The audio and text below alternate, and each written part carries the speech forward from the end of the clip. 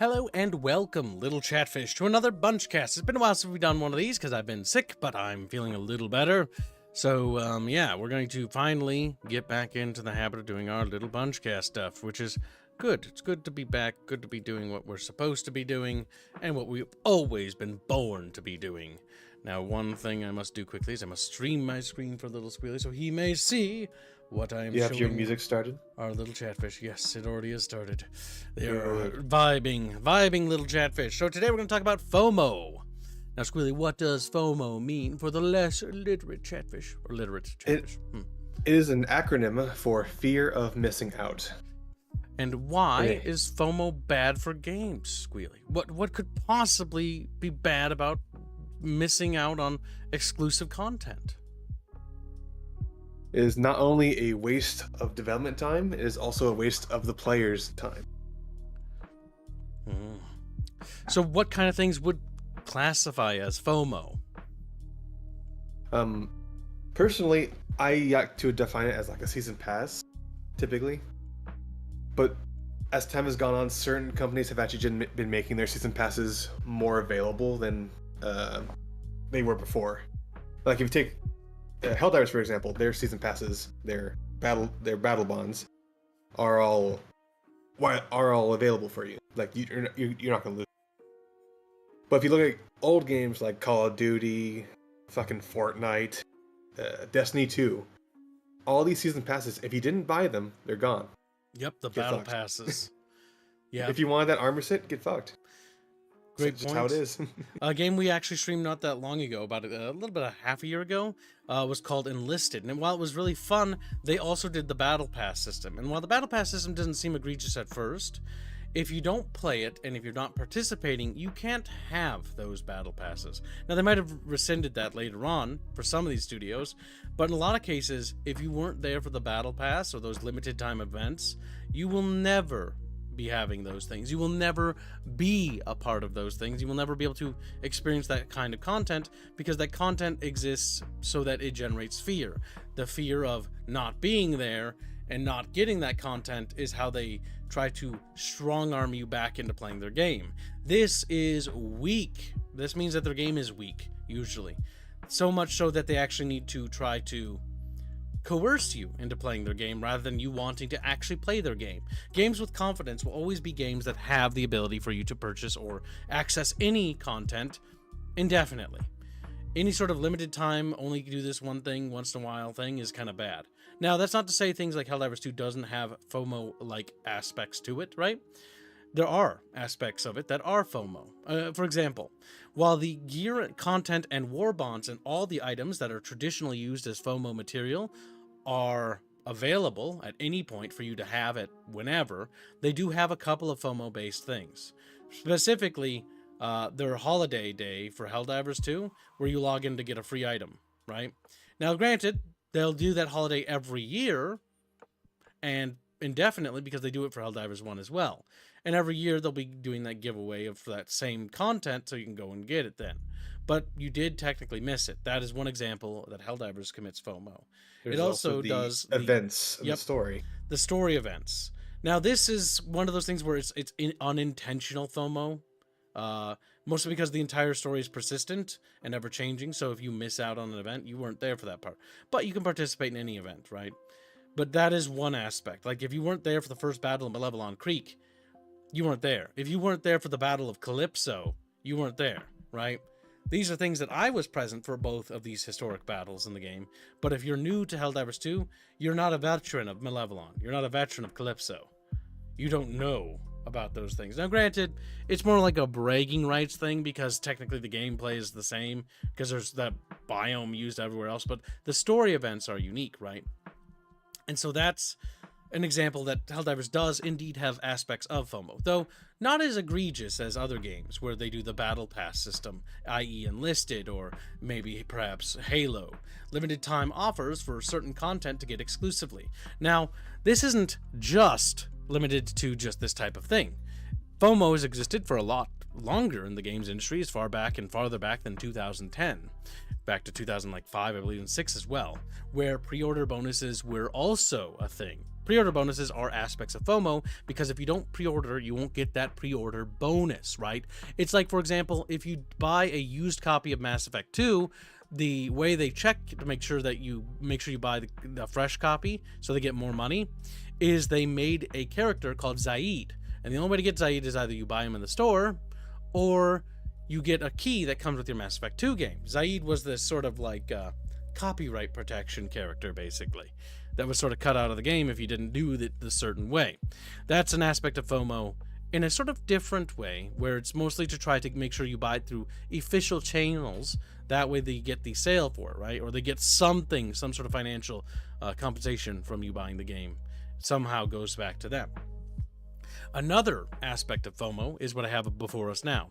This again references Mass Effect, and this is also a common one where armor sets would be unique, and this wasn't just exclusive to unique from just a store or just having to pre-order, by the way, but how they did it was basically that you had to pre-order a game and have a pre-order so that you would get guarantees to certain codes that would give you unique skins or cosmetics that you couldn't get any other way. Well, they would go another step further with this, where they would actually make it so that if you not only didn't pre-order, but let's say you bought your copy from Target, well, you get a bonus from Target, right? And Target, you know, if you buy Super Mario Wonder from Target, you get what's the word? Exclusive Super Mario Wonder Shadow Box collectible when you buy at Target, you know? And so they would have certain collectibles or certain items that would be unique only from one place to incentivize you to make a purchase at their place, be it GameStop, be it Target. And so these FOMO aspects were actually used in corporate wars, basically to compete for your marketing or your purchasing. And so what's fascinating about that is that aspect is something that is much more complicated and even used aggressively in a competition basis as well. So yeah, FOMO being an aspect, the fear of missing out, right?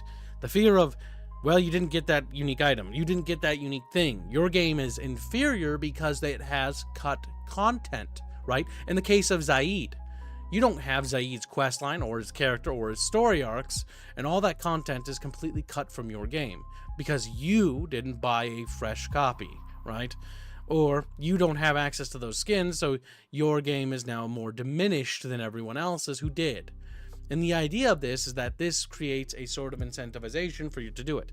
Now, technically, the fear of missing out does extenuate even beyond this as well to limited editions, right? Limited editions, or limited runs, as they're called in some cases now, are basically purchasable games where you could buy the same game, Mass Effect 2 or Halo or whatever, but it was a limited edition. It came with a few extra things that were very select on what you could have. And this is to incentivize you to basically pay more for some goodies. But the thing is, they would do these as limited editions to hike up demand, therefore making it harder to acquire. Now, with some limited edition runs, they manufactured a lot of things. Like the Halo 3 stuff, they manufactured a lot.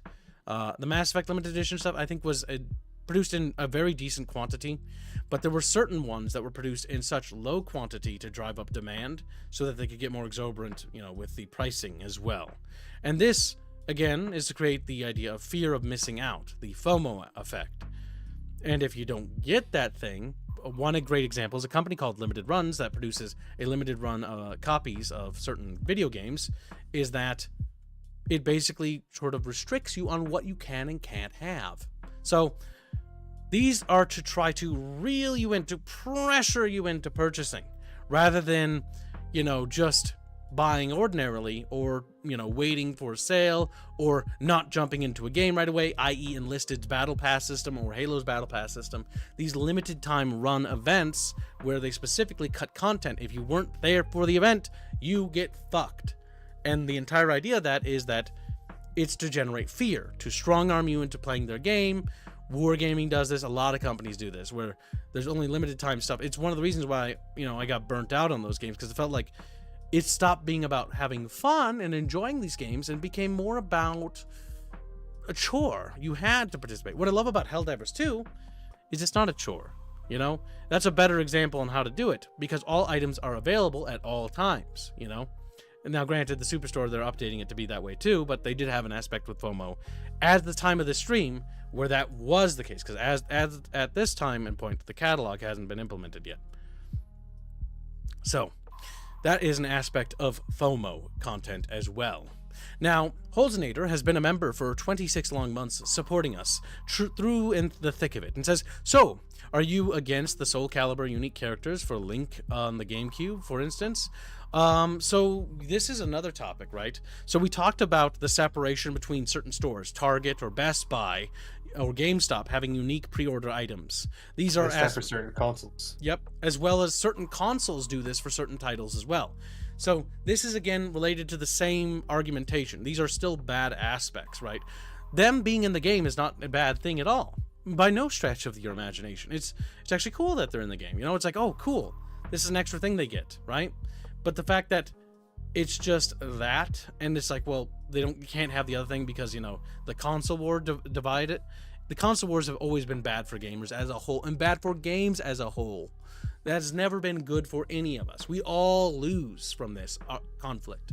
The only ones who benefit are specifically the consoles themselves. Even the game developers are punished for this. This is not good. This is really bad, and has been bad, and still is bad, right?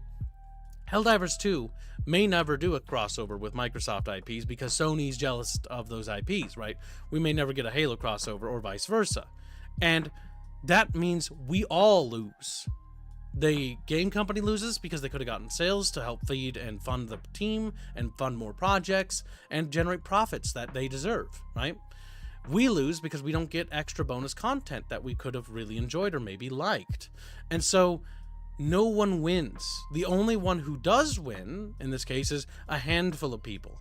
These handful of people are the people that make consoles. And even then, it's debatable whether that actually does anything to help them win anything in the long run. Rather, you know, the idea is that, oh, because it's exclusive, therefore that's what's going to get you to buy something. And to a degree, that does work, right? Part of the big reasons why I wanted an Xbox 360 as a kid is because I wanted to play Halo 3. And the big reason why I didn't want a PlayStation 3 nearly as much is because it didn't have Halo 3. Exclusivity is a tag. Technically, it's supposed to be kind of FOMO. Bucky says, Kibbs, bring up the Fallout 76 helmet. FOMO that had mold in it. Oh, God. Yeah, nice. The quality of mold is another question. An excellent point. And the bag was false advertisement. So FOMO is not only used to deliver products, but also can also lead to very sloppy thing. Yeah. Outright scams. Scams. The Bethesda Fallout 76 stuff is a scam. Because A, the quality of the helmet is incredibly low, the picture of the bag was false and misleading, and the actual items and materials you received were not what were advertised. The thing I'm showing you right now, the Mass Effect Limited Edition box collector's edition, whatever, is actually as advertised. But this doesn't always extenuate to every company. And there have been cases where they do produce very low quality limited editions or collector's editions that come with either A, completely misinformation when it comes to the quality of the product, or B, downright just false advertisement in the case of Fallout 76. That was disastrous for pretty much everybody involved, including the company, I want to point out, because not only did it damage their own PR, it also really just didn't do good at all for anything. Nobody liked it. It like the meme, nobody liked that, was basically the case. Everyone hates this. Everyone hates this. And so that's begs the question, you know. Selling consoles at a loss was more effective, I think. The console wars are interesting. The console wars are FOMO. They're entirely based on FOMO, for the most part. While, yes, there are some people who purchase their consoles based on the performance and capabilities of their said systems, many of the purchases, and I am included among that, or well, I didn't purchase it, my family did, but the big inspiration for why I wanted a 360 as a kid was, again, due to a handful of exclusive titles. And those exclusive titles are what motivated me to ask for that, rather than, you know, a PlayStation 3 or, you know, the Wii. Even though I eventually got those things anyways, it was one of those things where, you know, it's part of the what do you call it? The effect of FOMO, the fear of not being able to participate in that thing, right? The fear of not having that limited item, the fear of not being caught up with everyone else in terms of social strata, right? Because there is a social strata, and when it comes to this strata, if certain groups, and I know certain cliques, because I remember being part of some cliques, like it was all about playing it day one, or being there day one, or having this thing day one. I remember a group in high school that were like super big into Skyrim, and then I remember the COD Bros, which were the jocks I hang out with. Those guys were really big into Call of Duty, and it was always about getting that item, because there is a social pressure to it. And then there's the flex aspect, and that's what they prey upon. FOMO, fear of missing out. FOMO is a manipulative tactic used by not necessarily game developers, but publishers, to pressure you into buying something, rather than just getting you to buy something because it's good, you know? Like, I didn't want Dead Space 2, technically. I remember getting it from my dad, because originally I was like, oh, this game's scary. Like, I don't really want it. And then my dad got me Dead Space 2 when I got home, because he's like, hey, this looks cool. I can't play this because I get motion sickness, but you should tell me about it. And so I played it, and I was fucking terrified. And you shot yourself. Played more of the multiplayer than I did the campaign, I'll tell you that much. I like the Wii. It was surprisingly very comfortable and good for shooters. Yes, while the Wii initially didn't do particularly well in terms of the adult market, it did incredibly well on the older folks as well as the children. And it has a surprisingly good roster of actually adult games that are actually really good. However, due to the fact that FOMO is apparent in terms of its effect, there's also the adult games usually didn't do, how do I put it, as good. For example, Dead Space Extraction, while it's one of the best line shooters I've ever played in my entire life, in fact, I think it's the best line shooter, is also a failure and commercial flop. The Wii did succeed in certain cases, like with Wii Fit, like being a fucking Netflix machine, just like acting more as a home console than it did a... What? Okay, 1 second. It was also quite affordable. No, don't worry, Squilling. I'll take over. Terratine donates 50 Norwegian kroners and says, was the WoW Spectral Tiger you got from trading cards FOMO? Also, don't forget KDC gave you a real sword. Yes. The thing is, ask yourself this, Terratine, and thank you for your generous donation, by the way. Ask yourself this, and everyone in chat. When you close your eyes, think about all the games you buy, right? Now let's wind back the clock maybe a decade or so. What kind of games were you guys buying? You know, Halo 3 was already out about a decade ago, or no. Yeah, no, it would have been out 2014. I mean, honestly, the cusp of the golden age era of EA has come to a crashing close now. EA's reputation is now in the dirt. But a lot of things at this point, 10 years ago, were, you know, when you had bought a lot of those games, were you ever at any point, and maybe not all of you, but were you ever affected in some way, negatively or positively, by a game that was, oh, if you go to Target and buy it here, or you pre-order over here, or if you pre-order it in general, a pre-order bonus. Now, some of you may not be affected by that at all. Some of you might not even care at all, and that's nothing wrong with that whatsoever. But I know for many people in my strata that I was a part of, and as well as other stratas, that it was very much an aspect where there was an interest. Like, for example, even the Mass Effect limited edition thing, I had a friend who loved those, and I didn't get a single one, because I wasn't that big into Mass Effect. I liked it a lot. Or no, that's not entirely true. I liked it a lot, but I didn't care about the limited edition shit, because I just didn't give a fuck about that game when it came to its pre-order bonuses. You get a mouse pad, you get a poster, that's about it. You get, like, sometimes you get, like, a comic, you know. Mass Effect 2 one came with a Dark Horse comic. Imagine not having WoW TCG in your country, says Baphios. A trading card game, because Baphios doesn't have it. Oh yeah, they killed that pretty quickly, is the funny part. Yes.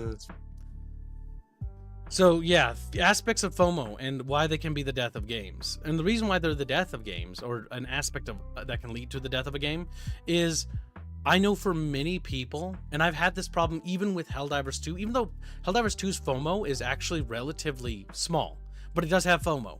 It's in my opinion, unintentional, but it's basically the fact that the games has a persistent story. And so if you weren't there for the Battle of Calypso, I was there for the Battle of Calypso. I was there for the Battle of Malevelon Creek. I was there to save the Children's Hospital. You know, I was in these major offensives and operations. And that's really cool to say. It's a bragging thing. But the aspect of FOMO is, for some people, they weren't there, they didn't buy it, they were waiting, you know, and I was like, well, they missed out on all these events. Like, why the fuck do I want to play now? I missed out on all the cool stuff. And that is an aspect, because story is a part of FOMO, especially if it's a living story. You weren't there for these events. These events are never going to be the same again. There will never be another Battle of Malevelon Creek in the way that it was the first time. There will never be another Siege of Calypso, like the Siege of Calypso with the Illuminate invasion, you know? These things are FOMO, despite the fact that you can unlock everything. It's not monetarily locked FOMO, but it is story FOMO. And that's what makes Helldivers 2 unique, because it actually has aspects of FOMO, but it's based on story and not anything else.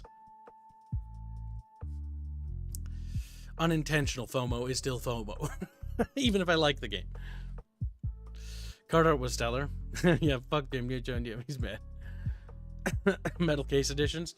Any sort of limited edition is usually an aspect of FOMO, because it's limited run. They only produced a handful amount, and they're usually upcharged too. So not only the upcharge so they can generate an extra bit of profit, but that way it helps to incentivize increased sales. Terratine donates 50 Norwegian kroners and says, is also not Games Workshop one of the worst with FOMO, where they only make so many books or units that they will not make again because you guys? It's not necessarily the mentality of fuck you guys, but they don't care about you. You're right about that. It's more like they make a limited run because they know it's not strong enough to compete with the other things, and it's not going to sell as well, right? So turn your brain off when it comes to caring about the setting, because Games Workshop doesn't, right? Games Workshop doesn't care about 40K. 40K isn't a story. It isn't a universe. It's plastic. Stop thinking about, you know, the story, and that's when you can start understanding why they're thinking. X plastic model is only going to sell, you know, maybe a 15,000 units, while the main plastic line, plastic line alpha, we'll call it, is going to sell 100,000 units and be a steady positive production line. You're not going to make a lot of the 15,000 line B, because line B isn't as popular. You're going to make some line B stuff and then drop production and then switch to make line A2, Space Marine 2.0 Primaris, aka, you know, that basically is what led to the creation of the Primaris Marines. Because again, well, okay, how can we make more of production line A? Well, easy. We update them with a 2.0 variant that everyone is going to want to have because it's the most popular production line. And so that is a complete breakdown of their thinking. It's really rather simple, actually. It's more cold and calculated because it's not about story, it's not about a universe, it's not about anything more than production sales of popular lines and making sure those popular lines do well. And it's easier to invest more into a popular production line than to set up and build up a new production line and have it start getting better, right? This is an excellent example of something, which is what I'll call the Dead Space effect.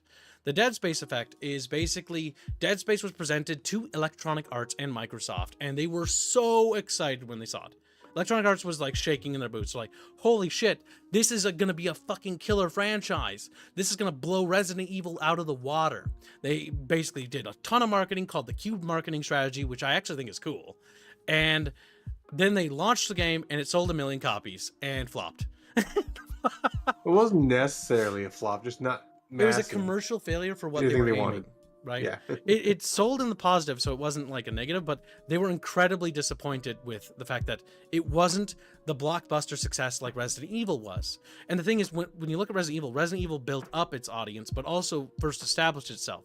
Dead Space has a lot of issues, and one of its core issues is that it's offensive in terms of its grotesqueness. And that is a big turnoff. And that's another aspect we'll talk about later, but this effect is why they didn't almost fund Dead Space 2. Dead Space 2 gets greenlit, and this is, again, the same thing is connected, and it only sells about 1 million copies, despite the increase in development and sales, because, again, people in reviews and marketing will say one thing, right? The players who like the game love the game. The reviewers who reviewed the game love the game too. And so because the critics were loud with positivity and the gamers were loud with positivity, so loud that EA was like, okay, we just need to nurture this game and it will get big like it will in time. And they did nurture it, and it flopped again. And then they cut the budget and tried to make it more popular, but Dead Space 3, and that flopped. Then they got the wind and inspiration back in them when Resident Evil remakes were happening and the sales were big. And again, they looked at their Dead Space franchise like, well, you had time to stew and you had time to grow and you've become kind of like a pop culture thing. So maybe we'll try to invest in you again. And so they invested in it again. And it released and it about did the same. It did good. It did really good in sales, but it didn't do blockbuster sales that they were looking for. It's just niche. Niche in what they want. Bigger. It's plateaued with its audience, right? There are many content creators that plateau too, right? Where they reach a certain threshold, maybe 250,000, and then they plateau and they don't grow anymore. Because there's only so many people in that market that are going to be interested in that subject, right? And that's just how it is. Now, Artemis donates a generous $20 and says, what if the AH team made a theme park ride version of the biggest events of the story campaign? Arrowhead team, by the way, that's what he's talking about. Like, you can shoot enemies like in the tutorial, but with like movie gimmick special effects like Super Earth is making propaganda. That could work, definitely. That could work, definitely. It's down to, you know, how to do it, right? Execution is everything when it comes to these strategies. So it really is down to execution. Marketing is another big one, because if people don't know about it, it's not going to do anything, right? Marketing is pivotal. What can bad marketing do? Let's look at recent gaming news to, you know, figure that out. And one of the most recent games we can look at is a game called Indiana Jones: The Great Circle. Its marketing is fucking awful. So bad, in fact, it actually doomed the game. The game is actually not that bad. The game is actually kind of good and is actually more of an Indiana Jones story than the new Indiana Jones movies, both Crystal Skull and whatever the fuck the last one was called. Those sucked. This game is actually more true to the original and more respectful of the original in a lot of ways. But why did it fail? Bad marketing. Bad marketing can lead to a lot of problems. And one of those problems it led to was mismanagement, right? Mismanagement in the marketing. That when you put an LGBTQ guy on the cover, everyone's immediately going to be turned out, because anybody into Indiana Jones don't give a shit about that LGBTQ stuff. It's just political. Nobody cares. It's not about adventure or mystery. And so it immediately painted a picture that the game was going to be nothing but propaganda, and woke propaganda at that. And so all the people that the game was supposed to be appealing to immediately were turned off by that. You also compound that failure with the failure of actually making, what is it? Basically, when you up the price, right? You increase that failure with the fact that you hike up the price to $70. Oh boy, nobody's going to want that now. So now you're already in an intense market where you're in basically the winter sales, when there's a lot of things going on sale, and you're asking premium, ridiculously overpriced like amounts of money, $70 to buy your game. Not only that, but if you want to play it early, you do the streamer tax of an additional $30, or what was it? Yeah, $30 for $100 to play it 3 days early. So you're setting yourself up to be sabotaged. No matter how good or what good the Indiana Jones game had, is now immediately smothered by horrific decisions in marketing and in sales. Indiana Jones, the game I actually recommend, The Great Circle, I recommend it. But I don't recommend you buy it now. You should buy it for when it's $40 or maybe $30. And it's like got patches and all that stuff is taken care of. Because you'll get your money's worth. But it is not worth it for $70. Not in the slightest. I would argue that's not really worth it for $60. It should be like $50 maybe, if they want to charge that. Because it's, you know, it's only got so much content. It's got like 40 hours, but it's not bad. It's all pretty good. And the puzzles range from kind of complicated to juvenile. Depends on if you're doing the main storyline. But either way, that point aside, it's one of those games that is definitely worth picking up. But again, it's smudged and dirtied by all these terrible business practices, which completely sabotage the project from the get-go. You don't have $70? I don't even have $5. I don't even have $5. Yeah. That is such a problem. And so that's why the Indiana Jones game is going to probably fail, in my eyes. And I think it's probably going to fail commercially, despite the fact that they did things right in a lot of ways. Marred is the word, yes. Thank you. Thank you very much, little Toddly. She's like, no problem. Reputational damage. Reputational damage. Bafu says, Helldivers 2 mixed warfare like Battlefield or Enlisted would be a blast. Yes, there are certain aspects of games that are always charming. It's almost like they weren't even trying to ruin it this time, says Red X. They weren't. There is aspects of wokeism in it, and I'll just summarize that as it's just, what do you call it? Randomly in the middle of the story, somebody's like, I'm gay, by the way. And it's like, okay, I don't care. And then that's the end of it. And it's like, okay. Okay, moving on. Like, historically, that's so wrong, because at that point in 1937 and in Egypt, that would never be something someone would say out loud. But hey, For reference, Chatfish, Egypt is Muslim right now at the time. well, it still is. And It still is. what is the Muslim view on gays? Well, Rooftops. we don't need to go into detail. Stoning. Squealy. But yes. They also used the cursed sentences during the marketing for modern gaming audiences. Yes. Again, self-sabotage.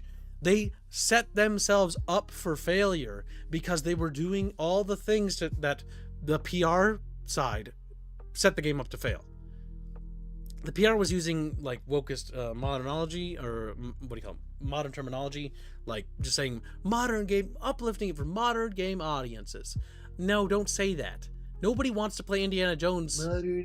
Nobody wants to play Indiana Jones for modern audiences. What does modern audiences mean? Like, what you should be saying is that verbiage is bad. That verbiage is bad.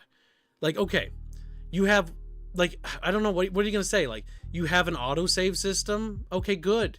Because if you don't, that's considered barbaric. That's considered barbaric. We have quality of life. You have the ability. Can I customize different audio levels for music, sound effects, and voice? Oh, you have that? Good. That is technically color blindness nodes. That's what modern audiences mean. You have modern quality of life, or QOL functionalities, right? That's what that should mean, but that's not what that actually means. It means half the characters are gay. Because some old games don't even have the ability to edit your audio, or even separated tracks for editing the music balance in case the balance is a little off on your system. And this modern QOL functions that are important. Modern games are incredibly impressive because a lot of them have built on top of the legacies of great things and have learned from the past, having things like the ability to adjust your audio. And I say that because in games that were made in 2010 and 11, some of them didn't have that. That was a thing, and I hope to God game developers know that the more customization options you include, the better. How do I say this in terms of gaming evolution? Gaming evolution has gone so forward that you can, in some games, customize different aspects of difficulty about the game, down to the specifics of what is difficult, how much ammo is spawned, how tough the enemies are, how many enemies there are, how much health you have, how difficult the puzzles are. Yeah, System Shock has that, and so does Indiana Jones. And this is a good thing with a capital G, because these are good evolutions of modern game design. These allow players to customize their experience and personally tailor aspects of their game for their own personal enjoyment. This is a good thing, chat, and always will be. More power to the players. But not every game necessarily needs tailorable and customizable difficulty stuff, a la Dark Souls and stuff. Now, not having a difficulty setting isn't the end of the world, but it's also neither you need to have it. The big thing you need to have is you definitely need to have the ability to customize and tailor your visual settings, your auditory settings, your control schematics, and anything that you are going to help make your experience a good time. These are basic functionalities, including color blindness modes, because so many of my chatfish are colorblind. It's not even funny. We have that meme I sent you this morning. Bring that up. That's exactly what we were talking about. Oh, which meme? The one I sent you this morning. I didn't put it in here. Put it in the chat. Put Okay, it in the chat. I will pull it up for them. But more customization is also a problem in some ways. Yes, it can be, right? So all video games are, how do I put this? All video games are designed to be played a certain way. Always the case. They always have an optimal experience difficulty. Now, the key thing in a game is figuring out what that optimal difficulty is. Usually, and not always, it's going to be normal. Usually. The reason why normal is usually the optimal way to experience a game the first time, and if you enjoy it, play through it again on the harder difficulty to challenge yourself, right? That's the intention, right? But the big reason why it's normally more normal is because that is how the game is balanced, both weapons, both enemies, and the functionality of the puzzles and stuff. It's balanced around a certain difficulty. Some games go a step further and change some of the levels based on difficulty. So if you turn up the difficulty, different types of enemies and variations spawn to freshen up the gameplay so that the second playthrough has more variety. Other games do this by what we call New Game Plus, which is a relatively new thing in the industry. Not really. It's not that new, but it's being accepted more. It's being accepted and popularized. And I actually like the New Game Plus methodology because what's really cool about it is when they do stuff and they change up how enemies behave. Like areas like this were never really combat encounters, but now they are. And certain things that wouldn't have happened now can happen. And so there's like more like dynamic divergence of game design when it comes to that. Dead Space Remaster does this to a degree of literally changing up the enemy spawns and having enemies spawn in otherwise safe areas to freshen things up, as well as the director being a bit more aggressive after the second playthrough, because the game utilizes a game director. Not every game needs a game director, by the way. Some games you just create a set piece and then you just need it to be a set piece. A la Halo, Killzone, Resistance, these types of games, these set pieces are more or less fine. But other games where the game is less, non-linear gameplay, that's better to have a director, because the director can help tailor unique experiences and help make the game stay fresh. Left 4 Dead has this because the game is very cyclical, right? The loops you run, because it is a game about running from one end to the other, point A to point B, are cyclical with its spawns of items, weapons, and triggers for bads and monsters and witches and stuff like that to help freshen up its gameplay loop. I don't know why we've transitioned into game design theory, but I love game design theory, and I think you do too, chat. Just whoa. Big Zug says, I think the better achievement of modern gaming is accessibility of input options. That's true. And the ability to make different inputs for games. I use this to great effect. I love how you wrote that. To play classic WoW on my Steam Deck. And I healed 40-man Nax doing this. That is impressive. But yes, tailorable and customizable controls for your personal experience and to optimize your playstyle is always a good thing. You should always be able to edit options. Nothing should ever be restrictive in this regard, because everybody plays games differently. You might be like me, left-handed, blessed, the sacred chosen, if you will. If you're part of the sacred chosen, the left-handed gods among us, then you will know that I have a left-handed mouse, and that a lot of games do not account for this. So that's why when it's like press right to press left, it's like press left to press right for me. And that's why I normally explain things in vice versa to you guys when telling you about games, because I know most of you are, the Untermensch. You are not as refined as me and my left-handed godhood. Your jealousy is expected. Just because you're crippled doesn't mean anything. Wrong-handed, chat? No, I am a god among gods. Now let's see. Old Fallouts had separate difficulty settings for general gameplay and for combat. Yes, and it also has problems, but that's mostly due to the fact that the game was never actually funded to be a game. It was more of an accident. It's a tabletop that was visualized. That's game design theory, but that's also... Game design theory is really fucking fun. The big thing with a lot of games is a lot of strategy games always have the problem of being designed to be tabletop when they don't take advantage of video game functionalities, right? The big thing is that a tabletop game, when ported to video game, when you just port that and you just port it as it is, it translates, but it translates rather static, rather boring. That's why I find Fallout's combat gameplay rather static, or Baldur's Gate 3 very blech, because they don't take advantage of the video game space, because you can do so much more with video game technology. Went to more sophisticated calculations and various variables, such as changing certain things, like hell, map evolution, or things of that nature. You should really take advantage of the media, or the medium, sorry. Well, it is part of media, but you know what I mean.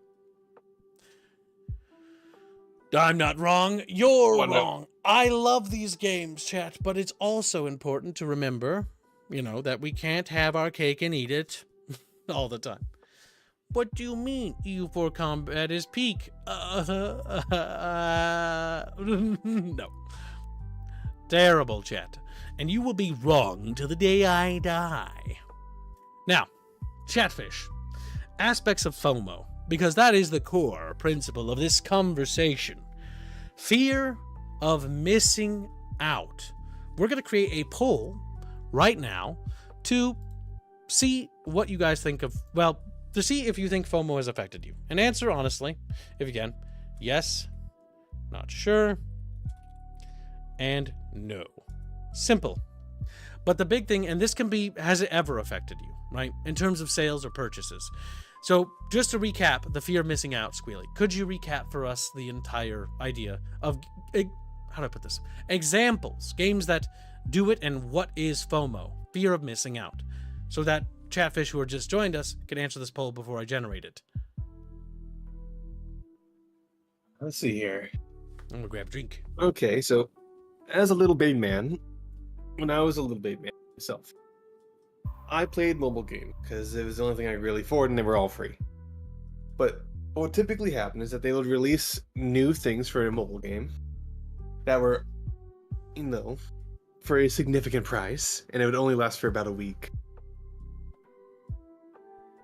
And this kind of thing would often tempt me, because as a little baby man, I didn't understand money, nor did I understand its value. So when I saw these things, I was like, I want it really badly. But I knew better enough to not bother my parents about it. But you wanted to. I know. It was there.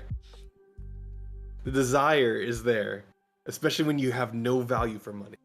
And this is what FOMO typically takes advantage of.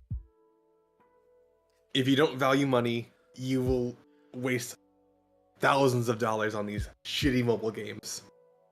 And this is the thing that the Chatfish were talking about throughout the entire stream, of how gacha games prey upon that the entire time. Green Branch has been married for 35 months. Life has been many doors, Ed boy. Hope y'all are doing good. FOMO was a big part of GameStop's sales. Now, if I could answer this poll, I would say yes. FOMO has definitely affected me. Without a doubt. Especially when younger me was definitely impacted by FOMO and definitely wanted to buy things based on FOMO. Hence my desire to get an Xbox 360 and asking for that over a PlayStation 3 or, anything else. Because the Xbox 360 had unique items on it. It had Halo 3. The fear of missing out on that was very, very big because I really wanted to play more Halo. Halo was this forbidden, taboo game, I'm not supposed to play it because it's got M on it. Because it's got and that was a big factor. Yazuke says, FOMO has been my experience. It really no longer affects me, if only slightly bit, but I get over it fairly quickly. Experience matured my thinking of it. Yes. This only question isn't talking about your current stance, because I'm going to ask, we're going to see how you've changed as adults as well. This current poll is just to ask if you've ever been affected by FOMO at any point. Now, I imagine more people have been affected by it in some way, but it's one of those things where it's definitely something I think a lot of people experience in some way or another. It's just whether or not it affected you enough to the point where it actually caused a purchase or caused a sale of some sort. Why don't we go through more of our examples rather than just Mass Effect 2 on the screen? Yeah, but some of these games are dumb, like this. This is an example of a mobile game that will abuse younger kids, because Deadpool was a very popular character for a while. Deadpool is a mature, cool because it's adult, profane, you know. All that exclusive hero for this amount of money. I don't even know how much. Limited time. If you miss out, you won't get it. They'll flash that shit on the screen on every fucking mobile game. Limited time offer. Yep, limited time. Because again, creating pressure to try to coerce a buy through the use of fear. FOMO happens easiest when all your friends are going to play a game that you aren't sure about. Yes, absolutely. FOMO can happen because of social strata. So basically, your own social groups or friends or cliques will affect you with FOMO. FOMO is something that is a communal thing too. It's part of how we are as humans, because we are adorable little creatures and we like to socialize and touch each other in weird ways with our voices. But that's why it's one of the reasons why it plays a big role. Like for me in high school, the big thing was the COD jockey burros, because I always called them that because they are jockeys. But we would hang out and play games, right? A big thing for them was always getting the Call of Duty game right when it came out. Modern Warfare 1, Modern Warfare 2, Modern Warfare 3, Black Ops, and Black Ops 2. And then by the time of that, I think I was out of high school. But yeah, it was always about getting that right away and being a part of there, because everyone was going to be playing it online together, right? In the same vein that with the more artistic group of friends I had, it was more about getting the latest RPG, either New Vegas or getting Skyrim, and then just talking about every aspect of it. Or my stoner friends, there was always Borderlands, something casual, more grindy. And so these different games were always a big aspect. Hell, even World of Warcraft, when Wrath was launching, I remember it was a pretty big deal because, well, my dad was leader of the guild. All of our friends in our group were, part of the guild. And so everyone had to be there because it was a big social strata event. If you weren't, you were missing out. It's like, showing up to Space Aliens, because that was a thing we did. We always hung out in Space Aliens. So if you weren't invited or you weren't brought to Space Aliens, you missed out. Listen, Tyler, you were working. It's not that I didn't invite you, it's that you were busy. You gotta let it go, Tyler. You gotta let it go. Tyler so You gotta much. let it go. This is why he doesn't come around anymore. He doesn't he hates you now. Last I talked to him, Space he was aliens. still upset about it. But that is an example. And we're adults, and it's been like a decade. Listen, sometimes time doesn't heal a wound. Is it really FOMO on a game or FOMO social interaction? Well, that's the thing. Video games use it, right? But that's an example of FOMO in a social event, right? It's not necessarily a game's fault, is it? In that case, Holy Fury Fish. Because I would argue that it's not the video game's intentional fault. We'll go back to this because I assume you just joined the conversation, but we talked about this earlier. Accidental FOMO is a thing. Accidental FOMO is not the fault of the game, and you really can't blame the developer for it too much because it is what it is, right? So, for example, Helldivers 2 is a recent game that came out that has aspects of FOMO in it. It has two aspects. The Superstore, because it rotates limited time. They're reworking that, so at the time that you watch this Bunchcast, if you watch it later, that no longer exists. But right now it does exist, and the catalog update hasn't come through yet. So that still counts as FOMO for now. The second aspect of FOMO Helldivers 2 has is its story. It has a persistent live story that is affected by the players and the GMs, right? I was there at the Battle of Malevelon Creek. I was there to save the children's school, or the children's hospital. I chose to do that. I was there at the Battle of Calypso, the Siege of Calypso. I was in these pivotal offensive maneuvers. I was there activating the TCS. I was at all the major events. I was participated in all the major events, and I'm a veteran of all of them. If you're new or you didn't play the game, you weren't. You didn't play there. You weren't there at the Battle of Malevelon. You weren't at the Siege of Calypso. You weren't there to repel the Illuminate invasion. I was. And so what does that mean?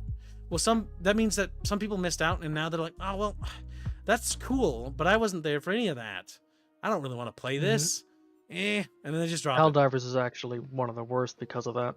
That's its worst 'Cause it's not- aspect of FOMO. It's not just content you're missing out, it's the entire social aspect of it as well. Well, the big thing is the content bakes into the base formula, so everyone wins from the content generation, right? City maps are going to be baked in because of the Illuminate battle on Calypso. Eventually, all maps are going to have cities now.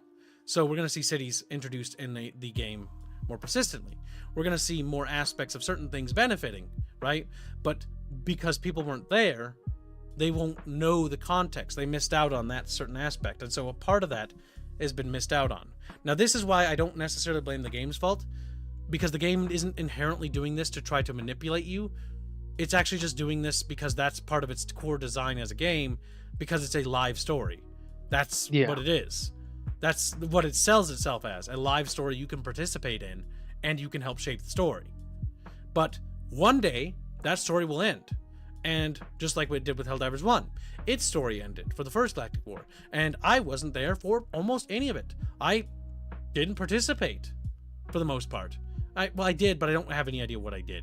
I played it for like 15 hours. Helldivers I 1 didn't even did know. not have a story. Yeah, it was more loose than that. Yeah, because the war was cyclical, if I remember right. It was effectively every role was the same. It was just kill enemies and they'd show up. Because Helldivers 2 introduced the GM. Mm-hmm. Which basically shapes the story as it happens. But the one benefit Helldivers 2 has that's not necessarily that works in its favor is that it's generative content. All the war bonds are available and you can get, and it's very easy, and you don't need to spend a cent to get them. All you just got to do is SC grind. SC grind is just easy as pie. You don't need to pay $1. The Killzone crossover might be a true FOMO thing, though, unless the catalog. If they do actually the keep normal it, armor set. It's going in. I'm pretty sure it's going in the catalog. What about the one they give for free? Everyone's supposed to receive that. So it's just gonna be added to the. They need to work inventory on their then? re-unlock system. Have it. So if you bought the game like a year from now, will you receive it? That's how it's supposed to work. They said they were sending it out in waves. Don't know what that means. Yeah, but remember when I think it was Bubbles would launch the game, he'd get 1 billion messages about unlocks, and then they would just stop, and then you have to relaunch the game over and over again. Because the game wasn't meant for you. Yes, this is a design oversight. The game had never planned for you to be away that long. Mm-hmm. And they have yet to patch it so that it actually updates everything. That's just probably on their many things they have to do. I mean, the big thing about Helldivers 2 is that it's an early access game. Yes, it's in active development. It's an active development, which is both a blessing and a curse. But yes, that's an example. Helldivers 2 is a special case. That's why I don't want to talk about it too much, because it's hyper unique. Yes, its FOMO is more of the social aspect than That's why we talked about aspect. the social strata. The social strata aspect is, again, I was there at the Battle of Calypso. I repelled the Illuminati. I was there when we saved the Children's Hospital. I was there when we beat the automatons out of Malevelon Creek and crushed them. That they had to retreat from the galaxy and return with an invasion fleet. And show their hand. I was there for all those things. Some of you weren't. And that's the social FOMO aspect. The social FOMO is less directly intentional, but it is an aspect they do plan for, because again, it's bragging, right? So, for example, the pre-orders about Mass Effect, right? That is a big thing. This is a bragging thing, and I know that for a fact, because I had a friend whose name was Eric. I don't remember he got this, but he got the Borderlands 2 thing, right? He got the Borderlands 2 limited edition. He fucking loved Borderlands. He was a pot guy, but he really liked Borderlands. I don't know why, but all my friends that did weed love that game. But it's a grind game. They can just waste time in it. Yep, and they got like the massive fucking book about all the weapons and characters, and it was very nicely like made. The book looked great, but the big thing is that, you know, it's bragging, right? It looks cool, and it's like, yeah, you can brag to your friends that you have these cool things. Here's a friend. I had a lot of friend groups. I was kind of a social butterfly. Had a bit of a slutty relationship with all my groups of friends. Yes. I always had my favorite clique, but then I'd always bounce around. What can I say? I'm a popular kid. Everyone wants a piece of this kid. Yeah. Yeah. What about the Concord FOMO? You didn't play on the weekend it released, it existed, you never played. Ever. Who said that? That's funny. It sounds like Blake. It is Blake. You didn't play it? Yes, you never played it ever. Oh, cope and seethe, Chatfish. Just because you're all little introverts, that's why you gather around me, my little chatfish. You know, because I am the center of your world. That sounded gay. Hibbs is the That's bucket. Sounded gay. Get inside the bucket, chat. That didn't come out the way I was hoping. I wanted to sound more egomaniacal or egotistical, but it, sounded that way instead. So, well, shit. Shit. Either way, you get my point. But yeah, so aspects of FOMO. FOMO can affect the social strata when it comes to games, and it's not just related to games. It technically bridges over to movies and other aspects as well, because again, not having seen like the latest fucking movie, I remember in the 2000s, or action movie, it's like, well, you don't get to participate in that conversation because you don't have a whole lot to add. You can just inquire or ask inquisitive questions, but you weren't there for it, so you can't really participate in the same manner that those who were able to, or are able to, I guess. The Great Dong donating $10 says back shots. I heart time to give Kibbs the back shots. What? The shots, not the back. Oh, it's because you saw Aerith the back shot because she's on the thumbnail. Yeah, her ass is sticking out a little. I assume that's what you're talking about. I hope.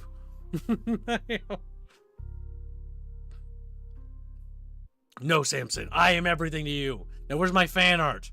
He's like, wait. I want more art of Chatfish being depicted as goofy. I need a voice in the background. Other stuff puts me to sleep. Oh, now chat's just like coming out. Yeah, whatever. I don't put you to sleep. I actively engage with you. Yes, that also came out weird. Yeah. Unfortunate. He actively engages, chat. We do battle. We're making an engagement. It just doesn't sound the way I want it to. You're digging yourself a hole, Kibbs. As engagement is in shooting, like pew pew. With guns. This whole thing is just going down a rabbit hole. But either way. Gonna wait a little longer. I just noticed in the Still fan art wait tuna working for new PC. Fair posted enough. that is an Aerith on the ground. What? There's a naked Aerith in the fan art tuna poet posted. Oh, that one. That's, yes, for the Christmas. I'd never noticed it. What Is the the one that fuck? San Francisco posted? No. Let's see. Forget the back shots. I'm breeding Kibaru. You mean you want to breed Aerith, not me? I don't look like this in real life. This is just some fucking fake little 2D animated avatar. You little weirdo. You little weird. New model has got me bricked up like a house. Damn. How much for the surgery to make you look like Aerith? Yeah, good luck. You'll need to literally... The only way that's going to ever happen, it's not going to be surgery. You'd have to, like, fucking transplant my brain into, like, a fucking clone. I vaguely recall seeing someone who tried to get surgery to make themselves look like an anime character, and they looked like a monster. Yeah, fucking awful. Well, that's because it's an abstraction. Anime characters and anime style is an abstraction of the human shape, accentuating certain aspects, right? The eyes are the windows to the soul, hence why they're big and goofy, No? Just gonna be silent? Yes. Fuck you. Damn. Their eyes are big because they look cute, that's why. Alright, let's check the That poll. All anime girls are actually cats. Now, a part of me is not Yes. entirely sure I believe the poll's results too much, with the 27% no's. Not sure I buy it, chat. I think more of They you are could be affected than you saying know. no because they don't play with games that have FOMO in it. I Also, doubt Samson's been a member for 9 months. everyone As a plays at sophomore least minor. one. But either way, the vast majority of you actually said yes. 56% said no, 16% were not sure, 26% no. I almost don't believe the no part. Not sure is probably leaning towards yes. Well, it's hard to tell, right? Because I'm asking specifically, have you ever in your life been affected by FOMO? In terms of, not specifically the social strata one type, but FOMO as in the aspect of it for purchasing an item or wanting an item or desiring an item? Has it affected I mean, you? if anyone pre-ordered a game because like, oh, pre-order, get this. If they pre-ordered specifically because of the aspect that there was a unique item in it, then yes. If they pre-ordered for convenience sake, then no, technically.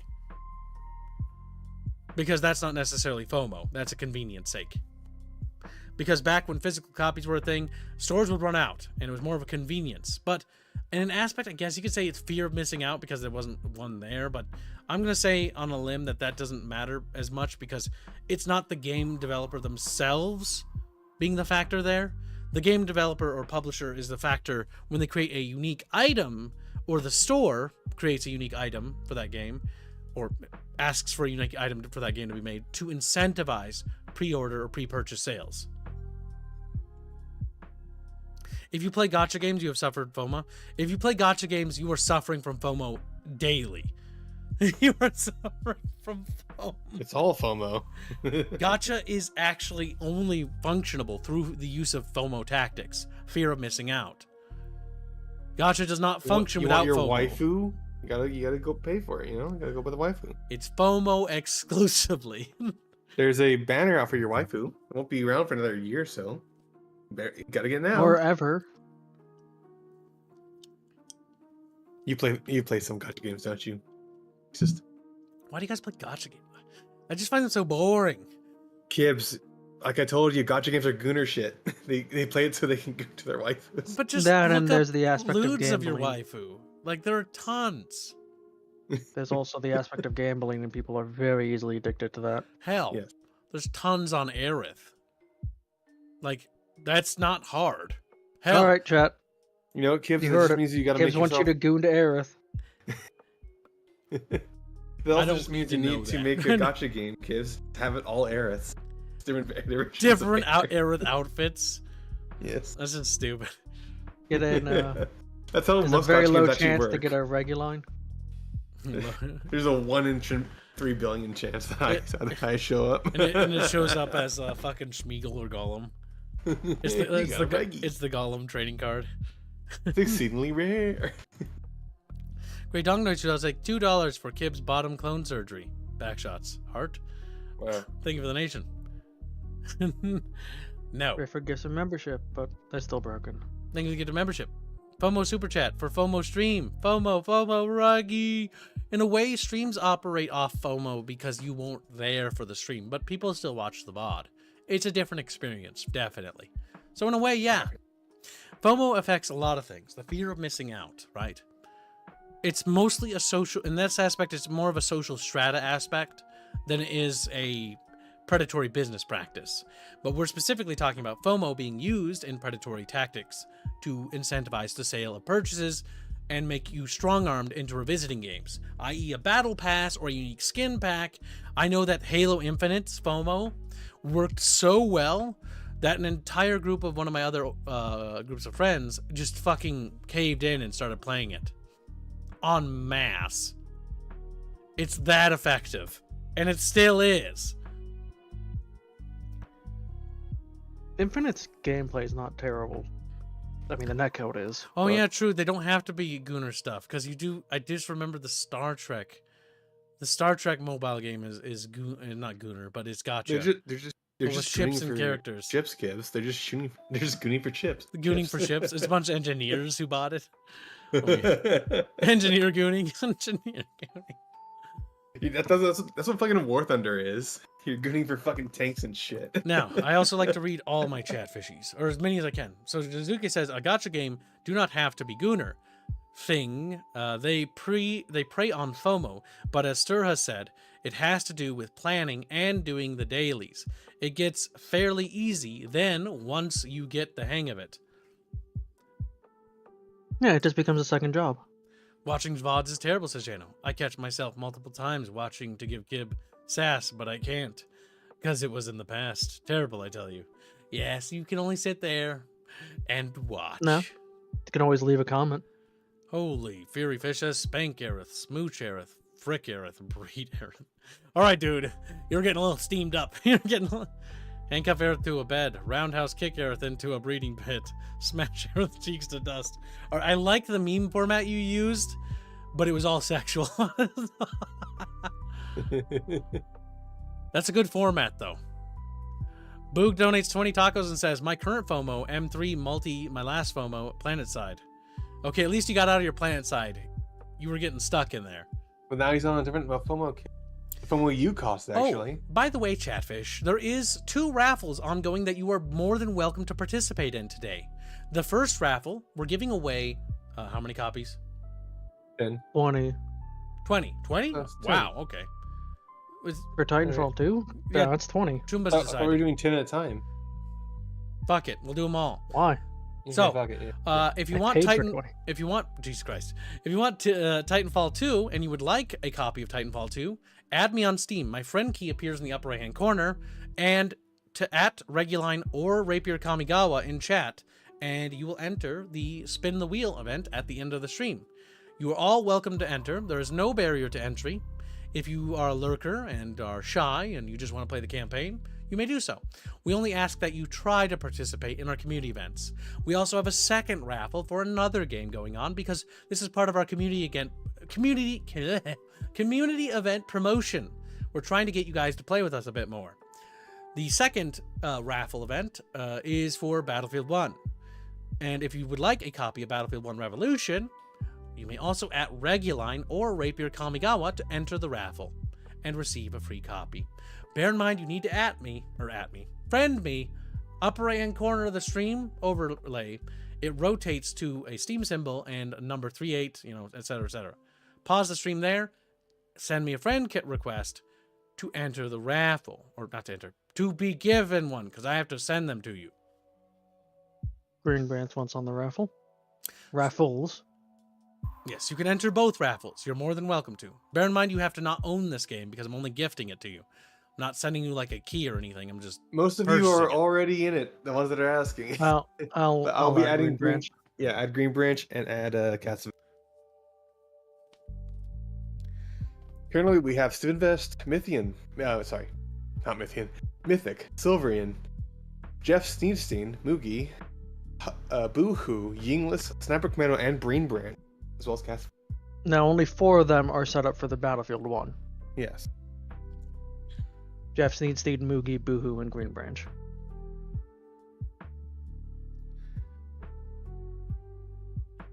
I already own games. I didn't forget I have him. Shut up, play girl. I'll crush you. Grumpy Rat wants in as well.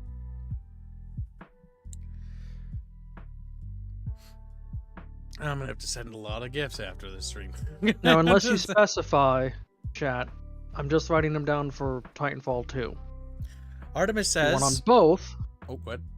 make sure to actually, mention that, or if you only want the one.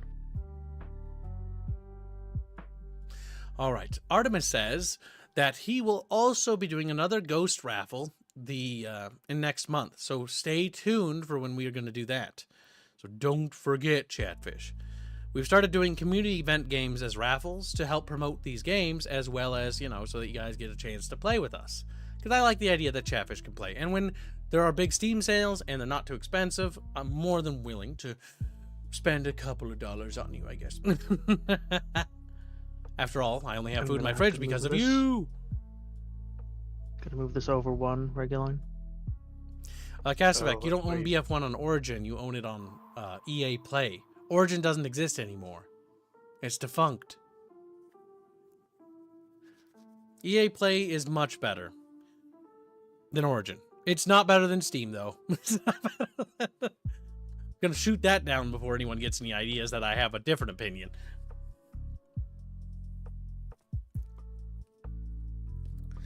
All right. I'm just going to give people a second to apply for the raffle. Yes, they rebranded to EA Play. It's not just the rebrand. They tore down Origin because Origin's infrastructure was poorly coded and made new infrastructure with much more competent programmers. EA Play is basically just a functional Origin. It's what Origin should have been, but it's not a viable competitor to Steam. It does do sales, some pretty good ones occasionally if you want to pick up EA games there, but EA's also lifted their blockade on Steam, so I just sort of rebought my entire Command and Conquer collection on Steam. I think that is like the billionth time I bought all the Command and Conquer games. I've got 3 First Decade collections. I've got 2 Ultimate CNC collections, and I also own all the jewel cases. God damn, I just love Command and Conquer. What can I say? It's like the one game I just, for some reason, I always seem to buy again. Somehow. You have a problem. But it's so cheap for convenience sake. I mean, when you buy the CNC collection, it comes with Command and Conquer Tiberium Dawn, Command and Conquer Red Alert 1, Command and Conquer Tiberium Sun, all the expansions, by the way. I'm not even going to include those. Red Alert 2, you know, Generals, Renegade, fucking CNC fucking 3, CNC 3's expansion, or I didn't talk about expansions, whatever. And fucking Red Alert 3, and then, God forbid, CNC 4, you know, it's just in there, in the corner, like a little dead bug. It's such a good deal. Jimmy Stiffingers donates $5 and says, Kibbs, question, do you think buying Diablo 2 Resurrected is worth it? It's 13.19 euros right now, and I'm not sure I'd like to play, or I'm not sure. I'd like to play some Diablo 2 again, but I don't want to give Blizzard money. What do you think? I mean, the reality is you got to ask yourself this. Don't worry about blockading or, what's the word, boycotting things. Ask yourself what you want to do with your time.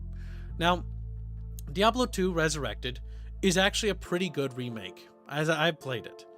And in all honesty, more of a remake. The only thing I can say that I don't like about it is the fact that the female characters look kind of goofy in it. As in goofy, they look ugly. But because Diablo 2's format, you don't see their faces outside character select. If you were unironically not playing a game because you only you see their face for maybe 10 or 15 seconds, really, it's like, okay, you didn't care about the game. Yeah, and so it's really just gotta ask yourself, like, okay, that, like, if you want, it's not bad in terms of its widescreen functionality, and it looks good and it plays well. If you want to play Diablo 2 again, I don't blame you. Diablo 2, is a classic. I wouldn't blame you at all. But if you want to try something else, like an action RPG that's really good and actually good, because I actually know what ARPGs are, and I know certain other people who don't and would tell you to buy something like Ark or something. But or was it Ark? I can't remember. It was bad. It was just Amazon one. Gross. No, gross. Sorry. There are good ARPG alternatives. Or not alternatives. Actually, I would say successors to Diablo. Or no, there is a successor, a true successor. Path of Exile 2. Path of Exile 2 is one of the best ARPGs I have ever played in my life. It's fucking awesome. The boss battles are great. The music's great. The enemy designs are great. And the classes and the customizable class system is also great. That's my favorite ARPG. I would actually say people should wait on it. You can wait, but that's the other one I recommend. It Just is check it currently early access. Yes, it's very early because only 3 acts are available. Also, a lot of content isn't even there. Like most of the weapons. Some of the classes aren't there. Yep. Some of the weapons aren't in yet because they have unique mechanics. But it's honestly one of my favorite ARPGs I've ever played. I would agree. It is actually a really good action RPG. It's just Yeah. Aristocratic Cthulhu says that it's also forward. online only. Yeah, so Path of Exile 2 is an online only game. Bear that in mind. But damn, it's fucking I will good. say, because I did get to Act 3 in it. Act 3, at least for my setup, does seem to be a bit like visually unstable, where there's some graphical issues here and there. So it's still definitely early access. So if that's not your type of game, you can hold off on it. Like it'll keep getting worked on. Yeah. Yep. I've also heard Robin say a couple times that Act 3 is the worst. I can believe it so far. It's also a with bit what I raw played. because they're working on it. So that's why I And the stopped balance too. Yep.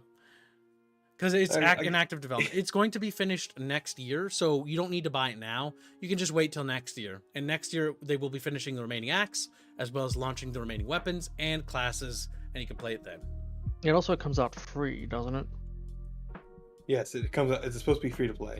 Yes, you will not need You're to play it or pay for it if you wait for it, because it's free to play.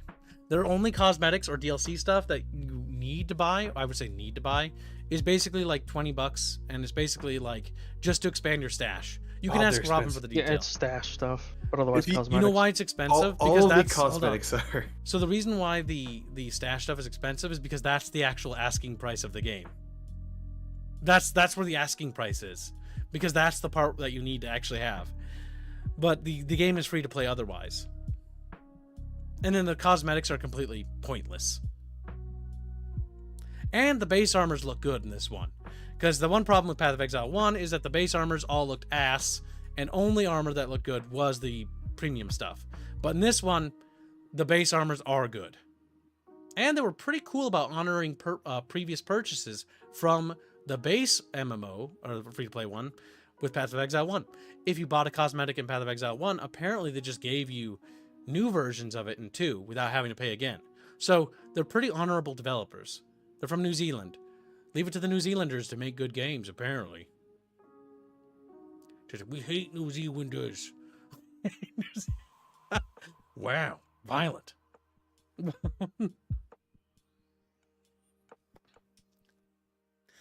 Yeah, because I heard the Act 3 is a bit rough because it's not quite done yet, still cooking. That's why I stopped streaming Path of Exile 2, because I really love it, but I'm going to wait till they finish it up. Still They definitely also favorite. had some stuff where it's like if you want to delve, or not necessarily delve, but the more advanced parts of your class, Oh, you have to do some we need stuff to that smash this thought immediately. Hold on. Jeff Steenstein says, honestly, I'm done with hack and slash Diablo clones. That's the thing. Path It's of not. Exile 2 is not a clone. Path of Exile 2 is the unironically, successor. if you look at the skill tree, that by itself should alleviate any concern that it's like Diablo clone. They're trying to do their own thing. It is very Yeah. much a successor. It is better than Diablo 1, Diablo 2, Diablo 3. It is the king of ARPGs in terms of game design. And boss design. Fuck, the bosses are great. I've enjoyed every boss. I honestly am sad anytime I beat one. I would say Act 1 was very solid. Fighting I the would say Rusty was it- great. the Act 1 final boss, like, it annoyed me just because like I chose to do a minion build just because I wanted to see it. Like, that was painful, but once you learned it, it's like, okay, yeah, no, this is doable. Yeah, no, it's good. It's good. It's good. I recommend wishlisting it. I recommend it. Don't miss out on that game. Just like, whoa.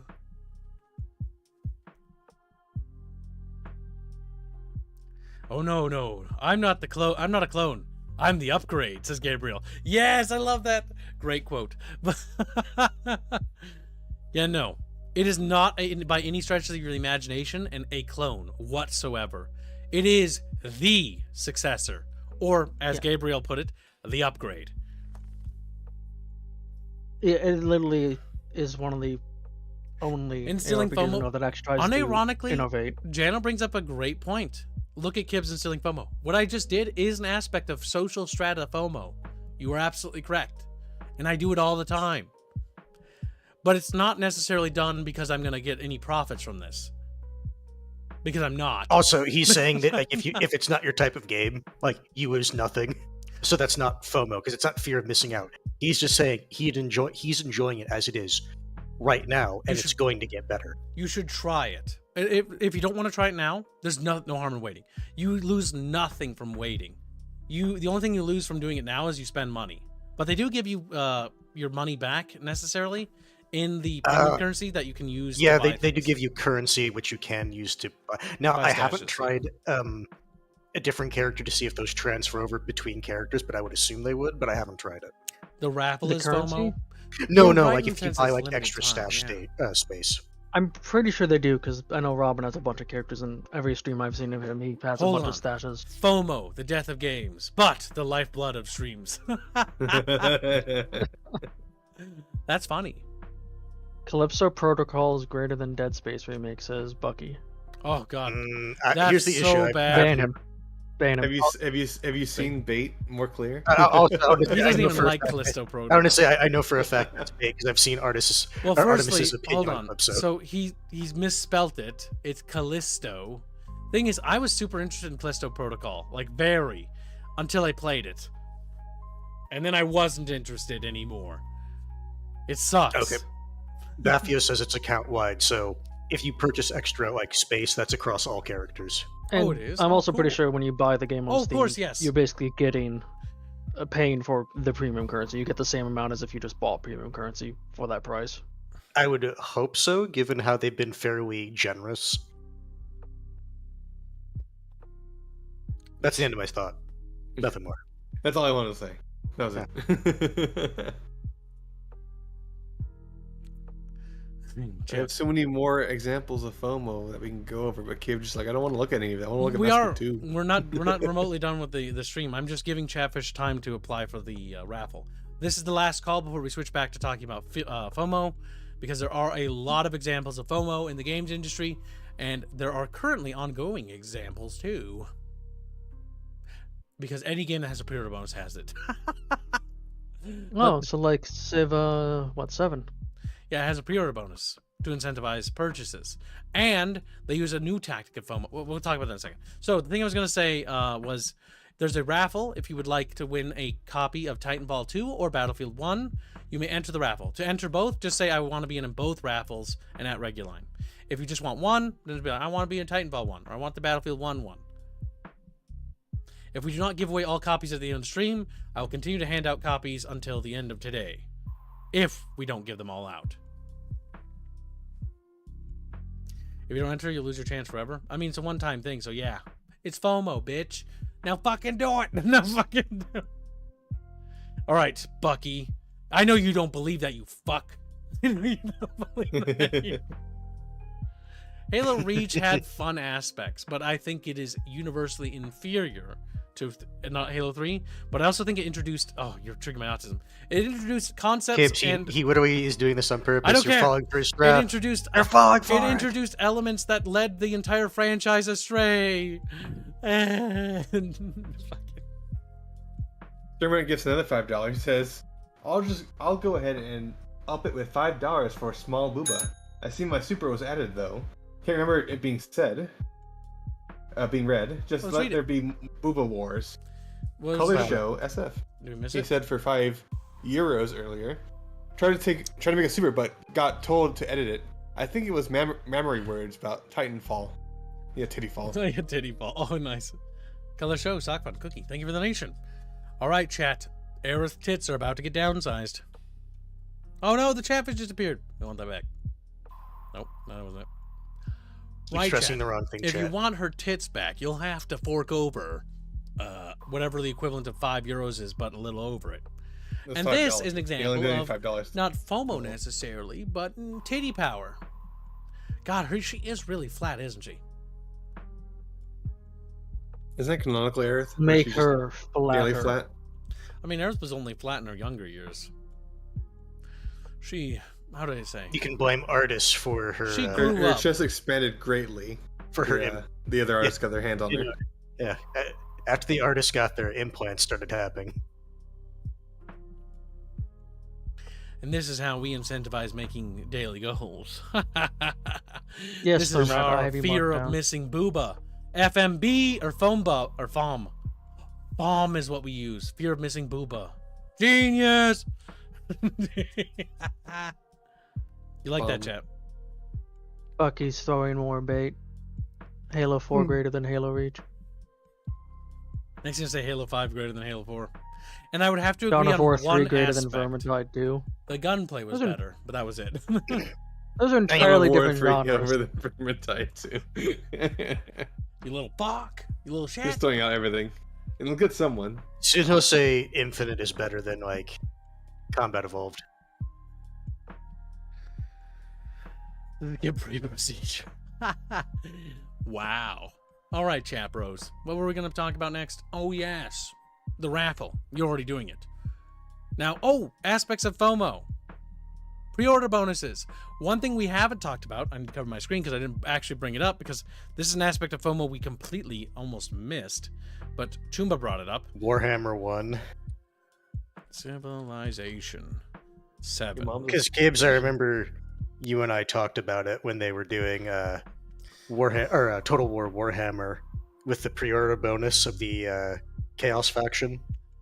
Yep. They did that for the Chaos faction. Pre-ordered to get the cut faction. So It here's an turns out it was example. cut for a reason. Here's an example of Yep. FOMO with their additions, right? So the big FOMO thing with Sid Meier's Civilization is where's the early access for days? 2 Oh, liters. sorry. Apparently, Kibbs, you're getting long hair now. What? You know, 25 PLNs. He says, "Get long-haired, then let's have at least one thing on stream and steal Reagan's Wow. glasses for funsies." Well, chat, Kid you would need to- wanted it, you get it. Kid, we need to change my avatar. Lazy Yeah. shit. They could make him into the Yinglet. Not gonna do it. You has glasses too. That's like the reason I have right. glasses, because I have no eyes. Where's the thing? Is it the Founders Edition or the Deluxe Edition you have to purchase? I think it's Deluxe. I can't remember 100%. I just default to whichever one's the more expensive is the one. Advanced I want to access. There we go. It's the Deluxe Edition, which is $100. Okay, nice. So yeah, this is what we call the streamer tax. Now, why is it a streamer tax? Because nobody in the right mind needs to get this game that early, right? Unless you are that fucking fanatical about a game. But the big thing is that it's a streamer tax because streamers have to buy it. Because if you're a streamer and you don't stream it the day of release, you are missing out on basically eating, or what we call eating, viewership. Because, you know, Chatfish are like little sandwiches, chat. Don't get upset. Like, oh, Booba. Cisco Star donates $5. He says, "Booba Wars. I volunteer my 5 to enlargement, skirt, sandwich, and short hair." Oh, And then short hair. Matt Blankenbaker donates $15. He says, "Booba Plus and free Beano." Now, short hair. Oh, what about bald chat? You like that? That's uncanny as fuck. The That's chatfish terrible. would slide off. It would. Did that? No, it outdo wouldn't. They have a long suction hair? cup. It'd actually stick better. That's terrible, but also true and canonical. I can't remember. Is long hair in the Canonical. lead I'll call or it short bald. hair? Call it like Squealy, answer the question. Kimberly. What'd you say? What? Long or short in the lead? Long is in the lead. Still? No, Okay. actually, no, short's. Okay. No, long is in the lead. Fuck. Fuck. You're asking me like I'm going through Who this can do different- math different worse? ones. All right, so back to the subject. Chatfish, you're just getting me distracted. Booba large. Yes, tits have been upgraded. I stuffed 2 chatfish in there. I stuffed 2 Also, We have art of that. the Great Dung is $10. The only thing I got out of this stream is that Aerith is in the raffle. When is Aerith getting back shots? I needed animated 4K. That shit made in Blender and rendered. Kib is getting planet back shot. What the fuck? All right, Plague, get to No. it. No, kidding. Plague's a weirdo. Okay, so Bucky did make a shot. Did shoot his shot. He wants to have Terracotta animate another H scene What? regarding one of the art pieces that Giggles made. Gibbs, right? Remember? Wait. Are you sure about this? Which artsies? He wanted another H scene. I don't remember which one it was. I think this was more of a joke, if I remember right.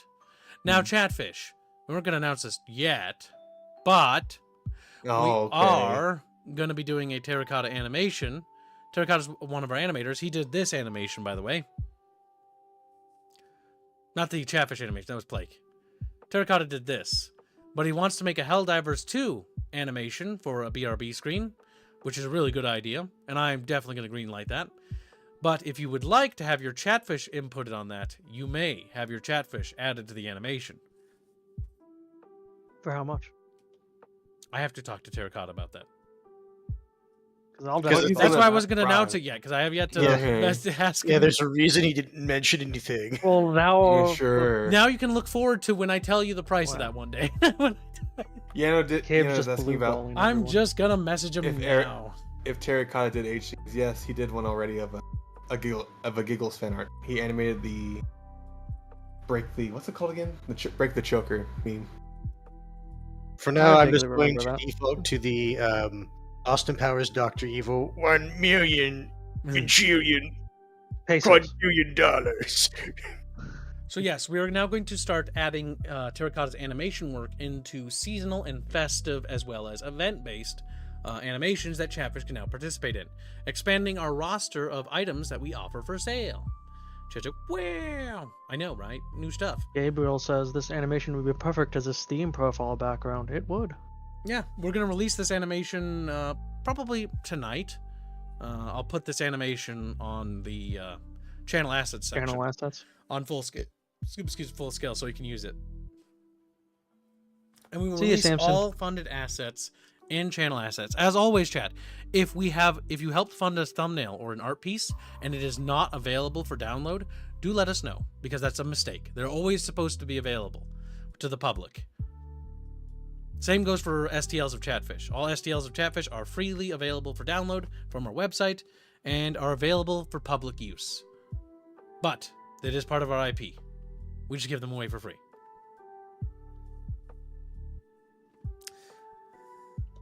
All we ask is Chatfish help us fund it. A simple deal, I think. Channel back shots. It was great, Don. Now, Chatfish, as my little slaves, the big thing to talk about, back to FOMO, quite the segue, I know. Back to FOMO is that this is how they basically strong arm you into. God, this feels uncanny doing this almost this way. But I'm autistic, so it works with me. So this is how you strong arm someone using fear of missing out into getting a game early, right? As a streamer, I'm affected by FOMO still. The fear of missing out on that launch day stream is always a thing, because launch day streams are fun. Not just because of the game, and in fact, it's usually not because of the game. It's actually because you get Chatfish who show up that normally don't always show up, and so it adds to fun conversations. You know, because Jano can only be so entertaining. Okay,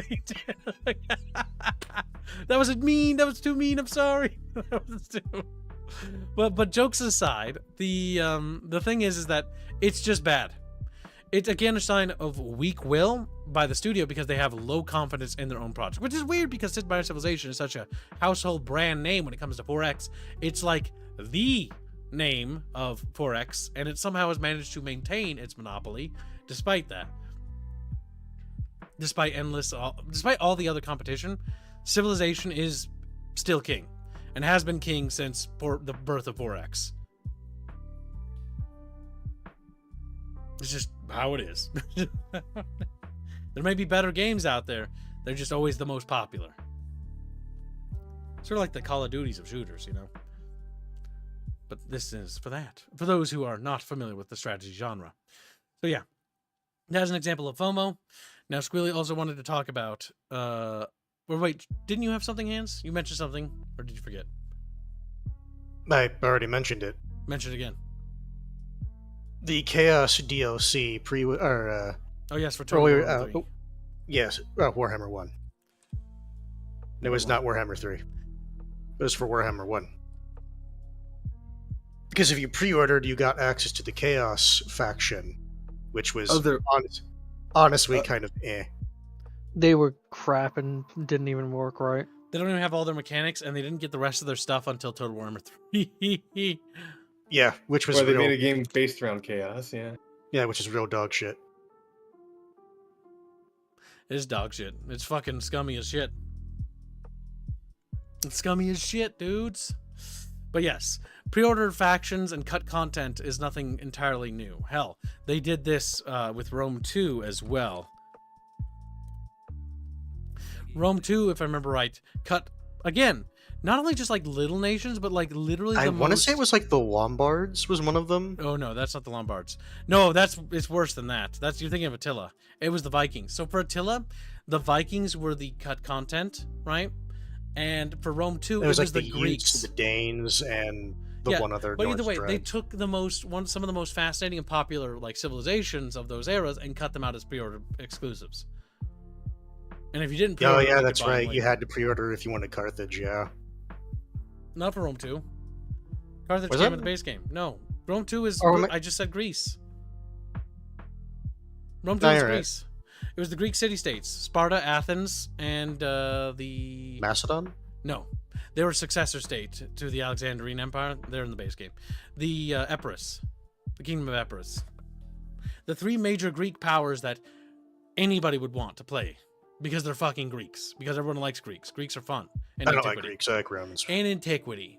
But the big thing is that, like, and then they added the Vikings and Attila. Even though the Vikings at that point were really Vikings, there would be proto-Vikings because the Viking Age would be another 400 goddamn years. You know, because 800 AD, but whatever, details. guy was like, "Whoa, time wine." Yes, Keeve. Store-specific pre-order bonuses were also ass, like Borderlands, with their GameStop pre-order shit. Yep, GameStop exclusive store orders and Best Buy. If I swear to God, I thought Napoleon Total War had this too. I'm 99% certain of that. At least it felt like it, because when I bought it from Best Buy, it came with a little card inside that had like the Best Buy logo on it, and it's like, here, you a key, and you can type it into Steam, and you'll get like a unique unit. And then it turns out Target had something like that too. It's like, what the fuck? What the fuck? Terrible. That's terrible. Unit packs. Fuck, that's awful. Selling individual units. Total War actually tried to do that, by the way. Selling individual units. That was like Empire and Napoleon that did that. Fuck. That's so rancid. That Total War Warhammer is bad because, and so is Rome 2 and Shogun 2, because they cut out entire factions and nations. Total Warhammer is the most egregious. Total Warhammer is the worst one. They cut out entire races and then charge you for them. And not only do they charge you for them, but they only give you a part of their roster. So you have to buy more of them to get the rest of the roster for that one fucking race. Oh my god, chat. That's fucking just trash. Oh, I fucking hate that so much. It's so disgustingly fucking greedy. It's not even funny.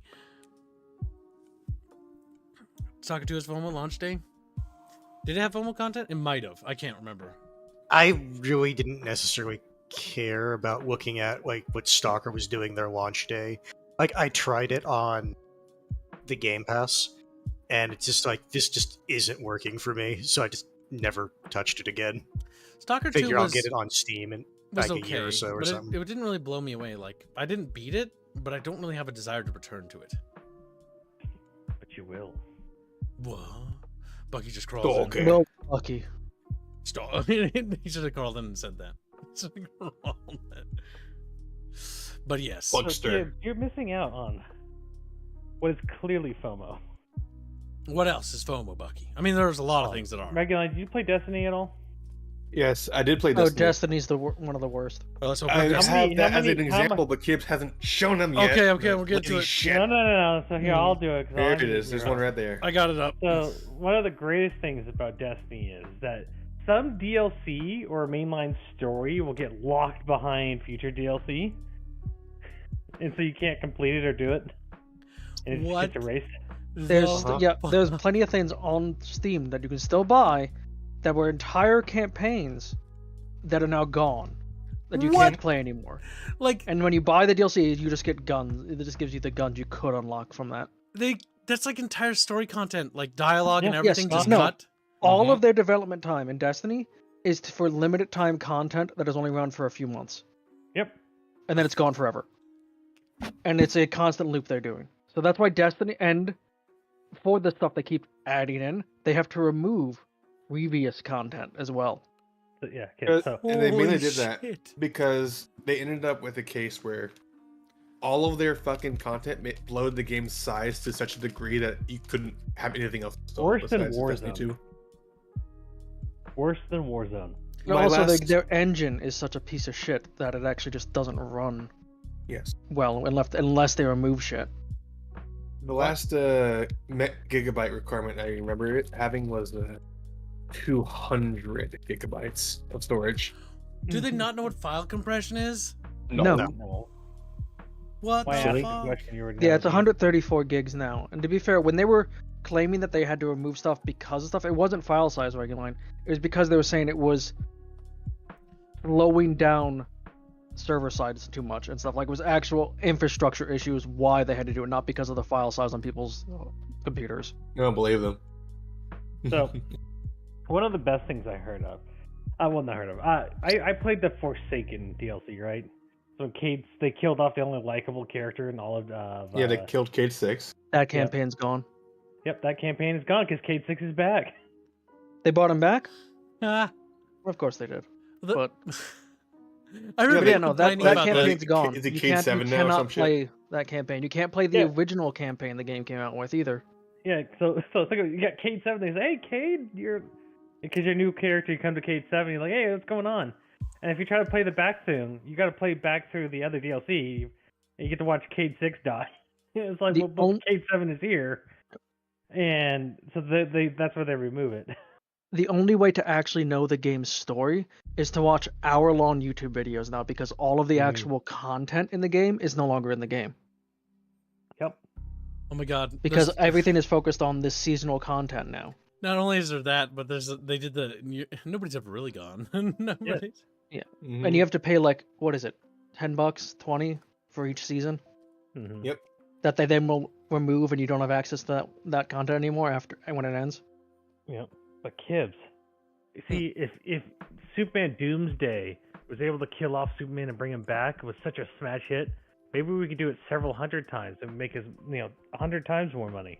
Yeah, so good. Just keep recycling. Oh yeah, superheroes, Marvels, and DC, they recycle content like crazy because no one story arc ever ends. Like, Or if it does end, they have to restart it. yeah, they Think restart about it this. when it actually ends. The comic book industry is entirely FOMO. In a way, yeah. If you weren't there for it, then you kind of miss out, right? Because Especially with the limited issues. Oh, true, they do that. You know how much limited issue comics will for Kibbs? How much? Hundreds to thousands of dollars for just. Actually, almost all trading card games are similar. Yes, trading cards will have cards that I know go trading into card games into are hundreds FOMO. very easily. Especially if they're good cards. like Black Lotuses and like the Power 9 are intentionally not reprinted to maintain their value. Because fuck all the consumers. And I'm the trying to older get into a cards you game. can't even use in tournaments anymore. Because they will arbitrarily ban stuff, or just like, oh, every like couple editions you have to. It's what is it? Only the most recent 3 are even playable in tournaments. The Or Power something. 9 can be used in certain tournaments, like as a you can use proxies for them as long as you actually own them. You can use them. I think it's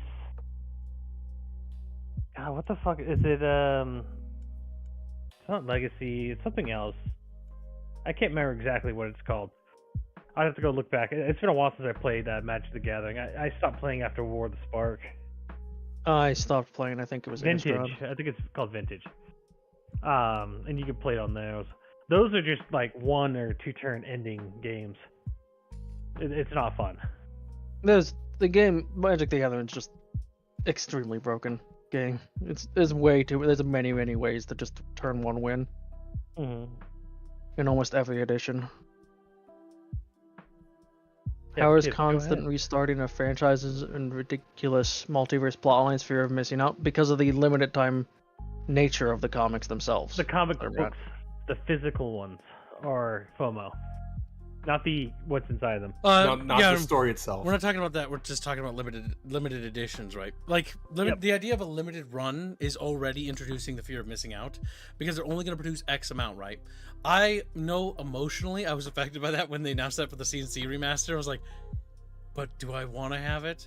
And then I ended up actually choosing to get it later because A, they didn't run out, and B, No, that's I got it as a gift for my dad instead. you know what's actually funny about physical release, like limited edition stuff. In terms of production, they actually don't treat it as a limited run item. They treat it as like, no, this is going to be like a thing that we're going to sell a lot of, and then after a certain point, they just cut it. Mm-hmm. No, Kiv, That's, I want you. that's actually what happens with a lot of those quote unquote limited edition shit. They'll basically print out as much of it as people are willing to buy in that time frame, and then just cut off the supply. Yep, they always produce more. Like it's why for like what was it? The last time I was in a Target was maybe like 4 or 5 years ago, but I still no. saw Assassin's Creed 3 collector's edition boxes. You didn't get it? No, I don't like Assassin's Creed 3 Why do you not like Assassin's Creed 3, kids? because 3 is bad. They not only You do get they to kill redcoats. yeah, but they actively try to make Freedom. they try to make our fucking founding fathers look like morons in it. But you can make him a king, kids. It's proto-wokeism. King George. That's what it Washington. was. George Washington would have hated that. George Washington. He would have hated I it. just want to retire. Leave me alone. They tried to make him king, or they talked about it, and he's like, no. And then they No, he flat out shot that down. He's like, no. That is not And then happening. the second thing is they're like, okay, well, be president. He's like, I don't want to. It's like, but just a little bit. And he's like, no, I don't want it. It's like, please. I think George Washington was like, I'm gonna end this on a high note. I'm gonna end this line. You know that man lost like almost every battle he was ever in except for Yorktown. Pretty much. Look, some people just have the touch. The biggest problem, I think, is that he was also trained by British officers, so he was Yeah, no, using he tactics actually from the he British. actually hated the fact that the U.S. was not a traditional like European style army. Yes, we weren't fighting did with not honor. like that. Yep. Yeah, he did not like the fact that realistically, that's not how the U.S. fought at that time. Yeah, He did because not like he was it. in the French-Indian War, and that's where a lot of his military experience I came asked from. for militia. Who the fuck are you? Where's my militia? Don't worry about it. It's Random Joe, and this is Frank. This is Frank. Can My you? water I have right now is a blue raspberry right now. It tastes like blue. Good. Like a better That is- blue than what I assume with the chalky milk blue disliked, but The Welcome fuck to Stream is that? Slapdrock. Today we're talking Anyway. about FOMO, the fear of missing out. Basically, the concept is that limited time items or events, from battle passes to pre-order bonuses to predatory practices that are And to strong arm you into buying the game through the use of fear. yeah, don't worry, chat. We're gonna implement FOMO in the Helldivers thing. I I think think technically speaking, it's like As an once example. once the cutoff time happens, like Yeah. yes, you won't be able to get on technically retroactively. the YouTube thumbnail. So basically, right now, if you buy a Chatfish, right, your Chatfish is going to be slated for next year's banner.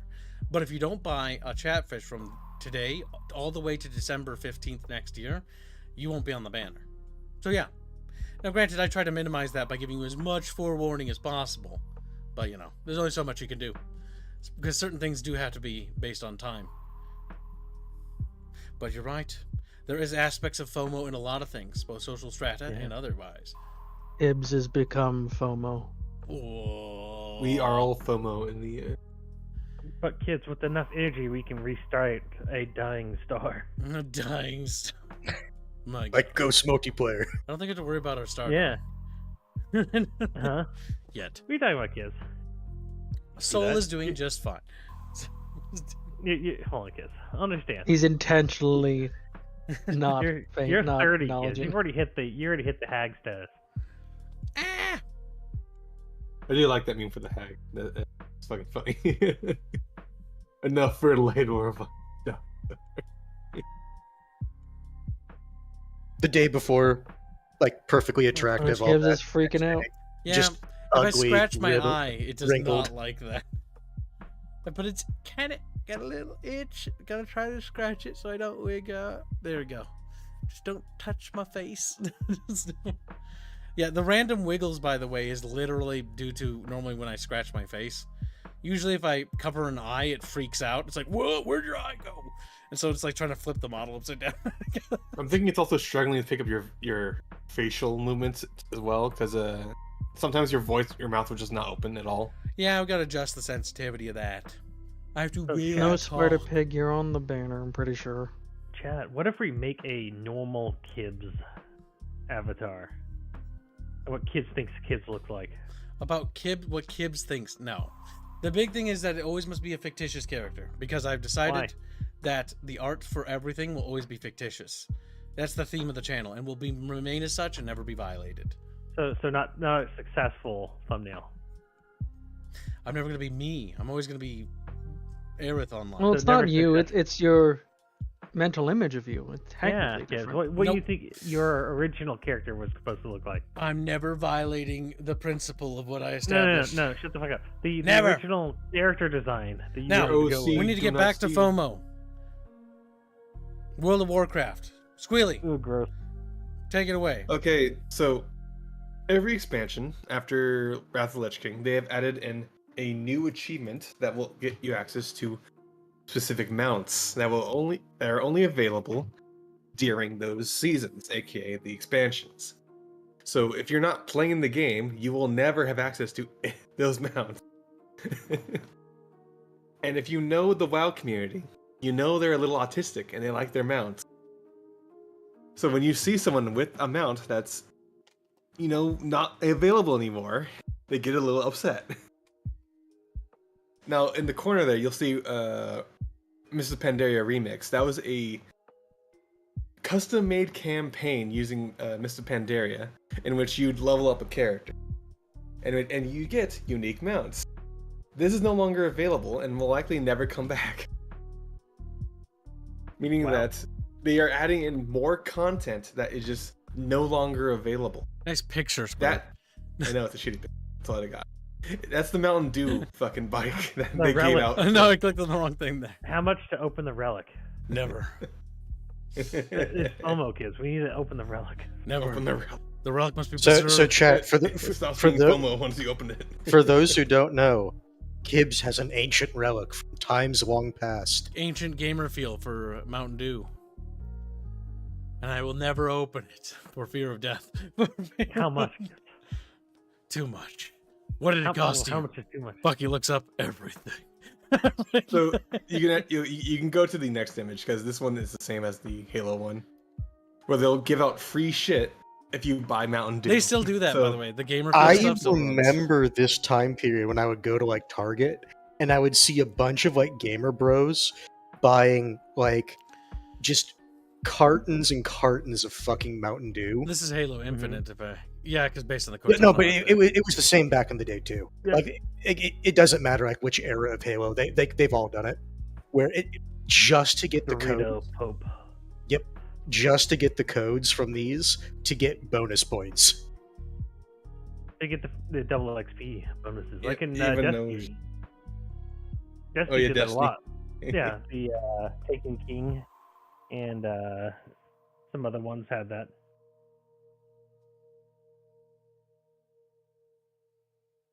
You gonna No. finish, Bucky? That was it. Okay. No, what? Squealy, what? Bucky, what's wrong with Squealy? Why did he do that? Why did he do that? I think my internet may have cut out for a moment, and I didn't hear him continue what he said. Like, Bucky said his piece, and then Squealy just like... was like, what's going No, on? my internet cut out. That's why. Okay. Okay. I wasn't dumb. My internet cut out. No, my internet has actually been having this problem. How's Just it cut out done, at sweetie? intervals. I know. Shut the fuck up. Also, we're gonna try to get back in the habit of doing our bunch cast on a weekly basis, chat. Now that I'm not sick anymore, no more Are you not sick, coughing. kid? Yeah, I'm pretty good. Still coughing. Yeah, there's 150 PLNs, right? Right. Time for this year. Judgment. Give me Lichenfish, Chatfish, and take a minute to process my pain stemming from the fact I can't also put it in Star Sector. Kib Hag, SF, Sandwich, so many characters, feels like a bigger bucket. There's like a bigger bucket. What? God, my nose. You know what? Maybe we should make a hag Bless you, model kids. for Aerith. She turned an old lady. Yeah. Well, no, like a 37-year-old MILF. Oh, milk there. Instead of Anime Hag, where the only difference is they have bigger tits. no, instead of being a cat girl, it's cougar girl or Yeah, there you go. cougar woman. That's what Hag is in anime, though. It's just the one with bigger tits. Bigger tits Who's older? and a bit thicker. Yeah. According to anime logic, basically hags are people over like 25, realistically. I just want to see what Chatfish Mini reaction lifelong would be. duadic made. Oh my god. The Mountain Dew Chatfish. Like, Mountain Dew. Let's see. All right, so the aspect, yeah, they still do this, by the way, with the soda stuff to this day. Mhm. I think the other day, the last time I saw Gamer Fuel when I went to Coburn's was like, they had, what was it? It was Blizzard themed, I think. Or no, it had a Warcraft character on it. I think it had a Diablo character on it. Blizzard themed, yep. Blizzard was the second guys to do collabs with Mountain Dew with the Horde and the Alliance flavors. And then Oh yes, the first one was they Halo were 3. giving out other motorcycles time, and then That was during Yeah. WoW's peak era, actually. if you had them and you were Alliance, I think you got them for free. But if you were Horde, you just got fucked. Or was it the other way around? I think it Because was eventually they gave out the other one for free. or like Yep. for a price. Something like that. Game should penalize you for picking the evil faction. Just because the Horde's evil doesn't mean they're actually evil. Looks at the Modern day Forsaken. WoW are Looks fucking at the horde Forsaken. apologists. What's Now. a Twitch drop? So, Helldivers 2, when the game launched, did this as well. With the TR-117 Alpha Commander was a Twitch drop armor set, originally at its launch. Twitch drops, and we're using this because this is one picture we have as a reference. Now, technically, Helldivers rescinded this and actually released this for free. You can just go to the store page and download it. You don't need to get it. Cringe. But the big thing is that these sort of Twitch drop things were... Some games still do them, like Wargaming does them, WoW does them, I think, and a bunch of others. Every now and then, Yeah. if you play a game and Twitch, through whatever means, knows you play that game, like they'll have a little thing pop up where it's like, hey, did you know if you link your Twitch account to this, you can get free shit when you watch like Twitch streamers do like streams of this game and shit like that? It's basically that. Yep. MMOs, MOBAs, mobile games, all of them will do like a streaming service drops. Didn't WoW's favor Sylvanas? Well, they didn't favor. They gooned. They gooned. Sylvanas for the longest time, and I think still is, the favorite child of the writers. For the Horde, yeah. Which sucks, but for Alliance, it's Jaina. yep, they goon for her too. The ladies of goon was we'll call them. And everyone They're always both like, perfectly mentally stable. because they're doing so bad, they have to bring back the Great Green Pickle all the time. This is like the 5th time they brought him back. Now, Squealer, And- tell us about this one, because I don't know. Okay, so in FF14, they have seasonal PvP, not PvP events, but PvP Armors. seasons. In which case, you have to spend a lot of time doing PvP, and PvP fucking sucks. So they add in these cool rewards at the very end of the tracks, where you'll get a unique armor set that can be used on any class. Which is important, considering half the armor sets in the game are restricted to different types of classes. Can you go to the next one as well? Sometimes they'll have mounts in that. That one is a PvP mount that has no similar models. So if you want to ride that raid boss as a mount, you had to do the PvP. And PvP fucking sucks. That's the only way they get the people to play it. I remember trying it once, and it's like, I'm never doing that again, and walked away. Most One MMOs of the have some of the worst worst PvP, usually. Very few MMOs have good PvP. Very few. The only one I've liked for PvP is fucking WoW, and that's based off whatever expansion that's out at the time. WoW's PvP What's the meta build? was alright. I think it was one of the better ones I played. Yeah, MMOs just normally don't have good PvP. They usually suck. Yeah, usually they do. And we talked about that. Oh my god, did we get through all the subjects? We can Yeah, do a let's see. recap? Nope. Actually, no, there's the Pokemon one. We can talk about that one. To say why is there. So, these are all mythical Pokemon. And usually they're not allowed in competitive events because they're either broken or because they are very hard to get a hand on. But Pokemon competitive events give out lots of fucking money. And the one time they did allow these fuckers off the ban list, everyone was scrambling to find them. And they are not available because they're all on old ass shitty games that have no way of actually accessing any of them because they were often only available for a very, very limited time. And half of them, you had to go to goddamn GameStop to go get the code for it. Oh god, that's just terrible. It's an awful design. There is a Half of these specific guys guy. fucking break the game.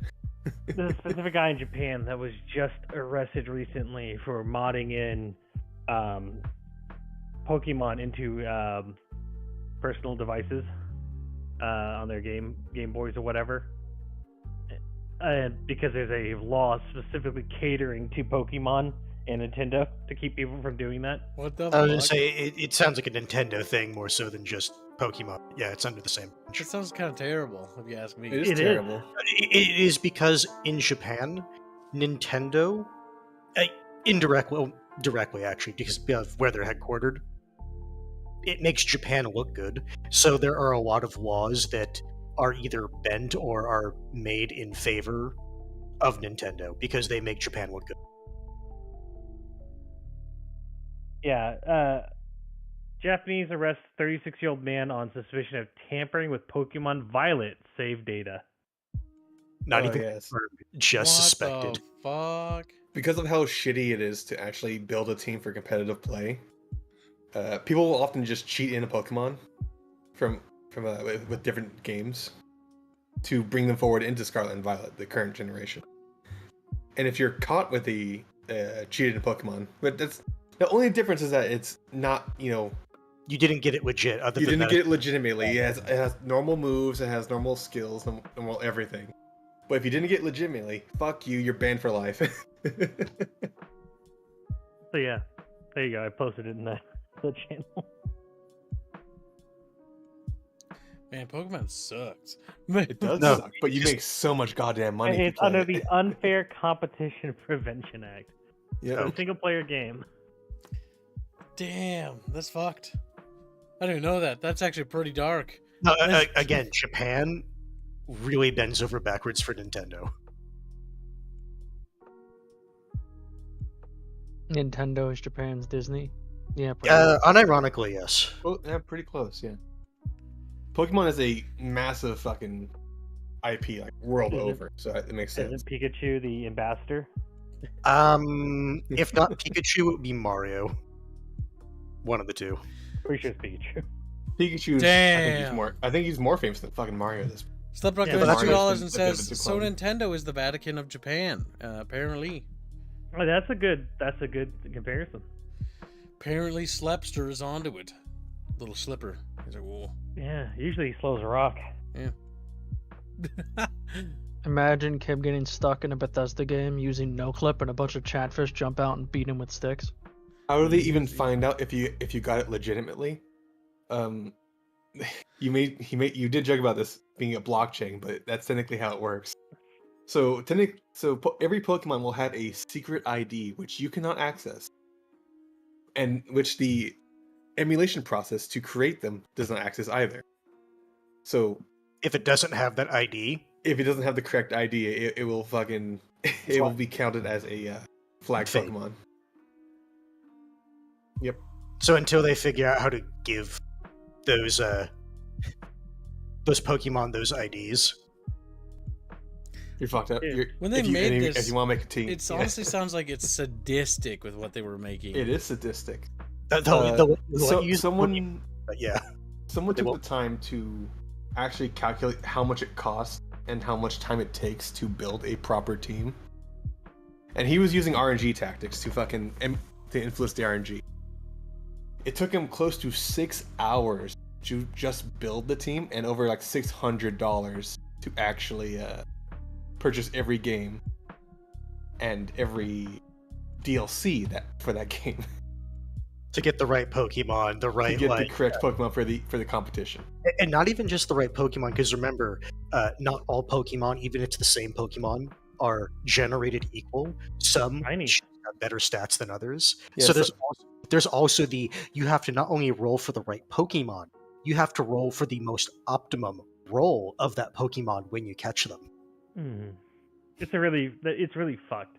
That's why RNG stuff is FOMO as well. Because for like Destiny, it's called loot table. Yeah, It's keep basically the going back. same thing, except it's a Pokemon rather than an item. It's the same thing. I knew someone who was trying to do that stuff for Pokemon, and it's just insane because apparently in some situations the Pokemon you encounter in a random encounter can also affect what stats you would get on level up. Yes, there's so many things that affect it. It's actually crazy. All right, what's next? What other game? Other games that have done FOMO to Chatfish? Oh, yes, kids. What Hmm. about FOMO in the terms of holding an IP hostage, telling people if they don't pay enough for it, it'll be destroyed forever? An IP hostage? Yep. What Like do an you mean? intellectual property being held hostage and being permanently deleted from the internet. Examples? Old PS1 games How- never being able to be accessed again. Like, how are they going to prevent it from being accessed? Oh, they DMCA literally everything on the internet. Oh, that. Okay. So Oh, you're talking about the A DMCA very of, Japanese like, tactic of just scorched earth. this is another reason why I hate Nintendo.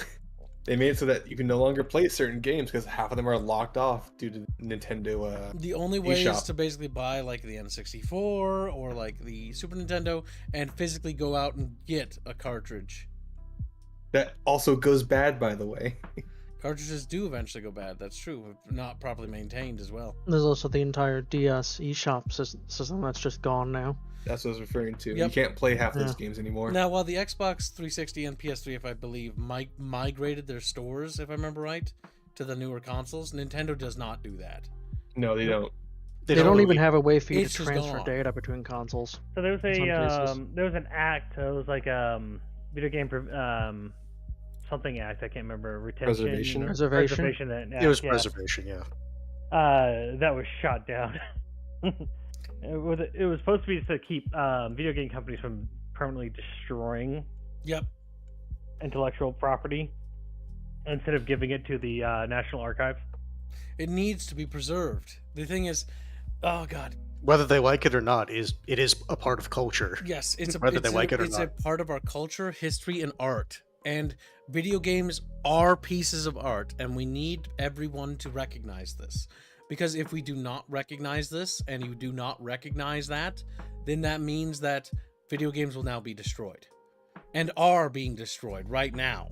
Because they aren't recognized as art. If they are recognized as art, they get the same protections that art gets. So that future generations may enjoy them and that these games may be protected and preserved from degradation. Because we don't have any preservation things for video games just get erased. There are some games that are erased and lost to time.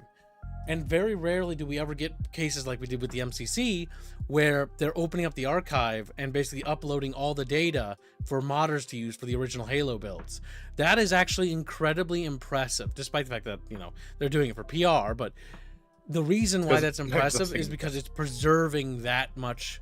Like all of history, the history and legacy of Halo is now preserved. A great deal of it. And that means it'll be preserved forever because it's now publicly accessible. So that goes for like the source code when EA released the source code for Command & Conquer. I don't know why they did that, but they just did. They're like, okay, here's the source code for Command & Conquer. And it's like, oh my god, okay. So like people can now just freely work with it. Because when it comes to modding things or editing things, a big thing is that people have to go in and basically crack the game or figure out They what either the have game is. to reverse engineer or they have to be effective like they did there, just given, here's the code. Yep, One of because the two. the source code is the blueprint that allows you to access a lot of things. And so if you have an old game and that information isn't hidden, that's why emulation of the Xbox original was a nightmare. Documentation was so secretive on the Xbox original's creation that it made making emulation of the machine incredibly hard because there was so little detail on how it worked and how it worked and why it worked the way it did. And so it took like the emulation team basically like so much longer to figure out how to reverse engineer that in a way to make it work on PC. Wasn't there a savant that figured out how the SNES worked? Probably. Like so perfectly that it actually replicated everything. And it was like a conundrum that people were having an issue with for years. I can't remember. That might have been the case. I mean, there are big breakthroughs where it's like, oh my god, everything now works, right? Like PS2 emulation and 6th Gen M emulation technology is again all public, so it's freely available. But the big thing about it is that they've gotten pretty good at it, like with the PS2 stuff. But there's always like some things that just don't quite work well. I never liked the wobbly scanner shit that PlayStation had. Oh, with the PS1. Yeah. That wobbly shit I think is because it to save on like rendering, it like they have less polys the further you are away, I think. No, on the disc reader, there was a specific way in which it read the disc by oscillating. back and forth. That way you couldn't just burn a CD and use it. Yep. Anti-piracy protection measures. Anti-piracy protection measures built on the games are bad. It's why back when I was an anti-piracy agent, one of the big things our agency always was advocating for was anti-piracy, if that made sense. Because physical, what do you call it? More of the person side, not the hardware side. Yes, because our entire point for our agency's existence was the idea that no, you don't need to harm the product and the quality of the product. Rather, you can control your piracy and get your piracy under to manageable levels. And we weren't about lying. So it was like, you will never cure your piracy problem. You're always going to have it. But we can bring it down to a manageable level in which it will protect your IP. And not only will it protect your IP, but you will not have what we call casual pirators. Casual pirators are people who just download stuff when they type in Halo free or something like that. You're low educated people, and basically people who don't know things about, like, you know, actual torrent sites. The people that know about torrent sites are a minority compared to the people that don't know. The amount of search results and the amount of search generation is insane. Because most people just don't know how and never will. And that goes for younger generations and older generations. It's just how it works. And so when you take that into consideration, if you manage your piracy with an agency over having it built in to the product, then it will never affect your product negatively. And because you have an agency, you'll never have problems with DMCAing people that didn't deserve it, DMCAing a YouTube channel that didn't deserve it, and getting bad PR, because the agency specializes in PR handling as well. So they have outreach and talking. I remember I've talked to content creators that uploaded some of our clients' work that is not supposed to be uploaded, and all I had to do is just talk to them and ask them to, like, hey, like, you're gonna have to remove this, otherwise I'm gonna have to issue you a strike. And he's like, oh, I'm so sorry, and then he pulls it down. Easy. You can solve that issue quickly. And he had a very big channel and he did a lot of guides.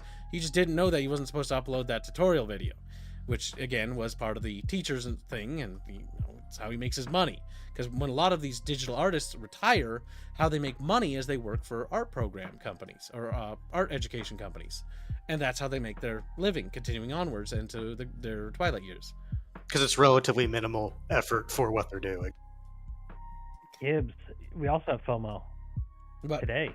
oh, We need to make the week's goal today. whoa, Not What? tomorrow. Today. Today. Not tomorrow. Today. Or we don't do the community event. Yeah. You're fucked. Look at You look told at the everybody amount. that. Look at the amount, chat. technically we already made today's So goal. close. Yeah, but you said you No, need to get this week's goal needs to be You done said today. Stupid. But I am known to be generous and Did compassionate. you randomly change your mind? Yeah. Yeah. Yes, Gibbs, the known liar. He's like, wait, no, not that one. Why? Why are you being mean to me? Why are you being mean to me? Why are you being mean to me? Because it's my birthright. Stormrat has found FOMO. Today's community event will be the Battlefield 1 raffle event. Mostly because now that I have it tested, I want to continue to play it. And then I want to rotate back to... what was it? All four of them? Ghosts, Battlefield 1, Titanfall 2, and Halo 3. Yes, that's the other one. Fuck, I don't know why it slipped my mind. Forgot what it was called. It was the 20th Century Fox, not Paramount, who caught fire in. But yeah, when it comes to honestly, we should do an anti-piracy subject. Because anti-piracy and piracy is a massive thing. But there's a massive misunderstanding from the pirate side and a massive misunderstanding from the corporate side, as well as the anti-piracy side. Not to mention, there's also incredible amounts of corruption in other anti-piracy companies and organizations. But I can't say the names of those places. I just have Maybe to that say could that be it the exists. topic for next time. Not until the time ends and I talk about it freely. No. Because saying certain things in that industry will give, should an opportunity ever open up again, will permanently I lock will me say out. when it comes to, like, on the piracy end, like, one of the biggest, or not even misunderstood, but, like, wrong ways of viewing is like, oh, you're just stealing from a corporation. It's like, here's the issue. You're never actually harming the corporation. Because the corporation will just make other people pay for it. Yeah, usually. I mean, the big thing about piracy is a bad thing, without a doubt, but it's also a necessary thing at the same time. It's not Depending on where necessarily you are. it's not necessarily like good or evil. It is a natural state of being, but the important thing is to make sure it's not rampant. Some clients I've worked for, the piracy was so out of hand that their content didn't even appear on the first or second or third pages of any search engine. And they were wondering why they were doing so poorly in terms of sales. Once we clean that up, it actually changes, because accessibility and the ability to find something is actually more important. But we can get into that later. Just like, whoa. Damn it, Baphios, being a fucking Polish man. Cough, cough, super, and that Helldiver's armor being only for the duration of the Game Awards. Oh, it's only for the Game Awards. That is FOMO. Yes, absolutely correct. That might have been how they were able to strike a deal with the Twitch dropped. Yeah, I was wondering how they got around that, because I was curious about that. Also, was the Killzone armor only a limited time offer? Or will it remain in the Superstore indefinitely? That, I'm guessing, is entirely dependent upon their agreement with Sony. Because that's my question. It makes me a little suspicious. Actually, you know what? Let me just do some quick research by just... Quake says it's gone now. Well, The Twitch drop armor? Yeah, that was for the Game Awards. not only was it FOMO once, it was FOMO twice. It was FOMO twice. That's interesting. I don't like that, by the way. Killzone crossover. Fucking load Streamlabs, you piece of shit. There's a donation in there. Fuck. I'm asking. Okay. Let's read here. Okay, so... Are we working again? Okay, good. We're here to talk Cisco Star donated. Squilly. You gonna read that, or should I read their I'm in donation? the middle of reading something. We're here to talk about our crossover with Killzone, which added new premium items to the Superstore. As was our first offering, listening to the responses. Oh, this is a response to the negative feedback. I don't see anything about limited time here. Control F. Limited. Nope. Temporary. Words that are synonymous. No words with temporary. I don't see anything that says anything about limited time. No, the Hellgaster one. It's gone now? Forever? We're also investigating solutions for how we can bring these items back permanently in the future. I was under the impression that that specific comment was in referral to the fact that they have to rotate special items off the Superstore. The thing they have realized, I think, is that the Superstore is not a good thing because it rotates every few days. But the problem is there are so many items that by the time it rotates the item you want, you have to wait months. And so the thing is, they're going to try to make the Superstore a catalog instead of a rotation thing. That's the hope, at least. That's basically what I read. It sounded like they wanted to make a catalog system, which is basically what the war bonds are, a catalog. They should be catalogs. Catalogs are way better than temporary rotations. That's just stupid. And I like the word catalog. Makes me hungry. I don't know. We're also investigating. I still think there should be a catalog, and the items on rotation are the ones that get on sale. That would be a smart thing. The catalog, and then have a sale items rotation. And items rotate freely through the sales. And so it's like, okay, that way if you want them now, you can do it. Now, that's an aspect of FOMO, isn't it? But it's a more equitable one. Yes, a more fair one. I don't like the word equitable. It makes me feel like I've sliced a part of my legs off or something. I feel like because of the meme. We need to make you more equitable. James. Feels like I'm a I little find your shorter. terms agreeable. I'm a bit behind on the stream, but trend chasers are basically chasing FOMO. In a way, the fear of missing out, yes. But that is more on less predatory business practice. That's like trend chasing video games, right? So when Minecraft released, there were a lot of Minecraft clones that came out, right? Chasing the sales of Minecraft because Minecraft... That's more chasing a trend. That's Yes. not FOMO. It's not... They're not using fear-based tactics to get sales. You're not using fear tactics. They're not terrorists, I mean, FOMO is the utilization of fear, right? Now, FOMO can terrible. happen accidentally. Fear of missing out is a concept that can happen per social gathering. Like Bucky and I are going with hands to Space Aliens to have a burger, but we didn't invite Squealy, or Squealy has to get here. But I did we're that, already here. Squealy. I did And that then I too. was never friends with you ever again. And then because I wanted to go to Space Aliens too. And Space Burger closed. Oh, hey, there it is, off the highway. Oh my god, I want to go to Space Aliens. So good. I just remember really liking I'm it. gonna make sure you never go again. Bucky, we're going to Space Aliens. You're gonna go too. No. We just leave Bucky in the arcade. Just no. Gibbs has invited everyone but me. Choomba, you little baby. No, kids. He's a racist, not a baby. We don't invite racists to our meetings. Oh goddamn. You got left behind. I'll never forget this. Shut up, Parla. Croft. Good fuck squealy, says chat. Chatfish, do you want to go to Space Aliens? Now, the next poll, I forgot to ask because I was supposed to do this earlier, is this is a... I wish you could slide options around because I want the layout to be in a certain way. Also, if I can read a donation now, because Go for this it. is something you actually Alrighty. have to do, Kibbs. This is gonna start at $10. Short hair and tasty sandwiches. So you gotta go back to short hair now. Was Thermrats Dono red? We were talking about it, but I don't think so. Nope. Can't get the TR-117 Alpha Commander from store page from HG2. Just says an A. And it's not in the DLC list or game. That is dumb. Any sort of limited time run things are always bad because everyone loses. It's interesting watching the bars fluctuate as people vote. Especially in the early stages where It's The just- funny thing for me, Oh, well, I've never cared about FOMO unless it's like a series that I'm really into, in which case it's like, look, I know this is just like stupid pixels on a screen for like a skin or something like that, right? But but I I just- need it. Like that type of stuff is the only time I've really cared about FOMO. Other than that, it's like, eh. See, for me, right now, with Helldivers 2, whenever there's like a new item, I want to have it so I can show it to chat. So in a way, yes, the fear of missing out does affect me.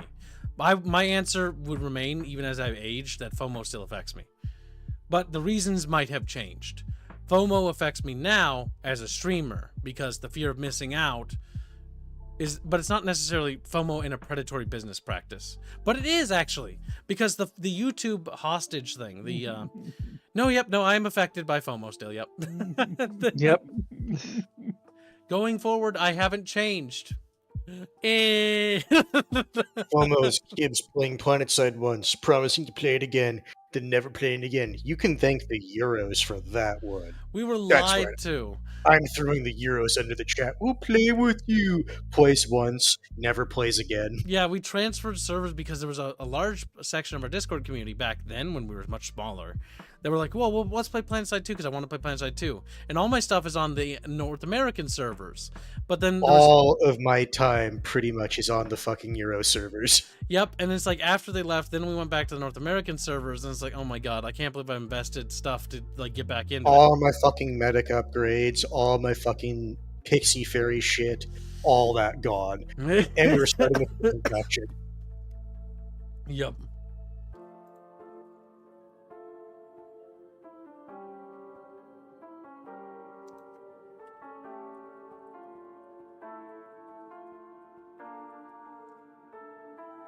Nice. So you think DLC packs, Kibbs, like map packs or FOMO?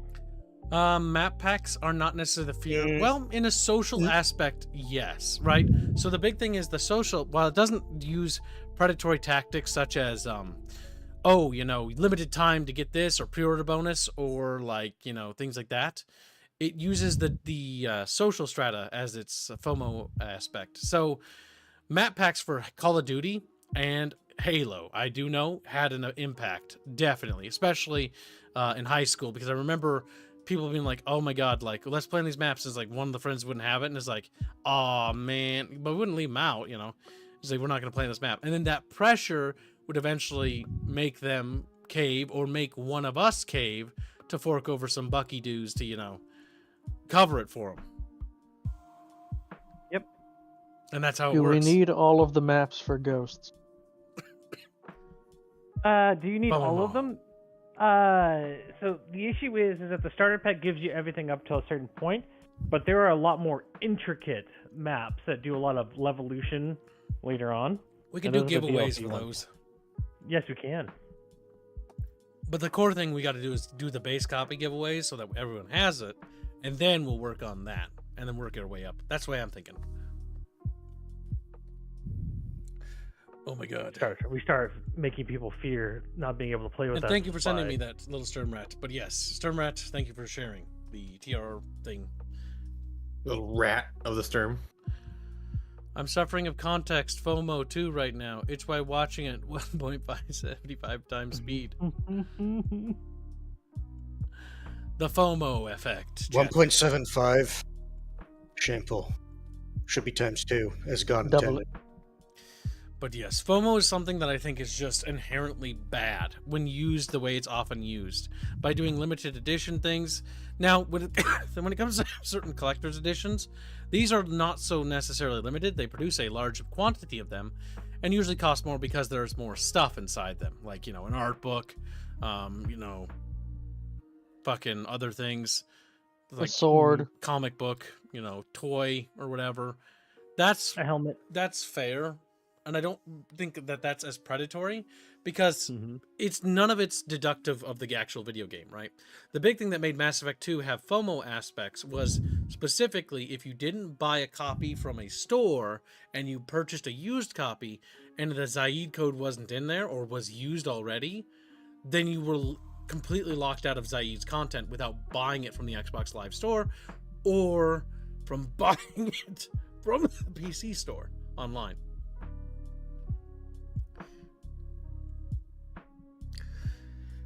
Let's see. Holy Fury says, don't really have FOMO anymore. Entertainment is repeatedly disappointing, and I've kind of given up on a home, wife, and kids roll on Oblivion. No, come on, Holy Fury Fish. Don't give up. Black Pearl. Don't give up. There's stuff to fight for, my dude. You're gonna get that wife. You're gonna get those kids. You can do it. It's never too late. Never Even forget if that. you have to take them from other people. It's like, no! Now she's This takes yours. really- Just like, where? Just like, Do caveman, steal a wife. never give up, Holy Fury Fish. Never surrender. Remember what Galaxy Quest said.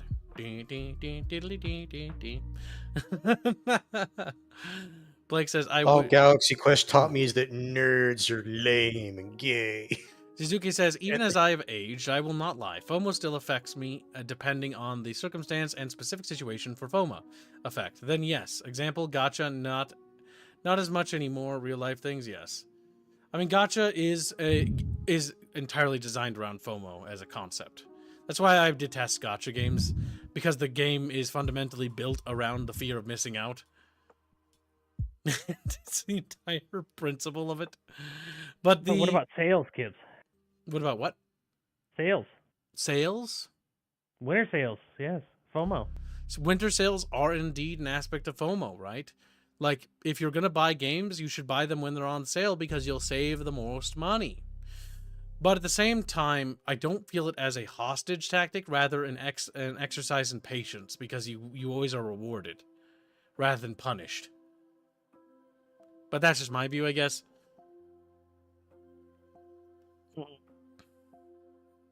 Did you just make a noise at me? Yes, I am. Well, it's because the issue is that sales are intended to induce somebody to spend more money than they otherwise would That's have. true. So they'll spend more in one bulk order than they would otherwise spend in general over a multitude of months. Because trickle-down games, right? Because you'll casually, if there were no Steam sales, you would casually buy games at a relatively normal rate, maybe like $60, you know, once a month or maybe twice a month, you know. But a Steam sale is there to induce not only like $120 worth of sales, it's trying to go bigger. It's like $300, maybe $200, maybe $400, maybe even more. So that when you purchase a massive bulk order, and a massive bulk order of money is sent. And because how digital games work, Well, they're just digital products. There's no physical box. There's no delivery. There's no manufacturing factor. Kids, if you only have $5 on your hand, but there's a $50 item that's going on sale for $6, do you think you're willing to go into debt for that? Some people, yes, will easily push themselves into it because, well, that's how they tap into the market they wouldn't get otherwise, right? So, for example, the Indiana Jones Great Circle game, chat, is $70. It's a fun game. It's definitely worth playing, but it's not worth $70, right? But for some people, it will be. And so those people will buy it at $70. And then how they're going to get you to eventually give them their money is they're going to wait an X amount of time after release, then drop it on sale at a lower price, or slowly over time start to reduce the cost of the game. And eventually they will get your money in time. But the big thing is they're trying to get their big cash out now, you know? Also, when it comes to video game production, they have a certain amount of time that they have to make a certain amount of sales to make back their dividends. Otherwise, the studio goes defunct or basically has to shutter any future plans or ask themselves, do we want to make another game or do we want to like make another game in a different setting? Well, I'm glad you're having fun, Jimmy. Well, Kibbs, is there any other games or topics on FOMO? Honestly, I think we covered all the basis of FOMO. We even covered the social strata of FOMO and how it affects the social aspects, because with map packs and basically skins and cosmetics. While skin and cosmetic may not seem as predatory as you would expect in a single player game, the entire aspect isn't necessarily for it to do just the individual effect. It's also there to add peer pressure on the social aspect, because the entire idea is to get, well, I've got bragging rights because I have the whale armor. Just yes, it's called the Ripper, chat. The Ripper from Call of Duty Ghosts is one of the first FOMOs. Yep. Because Helldivers has their FOMO for the Super Citizen Edition, right? You upgrade your copy and you get the Super Citizen Edition, and it comes with a cool little arcade thing inside your ship that you can flex on with people. And it comes with a unique armor set that has nothing unique about its stats, but a unique visual appearance. And again, you use that as flexing material.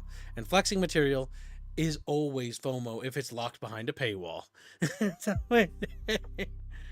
Because the fear of missing out is always an aspect. And the social strata aspect is also another factor, because we are social creatures, aren't we? Even if you are a little introverted chatfish. Wouldn't games in general be FOMO? No. Not every game is released with the intention of being predatory to you by using fear. Solitaire is not FOMO. Solitaire is not FOMO, yeah. Well, even Halo 1 wasn't FOMO, just by itself releasing it. What's it, kids? Yep, not in a business sense. There's always going to be FOMO in a social strata of some sort, but it's whether or not the company is manipulating that. Oh, that's right. It's whether or not the company itself is using that as an aspect, right? In a predatory manner. Because fear of missing out can range from anything from going to a birthday gathering to going to space aliens with your friends, right? You know, you fear of missing out on an event. That's natural. But it's all in the manner of how it's conducted that determines whether it's predatory or natural. Halo, its initial release, wasn't FOMO. But Halo, over time, became FOMO with its map packs, and became FOMO because it was also a console exclusive. But that was not the game developer's fault. That is, again, the publisher's fault. And But it came out on Mac, Gibbs. Halo 1 did, yes. It came out on Mac. But Halo 2 and 3... Also, inside the game, chat, there is FOMO inside Halo 2. Where we try to keep you from taking the tank further into Delta Halo. The fear of missing out on that tank. Many people to drive over the map to get the tank into the fucking... the further into the map.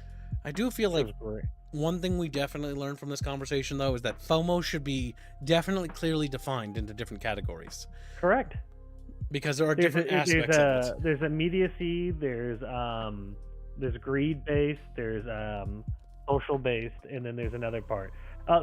Basically, what FOMO is how people sell things to people at convenience stores. Yeah. Pretty much. Like, FOMO is, it's got its different aspects, and I think we broke down pretty much all the major aspects when it came to games. The social strata effect, the pre-order effect, the map packs, what do you call it, limited edition effect, the limited time effect. Limited being the key word. Anytime the word limited is in effect, that is FOMO. Like, just flat out. If the word limited is ever used, FOMO. So basically what this is what's called impulse buying. And that could be emotional, cognitive bias, social influence, physical stimuli, like, for example, big explosions, Michael Bay, or whatever. Like how Helldiver's intro scene kind of gets people to want to play it. Price, and then demographics. Mm-hmm. There's also other things like novelty, positive feelings, people who have lack of self-control, and they need to impress others. I don't know about the last one. I mean, some people might want to make an impression by playing a game that someone else likes. That's one aspect, but that's more like social. Star Citizen is FOMO as fuck. None of us are into it, so we don't talk about it. But yes, Star Citizen's multi-$100,000, $1,000 3D model spaceships $40,000 are FOMO. Because the fear of missing out, the fear of not having that thing, is a compelling factor for why most people buy it. Now, there are some people that just buy it because they enjoy the game and they like it, but I guarantee you that it's become a social part of that entire thing, because that entire community, its strata, has developed around FOMO as its core fundamental. That's actually another fucking thing altogether, psychology-wise. Like, their entire community is FOMO. Like, Yeah. It's built around the concept of FOMO. It's built on FOMO. And I hate saying FOMO now. It's fear of missing out. War Thunder has FOMO in it too, Plague. He's like, no, what kind of FOMO? I'm playing the broken vehicles before they are nerfed. That's And then true. a poop emoji. Ah, yes. That's another type of predatory tactic. Yes. Releasing a new unit, hero, character, weapon, or item, or thing in a game that is substantially outperforming everything, and then nerfing it a little while after. So that way anyone that buys it gets to experience it being really powerful, and then really weak. Creep. An example of this would be the Death Knight for Wrath of Lich King on launch. Oh my god, I felt like a god. I was a god among gods, slaughtering mages like they were fucking candy. There's actually, And you know what? There's actually a relatively recent franchise you can look at with that, with the Total War Warhammer games, where if you look at the factions from the first game, and then compare them to factions in 2, and then 3, and then the DLC for 3, it's just night and day. Every time they'd introduce a new faction, it would always overpower The and absolutely fucking obliterate. Chaos Dwarves, like, Jesus Christ, they were strong. Yes, and if you want to wind back the clock, when they introduced the Beastmen, the Gorbals give them a health potion, and in multiplayer competitive, that was also the last time I played multiplayer competitive, because I realized it's cancer. Their competitive scene has always been trash. It's really bad. But either way, no, like always. it was Gorbal, and then give it a health potion, and then just Gorbal health potion, and then just, that was the tactic. It would roll it over entire armies. when they Vampire launched the Coast Beastmen. was also disgusting. On Spirit runners. Leech, oh my god. Or when they added Vlad, do you remember him? His health regen was so ridiculous that He was not. You couldn't kill him outside of Outer Resolve. yeah, no, unironically, like that is the reason in those games they have the cap on regenning health, because his regen was so strong he could solo entire armies by himself. But then they nerfed it because it was like, okay, yeah, that was broken. Or the Wood Elves. Do you remember when they added the Wood Elves in their bullshit faction? They could just outrun everything on foot and shoot them with arrows. God, that was cancer. I hated them so They just much. run around killing me. Just run around. Honestly, Total War Warhammer is a good example for all the power creep stuff for that. Total War Warhammer is an example of not only FOMO, but an example of fucking, like predatory DLC practices, predatory launches of new races and factions so that they're always superior. An example of Games Workshop, if a faction didn't sell well or do well, it doesn't get DLC. It's not prioritized, so they're left to the wayside while other factions get love. The Total Which creates Warhammer a bad feedback encompasses loop. almost every problem with this. Like, Games Workshop encompasses a lot of this too, by the way, and so a lot of it's inherited. But my God, they're the two most terrible companies. Like, it makes Disney look bad, or not. Sorry, it makes Disney look good by comparison. Like some of the shit that Games Workshop does. Like Games Workshop, unironically, is I think the worst company I've ever seen in my entire life. They're worse than EA. They're worse than fucking Disney. Like they just commit all the atrocities, and people will complain about it, and then just gobble it up anyways. And it's the most. It. I don't even know. I don't even know what else to say. It makes me laugh. It's funny because it's at the end of the day, nothing matters. Because so long as people are willing to consume and put up with it, and will continue to consume and buy it, they'll just continue to do it. I have no desire to ever get anywhere near Warhammer or Warhammer 40k because of that. Oh, You will. no. Only when they make new games like Space Marine 2. But even that was kind of mid. Fuck, that was. I'm still disappointed in that game. I was expecting so much more. Oh well.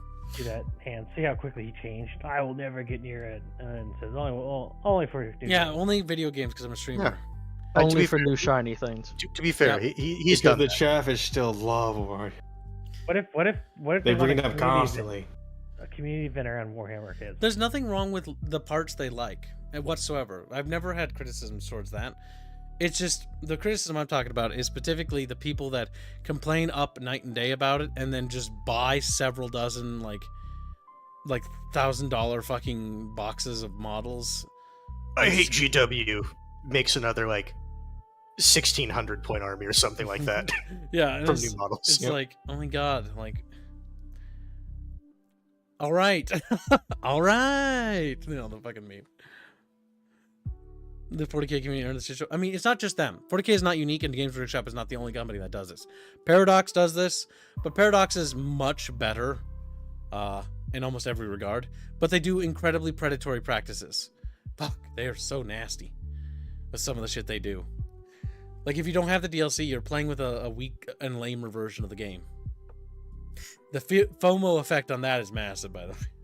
Mhm. And that is how they actually fucking get away with it. FOMO Snor's is pretty bad with that. evil! Oh god. I don't think It's so. all their games. All their games are that way. I don't think FOMO's evil, Kibbs. I think it's just exploiting a human desire to do something. It's like Chatfish also Star. it's like awesome. Burger King and McDonald's exploiting the fact that we like cheeseburgers. Jeff's like, no! As they just like eat their cheeseburger. I think the Burger. biggest autism the Chatfish have is BattleTech, Warhammer, and Star Wars. That's the largest amount of autism in the Chatfish. Yes. What, Star Yeah, Wars? especially Fire Warrior. But it has no hold on. Fire Warriors. It's a part of 40k TXP. Boeg says, but it has a new hat. What did you say, Squeal? I didn't quite hear you. I was I leaning back in said my the chair. Chatfish's autism is usually rooted in Star Wars, BattleTech, and Warhammer. Yeah, those are the three major things that seems to be the most popular amongst Chatfish. And then you have the select Chatfish who are solely Hawaii related. Well, yeah, there's always like select groups because those are called autists.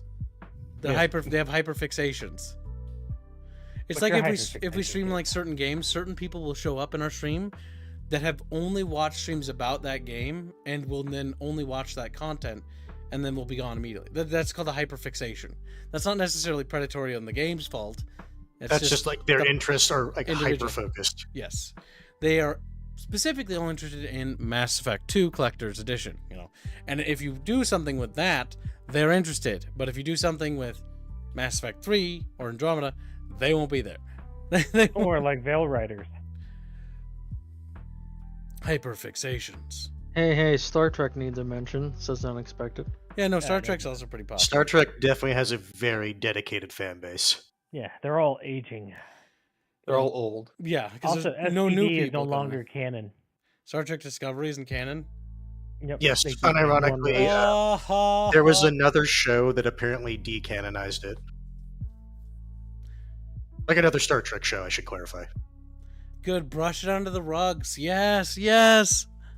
Was it Lower Deck? I want to say it was another one of their. Oh my Lower god, Decks is the animated one. that's I don't have just fond feelings towards it, but it's just a parody. It's I the don't really best consider version. it the same. I know some people like it. I've never watched it, so I couldn't say. Lower Decks is the best version of Star Trek. Not Star Wars. But Best besides version the of JJ, besides the JJ Abrams Oh. one. Grabs Bucky, This is starts crushing him, topical. he's like, I just had to refresh YouTube, and I just saw a video and a thumbnail basically saying if this video will be deleted in 7 hours. oh my FOMO. god. Oh, yeah. That's FOMO clickbait. content creators are a thing, yes. And they often lie about that. By the way. Well, they might delete it intentionally anyways. No, the joke is that this video will only be up for another hour. Please not delete it forever. It's like this video's been here for 12 years. That's my favorite. Renames it. And then if you look at the comments, like, "Hey, bro, you forgot to." Oh, thank you. I'll delete it momentarily. They actually Doesn't- respond, but don't. No more Fire Warrior, says Little Sturm Rat for €2. Oh, why? Show color, sock fun, cookie. The show color has to be getting close. How close is it? It is in the stage where it cannot be edited to the Chet. goal yet. We need to So- fund Fire Warrior because that way I can go to Space Aliens. We're currently $74 from completing the colored show art piece. Very nice. As soon as it's complete, Then go we're ahead and 34 message from the show. weekly. Excellent work, Chatfish. Perhaps too good. Perhaps you'll need to be destroyed for this. Now the big question is, let's see the poll now that it's gotten proper amounts of time to have people vote in it. Actually, you know what? No, it hasn't. You know why? Because I have to tell them. Some of them are not actually looking at their I was phone. gonna say we're because still some missing of them- about 50 votes. Some of them have us on a different monitor or minimized, and they're just using this to listen to. So there's a poll going on right now, and if you could open up the stream and click on what you think, you how you feel about it, that would be much appreciated. But basically, it's as you've aged, does FOMO, the fear of missing out on something, still affect you? And this is specifically in regards not to FOMO from like a social gathering. This is more talking about FOMO in a predatory business practice like what we've been talking about with limited time items or things like that. Does it still affect you today, or does it not anymore? Because we asked earlier if it had ever affected you, and the vast majority of people said yes, it has. And now we have a situation in which the poll's kind of sort of evening or leveling out, where it's about 50-50 split on yes, people believe that it has affected them, 60% are not sure, I'm pretty sure that's intentional. and 42% of people don't believe it affects them. I'm pretty sure they do not intentionally kill. No, they're not. You No, can't see the results until you vote. I can tell you Yes, but you personally.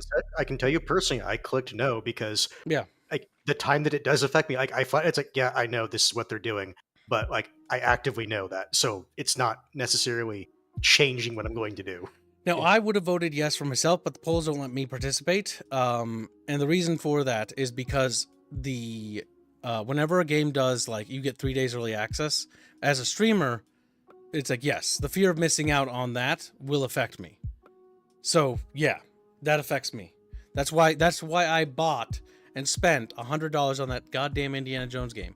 And while I enjoyed it and I loved streaming it, and It was definitely not worth 100, I would say. and I want to play it again when it gets its expansion and when it gets all of its content and it's patched, I still feel a little robbed because I still feel like I shouldn't have paid $100 for that. Its first DLC, Indiana Jones: The Quest for the Rainbow Flag. My hope is that the DLC is actually gonna sort of tie it to The Last Crusade, because the game if is they're set right doing, before it. yeah, I was gonna say if they were doing the Lost Ark, it would make sense to do another like Christian-focused artifact or something like that. Yep, but I sort of wanted to basically lead into the Lost Ark, or not Lost Ark, the Last Crusade.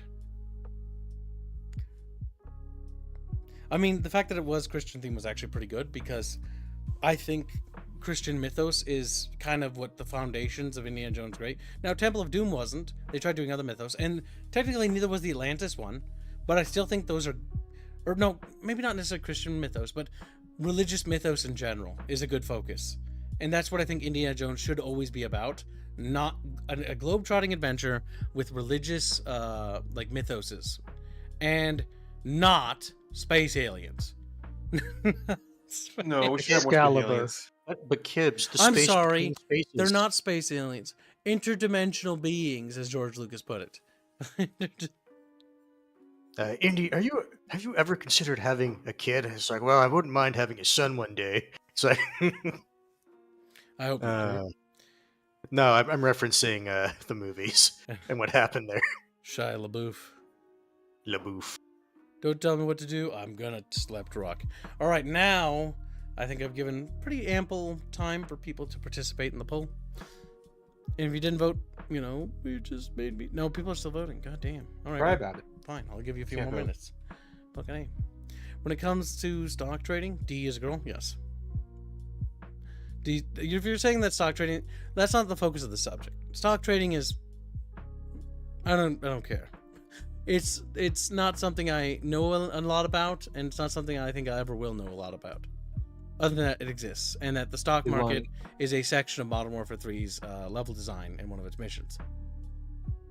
He was very familiar with stock trading. He does it a lot. He just fails a lot. I killed a lot of Russians in that. Did you one. say sock I trading? killed a lot of No, Yeah, stock, I heard. stock I heard. trading. I heard sock trading. Yep. Yeah, but you're deaf. You can't hear anything. I don't know. 3 people heard you say sock trading. I'm pretty sure you said sock trading. Yeah, I think you're the one who Who's the said- third person? I think Chatfish that these little fucking chuckle fucks are insane. Who's the third person chewing this bread? Myself, Hands, Bucky. Yeah, Bucky didn't say anything. I did. Bucky's not He real did. either. You see, now we know Bucky that clearly isn't didn't real, hear, and you can't lie. because he didn't hear me say yeah. So obviously he didn't hear kids say the correct word either. So Bucky's he's not real. automatically disqualified. Bucky is a fictional character. Sturm, He's right? getting defensive. That's how you know we're right. Asking how much are you willing to Correct. sell those programmer socks for? Pretty sure I can show them with profit, says Stormwhite. My name's Stormwhite and I'm a little guy with little waties. Say, all right, that's a little specific. We didn't need details. Didn't ask for this, but you did it. Thermrat has a way to seal in the flavor, kids. Oh no, he's found. And Kibbs, don't wash them before you send them. Some streamers have bathwater. Kibbs has programmer socks. The funny thing is, when they did test, there is a lot of evidence that proves she didn't actually do anything. It was just It tap was water. just tap water. Yeah. It was just tap water. Well, firstly, there'd be health things, and she could be liable for Correct. She suits. can't. She could not sell it otherwise. Yes. Turns out almost everything they did was just a stunt. Yep. She faded into obscurity. She did. You only wish she did. Oh no. She'll be back. Murder. Just like that cough you have. No. No. Did you feel it? You know it. You can sense it. You know, pretty sure sour candy can help with a cough. It could. But we don't do that during these. He's trying not to cough now. Why would you do this to me? I know you're trying not to cough. Stop talking about it. I'm What? thinking actively about like the part that would Coughing. itch. Coughing, yeah. Hey, The Kibbs, back of your throat. how are you doing? Stop it. Stop. Stop. Stop. Stop. Kibbs, what's wrong? Stop. All right, so let's see. You're gonna find who aware probably. Gross. Ugh. Used goods. Pass. That's usually where they end up. How much for those? No, I read that. All right, we're caught up. Now the poll is going to conclude. All right, let's see what Chatfishies think about stuff. And Chavish even Big Tinky. The poll actually shifted quite a bit, actually. So compared to the previous Percents don't poll, add. They don't. That's because technically that both those half percents are actually mixed with yes and no. But either way, the thing that I find interesting here is that the shift is pretty dramatic. I believe 13% transition in general, and the not sure I think is about the same, or it maybe has actually increased. It's a bit more. Yeah, that's kind of crazy. All right, that's interesting. So the amount of not sure people are increased whether they're actually not sure if they're as affected. All right. The answer is, chat.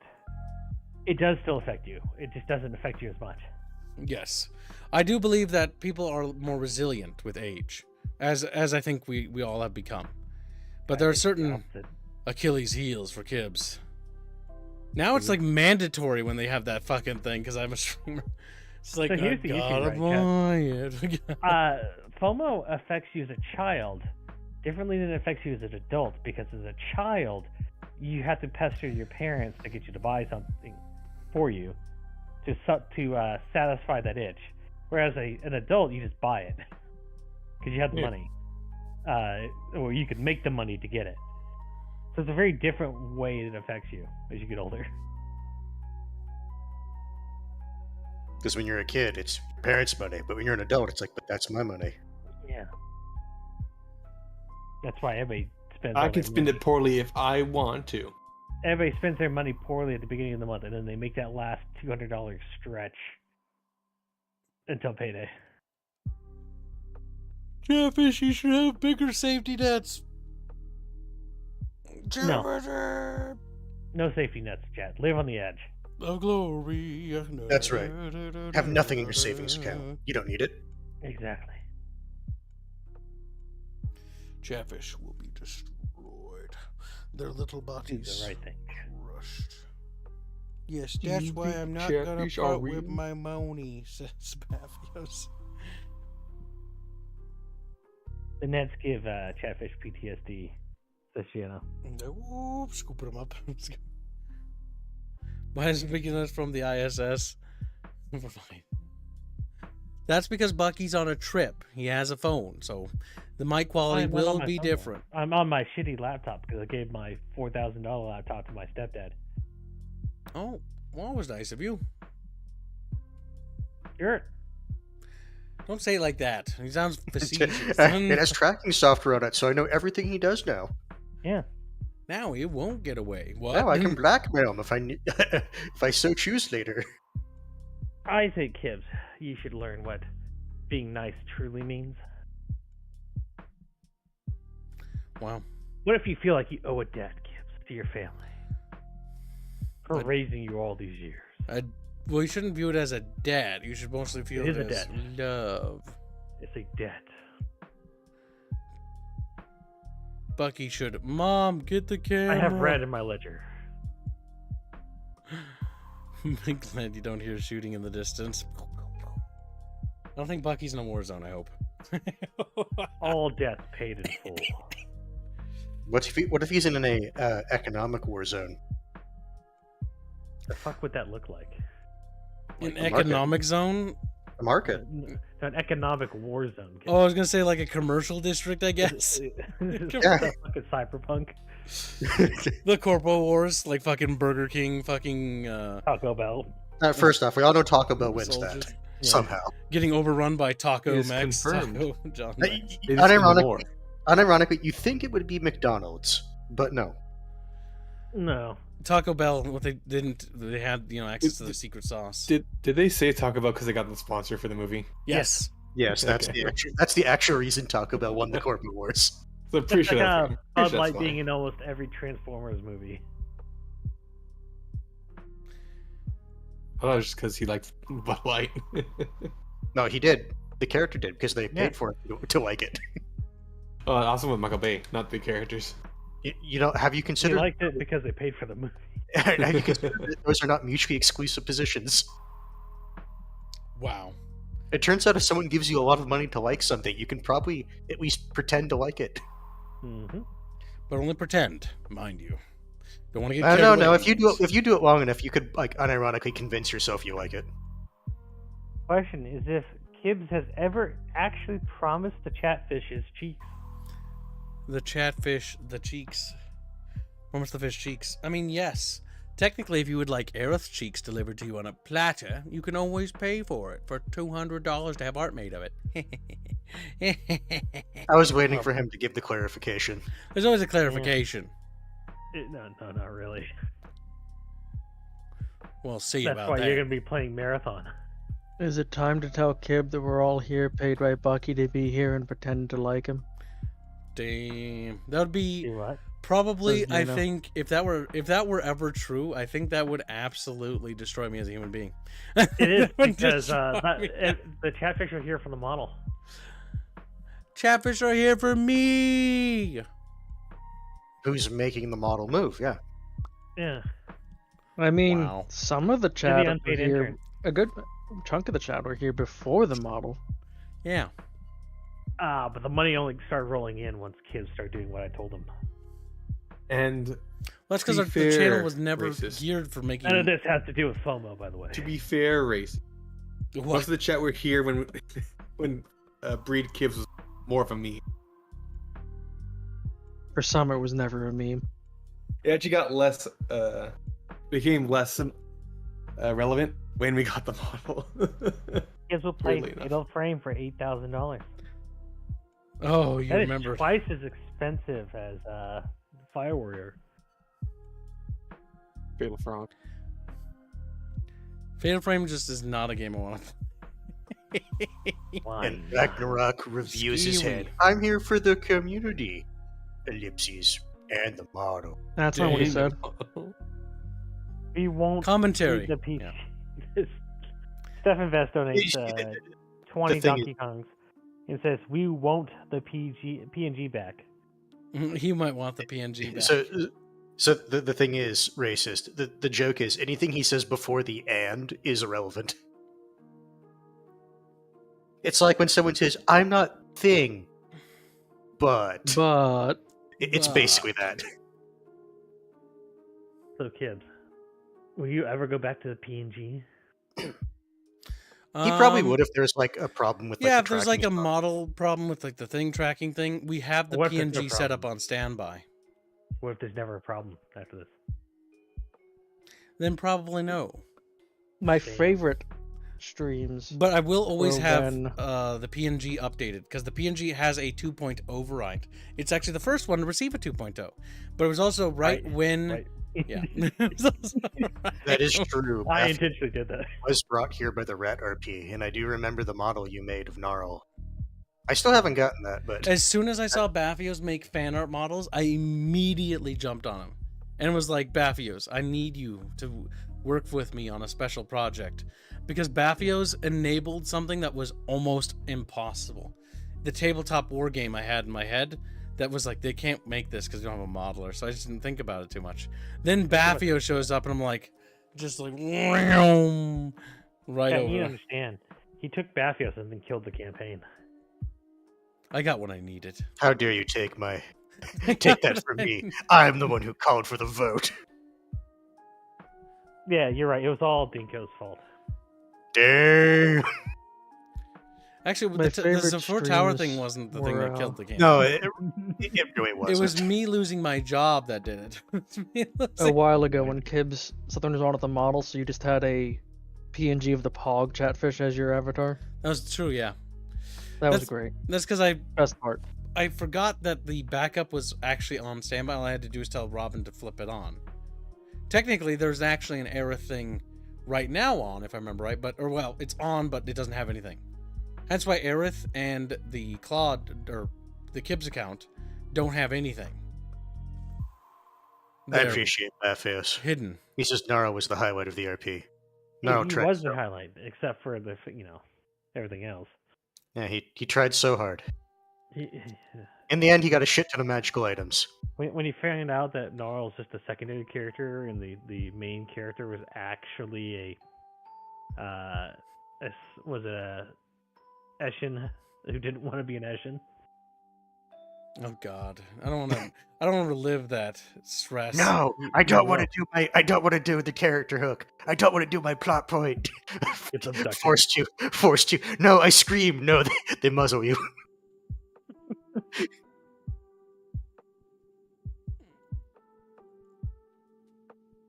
It's so good. Welcome to Stream Gunner. What game died? Oh, It was an RP. did you just get? No, I think he's just asking about the stream. Or did you just show up? I could give you a quick synopsis of what happened. I'm gonna say it looked like he just showed up and he's just You reading feel like you're chat. getting nasally there. I was. You get throat tingly, kids? No. Do you wish to sneed? Gunner, respond to me. He's like, never. Now Kibbs works as an internet waifu. Boohoo, you're a slave now. He's like, what? See, the chatfish manipulation does work, doesn't it, Boohoo? You're here more now. That's me. Encore did die. Yes, just showed up. Says Oh, Gunnar. so we're talking about FOMO. FOMO is the fear of missing out, right? So FOMO can encapsulate a variety of things. It's not a specific game or thing we're talking about. Rather, we're talking about how FOMO leads to the death of certain things, right? So FOMO is the idea that if, for example, a game has a pre-order bonus, right? That can lead to cut content or things of that nature. Which is what people often call that, which is basically the fear of missing out is what they're using. They're using fear-based tactics to manipulate a purchase. You know, there is a pre-order bonus or there's a limited time bonus for playing. If you log in today, you're going to get this thing. Or if you don't get the battle pass, it will never be in circulation again. Basically, anything that runs on the word limited time, the fear of missing out, right? The fear that you could miss out on this item. That is what we call fear-based tactics, which is the idea of utilizing pressure by making you afraid of losing something or missing out on something. There's other aspects of FOMO in games, right? FOMO can include map packs. Your friends the FOMO will affect the social strata aspect, where you are going to be like, oh, like I've got this cool map pack, but like only half of us have this and like the other half don't. So And you so- can't play it. Now, while you did buy it, you didn't really get it, did you? Because technically all of them need to get it, and you can gift it to them, right? Or you can try to convince them to pick it up as well. And maybe they will, but either way, that managed to get more sales. Now, FOMO, those FOMO tactics didn't work as well. And so map packs, because people already having to buy the game as the initial hook, then having to do microtransactions to play together was just not working. And that led to what we call divided player bases, where it's not necessarily the groups of people wouldn't buy them as maps. That works still, but as the game's player base would decline, they would have different categories. Like people would be playing on these areas and people would be playing in these areas. And by separating your player base leads to what we call a rapid escalation of decline, where people are quickly leaving the game because they're not able to get in games as much, and this leads to a declining player base to die faster. Game modes and segregation of game modes and segregation of maps is what leads to this usually. That's why usually games incentivize what we call quick play, or basically some sort of random search option by offering bonus rewards so that you will help populate those less popular modes. That's how they do it. That's actually how that works. Blake says, what about when the lack of FOMO kills an entire industry, like the movie theaters? Now the movies are going to end up on streaming anyway. People don't bother going to theaters to watch them. So the thing is with movies a and bit different. the movie industry, Corona killed a lot of that. It was actually an outside influence that played a massive focus there. Yes, EA plays a role. I mean, FOMO affects a lot of things, Gunner. Like we talked about World of Warcraft, talked about Halo, we talked about even the game I like, Helldivers, has aspects of FOMO. Limited time, you know. You can only get this object or this item if you sign in during the Game Awards or if you got it from Twitch. Otherwise, you're not getting this. And so that creates FOMO, the fear of missing out on an item. And so movie theaters, yes, movie theaters are kind of affected by the fact that they don't have a lot of good movies. But what movie theaters have actually adopted to survive in the current era is they've actually begun to reshow good movies from the previous decade, as well as the There's decade before. that. The other thing that a lot of theaters are trying to do now also is it's now the experience of going to the movies. Like the past few times I've actually been to the movies, it hasn't been to like a traditional theater. It's been to like themed theaters. Like, I'm not sure how many locations there are, but at least in Nebraska, there's a chain called the Alamo Draft House, where it's themed, like a themed theater, where it's like you walk in, there's a bunch of like old, like movie posters or stuff like that. And then the other thing is you can like order like dinner or whatnot with relatively nice seats and things like that. And so it's the experience of going to the movie theater rather than just the movie itself. Yep, Parkwood Theaters is like that up in St. Cloud, if anyone's ever been there. Parkwood Theater's got this like nice 1960s style diner outside in a sort of silver building that you can go to before the, or after the movie. And the reason why it's in that parking lot is because they're mutually beneficial companies. They also have a pizzeria inside as well that's attached to the building where you can go and get pizza and sit down and have pizza, and or take pizza into the movie as well. So they have a diner for after the movie if you want to go and have food after or before. And if you don't want feeling like diner, they've got a pizzeria attached to the building as well. And then they got the popcorn snacks, and then they have a small little arcade down the main hallway where there's a few arcades stuff like games you can play. And so these things are all there to create a thematic experience so that it's more than just going to see a movie. It's about the atmosphere of Parkwood Theater. It's the experience. Yep. And so that's the big thing. It's good for dates. It's good for, you know, maybe a family meetup and stuff like that, like as a fun gathering. So you meet up with your family a lot there. We used to. But then when my dad built like the house we have now, like then it mostly started to we still went there, but it transitioned into because we don't have the house. The home upstairs theater we built, because we built our own theater with that spare room. Now they're gonna build another one, but this one's gonna be a bit different. Baller. In a basement. So yeah, and not gonna be as tall, but they're gonna use the same, what do you call it, reflective sound paneling or whatever. It's for helping for movie theater stuff. It removes the echo in the room. Yep, so that it sounds better. And he's gonna build speakers into the walls like he did last time. My God. It's pretty cool. God damn. That upstairs theater was so nice. Alright, let's see. Subject donates $5 and says, remember chat, go see Nosferatu. We also have Alamo here too. Was that like a brand? Yes, the Alamo Draft House. Oh, okay. It's a chain of theaters. Yeah, the only theater I've ever been to is Parkwood Theaters in St. Cloud. And I don't know if that's a brand. I have no idea. No idea. I also, in some places, in response to like Corona and all that drive-in theaters to a limited degree, like not anywhere near as big as they were in their heyday, but they also kind of started popping up a little bit too. Oh, like bowling alleys. Yeah, pretty much. Bowling alleys, yeah. Bowling alleys. I'm so bad at bowling.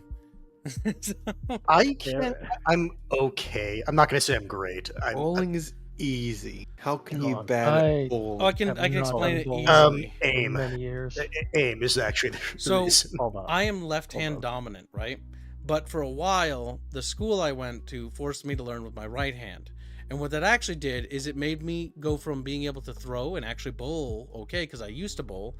And when I played baseball, they forced me to switch to right hand as well there. Mm-hmm. And so that's also why baseball fucked me. God damn. Like the baseball... Baseball? Because when they're teaching, when they force throw, you... like accurately whatsoever. Because I believe it. The brain's initial impulse is like whatever you're born as, like whichever dominant hand, which then has to get translated through. No, that's right. I have to use the other hand, even though it's a fraction of a second. It does fuck with you. And now I can't throw with either hand. So that's just like a thing that I've just think stuck that's with. Hands, go grab the femboy trying to pick up a jug of milk. Go grab that meme. I don't like this. Let's see. Oddly enough, bowling out, and yeah, that's why I just suck at bowling. Because I used to be good at it, and then I stopped being good immediately when they started to force me to do that. Just like I was excelling in mathematics until Common Core. Sure. Was it the second grade? No, it was third grade. Third grade is basically where they started to implement Common... Or no, not third grade. Fourth grade was when they implemented Common Core. because I was doing very good at math, and then I did good with math with Common Core as well. But the issue is because I learned how to do Common Core when I switched schools, and Common Core was starting to be abandoned because I realized it was retarded, is that I had to relearn how to do certain aspects of mathematics entirely because I learned the lattice method. And the lattice method is horrific for multiplication and division. That's why multiplication and division, I'm bad at it. Sure, that's exactly why. It is. Well, why don't you just relearn math? The issue is that they didn't really have a curriculum for correcting kids that had learned it. Well, just do it normal. Their idea is, well, they'll suffer through and then just Yeah. don't worry. And so the issue with that is that that compounded failure with failure, and so that's why I just never really picked it up. Now, yeah, I could spend a lot of time and try to manually relearn it, but there's no reason to, and I've never had a reason to do so. There's plenty of reason. Because my phone has a calculator and has been a calculator my entire life. But you still don't use it. Yeah. Look So- at his eyes squinting at you. So Anger, point. rage. No, sorry. Oh no, hold on. Sorry, Your Honor, relevance. How's a non sequitur, Gibbs? Shut up. But either way, that's like the reason why Kibbs is a victim. Yes, victim. Feel bad for Kib. Bad You are a for Kib. victim. Yes, bad. Yes, Of your own failure. Yes. bad. Cabs, we're only $27 away from today's goal. I'm not gonna like push chat to donate if they don't wanna. Chat, he'll never have another multiplayer event ever in the future if I it only doesn't get push met for today. donos when we're like behind by a day. Gibbs, why don't you just push the dono and say, then we can start the raffle. True. Chat, if we make the dono goal, I will tell you the... No, I won't. I just realized I don't have the other part of information I need from Tara yet. God damn it. Okay. Because I need a You were confirmation. sent something by Tara. Yeah.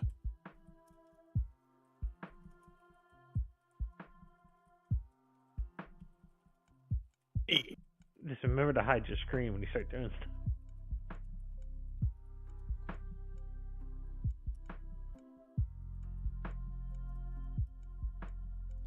Oh no, I'm using a different computer. I use the other computer to communicate. That's the one I'm talking through, actually. That's the one that's also streaming. The thing you see on screen is the computer, that's the gameplay computer. How about games this week? So I spent my extra cash already. No, I'm kidding. You donated, actually. That's not true, Sleptrock. You lied to me just now. You're a little liar. Yeah, that's just pennies to Sleptrock, though. Don't be mean to Slepsty. Slepsty gave Being us lots of saying money that when we were having a $5 is tough time. pennies to him. Yeah. I'm saying he's rich. Not a... Chuma, you're assuming. I think he's a rock. Don't ever assume. Some people have sometimes for spending money, they don't. I just best to assume how Chatfish are doing economically. Just let them be. It's a bit rude. Spider Pig donates $5. Show color. Also, how many degrees is in a circle cookie? How many degrees in a circle? 380. 360. You fucked it up again. After how much time, kids? How many? Okay, well, 180 how many degrees. radians are in a circle, Gibbs? I don't know what a radian is. I don't know. And what a radian is. I went to I special do. ed It's been a math while since I've used Radiant. after Common Core because they basically put me in with like the handicap kids, and it wasn't just me either. I had a friend there that was also transferred. He was also handicapped. Both of the other kids that were transferred to that school with me also went there. So we were like looking at each other like we're victims. Hold on, Gibbs. I want to let you know. There are certain things that you should never admit in public. Why? There's nothing wrong with that. That's literally what they were trying to do, is catch us up. But the issue is that yeah, learning basic multiplication and division was easy, but the big problem was that it took fucking forever. And then once we got caught up, it only took like what? I think a month or 2 months. And once we were caught back up, we were then re-released back into the regular math classes. But the issue is that that's when they started doing stuff like y = m squared b, and I had no idea what the fuck that meant. And I had no idea. And so I'm like, what? Why is letters now involved in this?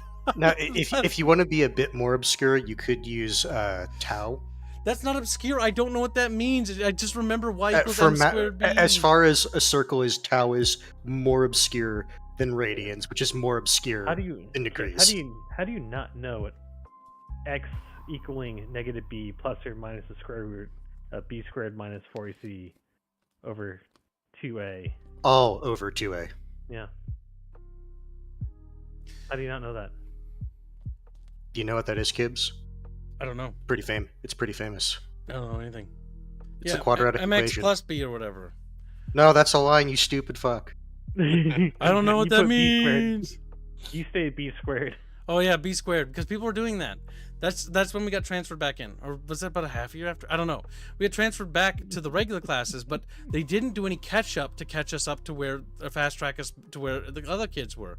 And so me, these two other guys, are like sitting there, like having no idea what the fuck is happening. And then not only did they realize that was a fuck up, but then what they did next, it only compounded that further, right? So they didn't do anything to fix that. So the next year we were just behind. And I then need to go find the special year needs after class. that, the final year, you know, was it my senior year or was it the junior year? I think it was junior year. I don't remember. One of the years, basically in high school, they're like, "Fuck it, I don't know what we're gonna do with these guys. I guess we're gonna take these three people and we're gonna put them in one of the classes that they were in before again." So with like the class that was under us, and so that we went back there, except they did that halfway through the year, so they were in the middle of it again, and we're just like, oh. We had no idea what was happening. They kept shuffling us around, and I don't think they had any idea on how to handle that. It was incompetence.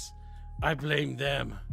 All I know is I got more confused as time went on, and I just stopped caring about math. And even the math teachers gave up to the point where it's like, yeah, they don't, like, they weren't really caring. Like, I fucking would write random shit on the answers because I didn't know what the fuck. I didn't know how to answer Yeah, anything. how many mils are in a degree? Don't know. Okay. How many mils equals a circle? Did I even need to do this for construction? I don't even think I did. Back when I worked construction for a little bit. I don't think... Probably I don't because think- you were told this is what you need to have it at. It was mostly just me hammering nails into things. Hammering nails into... So chat, we need to go back and find that special needs class and figure out if any one of those special needs children knows how to do math better than Kibbs currently. They didn't. I can tell you that because after we advanced out, Currently. they were still doing the same thing afterwards. Currently. No, they didn't. I can almost guarantee that because I've seen them. They're nice guys, but they just have some issues. Solve Florial's math equation. And I'm not going to name their Oh, names. that's that'd be why you're rude. familiar with Mills, U.S. military. Okay. I was going to say, Mills, that is not something I remember. Looked at it's like, okay. See, Bucky is US so eager military- to bully these poor U.S. handicapped military kids. and NATO use it. So mean. Now, either way. Mills, go ahead. Boohoo says, other streamers literally begging Kib's a good person. What? What are you talking about? Okay, never mind. I misread that. I thought that was asking me something. I'm confused. All right, next thing. Yeah, but good person. Oh, you're coughing, Kibbs. Yeah, he's Listen, dying. Oh. Random headline Deal. that got... It's just a little cough. Random headline that got me thinking. How do you get disqualified from a chess game by wearing jeans? Come here. That's true. Come here. I used to Kibbs, play why is chess that the tournaments. case? Why are you disqualified for wearing jeans? All I'm going to Because, disqualify you for is if you do Wayne. crescendole. I'll kill you. The tournament requires you to wear specific clothing. Pashendale is a Gotta peasant wear move. I'm still khakis. mad about that, by the way. Wear khakis. I think it's called Pashendale. Is it? Let's see. Google. Chess move where pawn kills in front of it. In front And of it. there's no- passant. That's what it's called. En Oh, passant is oh. where it crosses over. Oh, Oh no, that's when it crosses over, not directly in front. So as a pawn tries to jump past you by 2 squares, you can attack the square it would have been in if it had only moved once. Oh, it's This dumb. sounds That is like- what en passant the is. French Honestly, move. I want to say Yeah, this hey, sounds on like some phone. gay French rules to me. En passant was honestly cost me a game. That's why I love on. I would have had another Because first place people are trophy dumb. had it not been stupid. Because A, we weren't even informed en passant was legal. So it wasn't even on the list of like legal moves during the tourney. So that was bullshit. Bullshit! Here's the issue with stuff like that. You have to look at what's legal, but then also what is explicitly banned. You know, As it's, terms you of know, moves. it's, you know, it's explicitly banned, Kibs. What's- Swapping out, promoting a pawn to a pawn going the other direction. I don't know necessarily that's. I don't really remember. I just don't remember anyone ever wanting to do that. It was Well, always because, transference of usually 9 times out Like of 10 it pawn was to always queen a or queen. any, like literally any. Yeah, Well, queen. that's what promotion is for, is to promote it to a different rank. Sometimes I would occasionally see people transfer it to a knight, but like I always thought that was just not as That's right. viable because the I- queen I- always had. if you're gonna get the pawn all the way across the board, go for the fucking queen. The queen is just more tactically viable because you can do a lot more with it. Everybody goes for queen because they're chumps. I prefer the elephant. I hear chess noise nerds. What do you mean? I used to play chess tourneys, but I don't anymore because I wisened up and got my act together. You learned that chess was gay. I learned that at the upper stages, when you reach the certain threshold, when you get good enough, that it just becomes cancer. It just becomes... It's almost like any Hi. sort of professional ladder competition. So my preferred way of playing chess is always discovery checking people. hmm Meaning the piece you're moving isn't putting you in check. It is the piece behind the thing I'm moving that is doing it. So you can't attack the piece I'm moving. My favorite opener still, I think, has got to be the Queen's pyramid. Gambit. Queen's Gambit's lame. That's so Yeah, novice. but that filters out people That filters out anyone who doesn't know how to play chess. like you. Queen's Gambit is literally how I immediately moved up the ladder because, like, the people that would do that would be like, "Oh, you know this cool," and I just like do pyramid and then they're dead because their entire fucking normally strategy collapses. Now, sometimes people have plans after the pyramid, or not the pyramid, the Queen's Gambit. But the biggest benefit of the pyramid, I think it's called the pyramid, or is it called the Pizza Tower? I don't remember. Either way, the That's biggest fucking thing about the defensive play was that it always basically forced them to attack. And when they would attack, if they attacked early into the defense positioning, they would expose themselves. And if they attacked after the defensive positioning was complete, it didn't matter because now it's fully complete and everything's checked. So you're just fucked. You can't take anything on the front. Chad, how many people know that this is still coinciding with FOMO? It isn't. This is just chess autism, but this is also a podcast. The Bunchcast isn't strictly one thing. Always has been. It's meant to be a relaxed podcast. If you weren't here in the beginning, Chad, you missed it's FOMO. Yeah, you thing, missed- you FOMO. missed out. We've already moved through the FOMO You- subject. You Yeah, FOMO'd now we're on out. chess. But I chess, like the Knight's Castle the biggest thing, if I'm playing black. castling, yeah, no, that's where you take the king and you No. slap him over there, yeah. No, that's castling. Knight's Castle is a different thing. I don't remember which one that is. It's where you push your pawns forward and you have all of them guarded by your knights.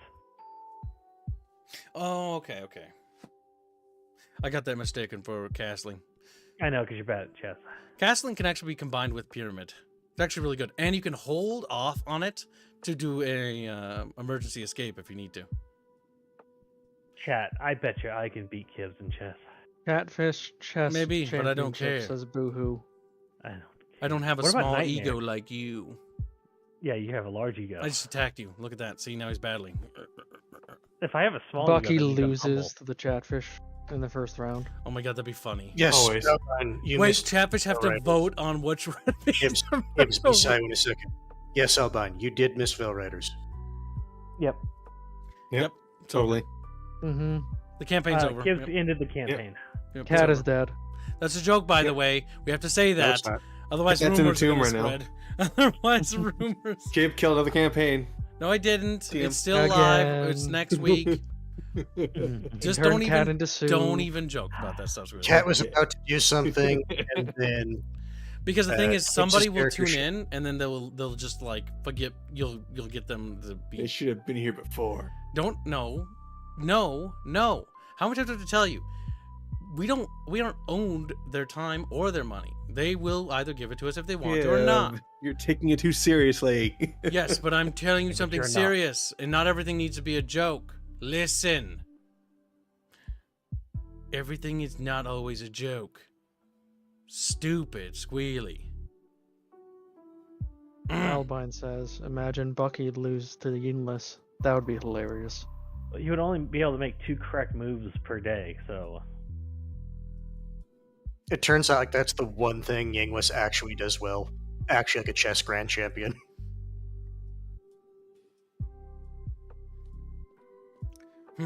All right, chat. This is the last call. Actually, no, it's not.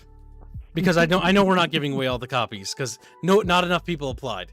But this is Actually, we're very $10. close. Now, there is limited time because it's only on that price. it's because only of the when it's on sale. Yes, FOMO, chat, FOMO. Like, eep. All right, we're We doing a have raffle. 15 people on the raffle, so they all Chatfish, receive it. if you would like Attack on Titan, fuck Christ. If you would like Titanfall 2, you may enter the raffle by adding Reguline or Rapier Kamigawa. We have 5 If- more slots available for If you would Is like this on Steam? yes, this is on Steam. on Steam. no. If you would like to racist be on the Kamigawa. Battlefield 1 raffle for Battlefield 1 Revolution, you may enter the raffle. And You Bucky, can I need add to me give for that to you. Titanfall 2 then. What do I need to be given? I don't think you have Battlefield 1 yet, do you? I have no idea. I haven't checked my Steam. Check I it for you. wiped my gaming laptop. Also, Florial only wanted Battlefield. That's why he's blue. Okay. Then come off to the side then. Actually, how do I stock your Steam profile? I don't even remember how to do this. I used to do this live. Why are you trying to stalk my Steam profile? And Bucky already has Titanfall 2.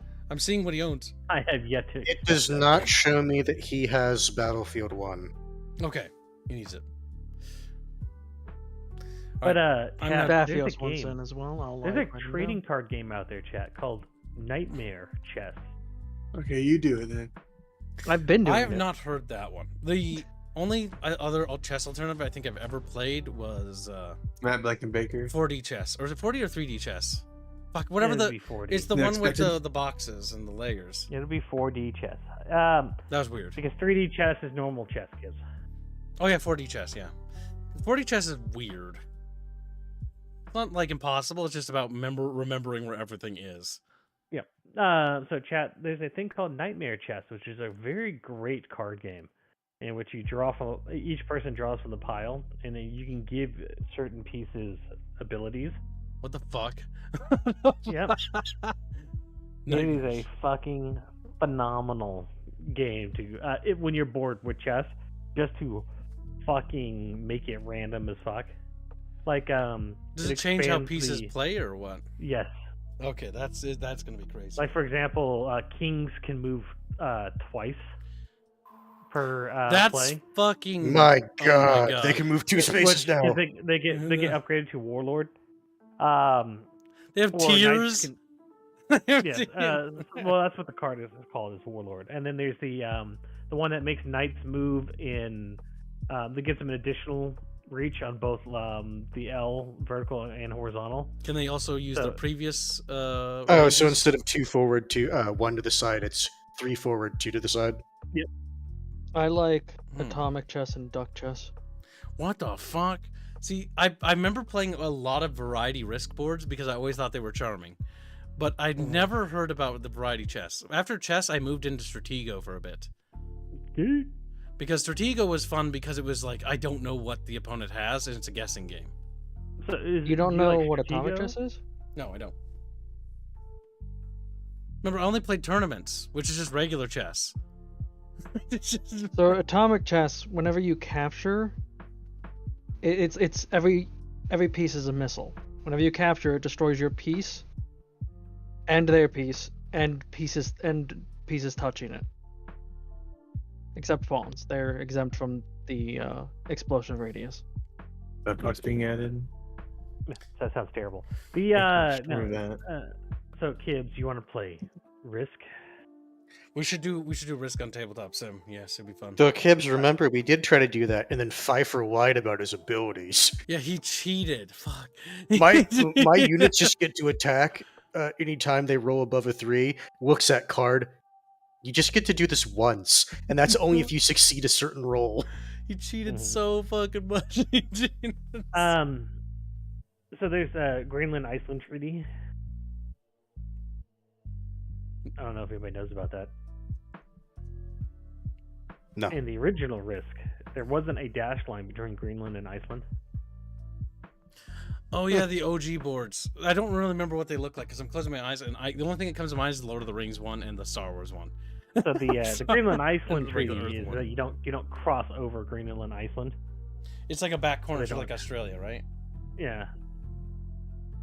Most people will say that that's gay and they don't use it, but I find it funny that you just don't attack through Greenland and Iceland. So whoever holds that is you just agree not to attack.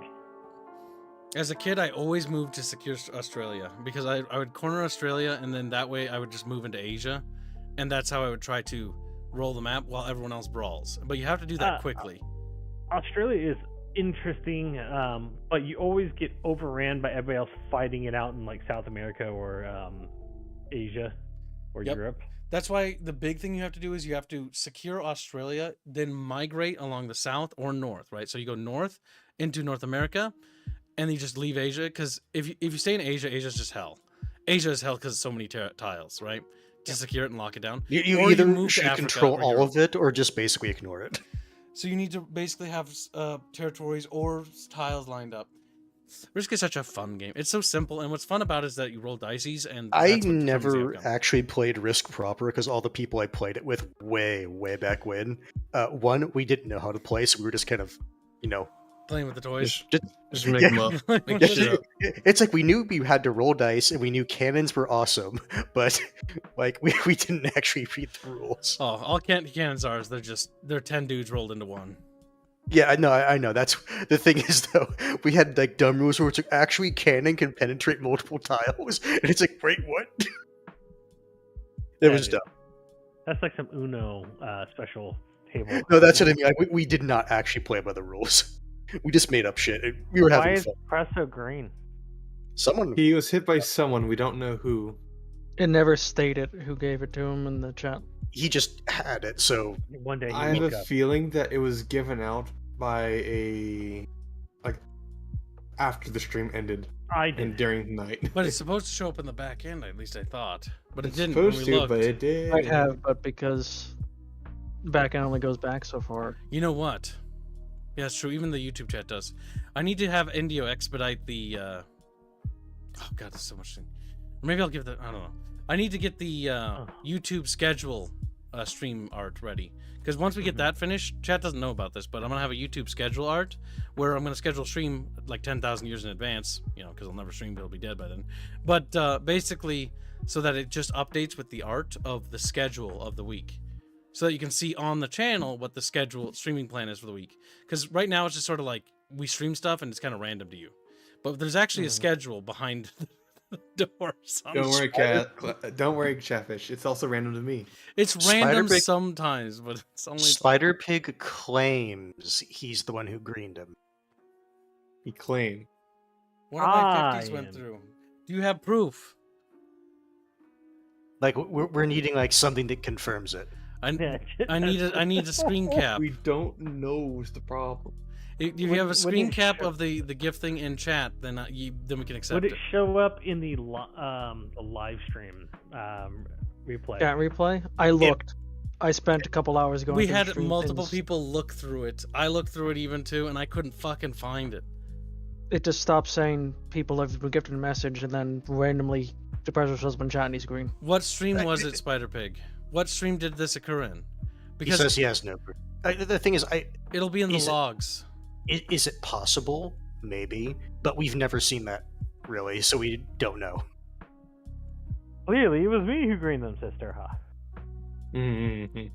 With the squiggly face. One of the best. Also, Albine posted his character in Helldivers.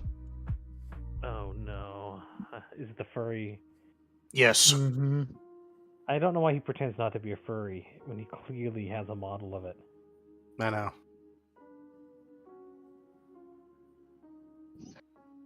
All right. It's time to do the giveaways. But we didn't make this week's goal kit. We He will. technically said today's goal. Yes. The community events I can only do after we reach the daily goal because we need to try to make it. And if technically speaking, if it's just a slow week and things are tight, then things are tight, and we're still going to try to make the community event happen. It's just usually we don't do community events because community events don't really do well. That's it. Usually do. I always It was make sure before that the we do Battlefield 1 stuff stream started. Is when Holly says, "Yeah, that seems to be the case." Or when Depresso became green. because he showed up and he was green, and it caught me off guard because I didn't see any pop-ups because we keep an eye out for those. All right. So I want to get the Battlefield 1s out of the way, and then because there's Oh, more. if you want to, okay. Then for Battlefield 1, Stop making noises, game. I need to add you to cart, and then need to add.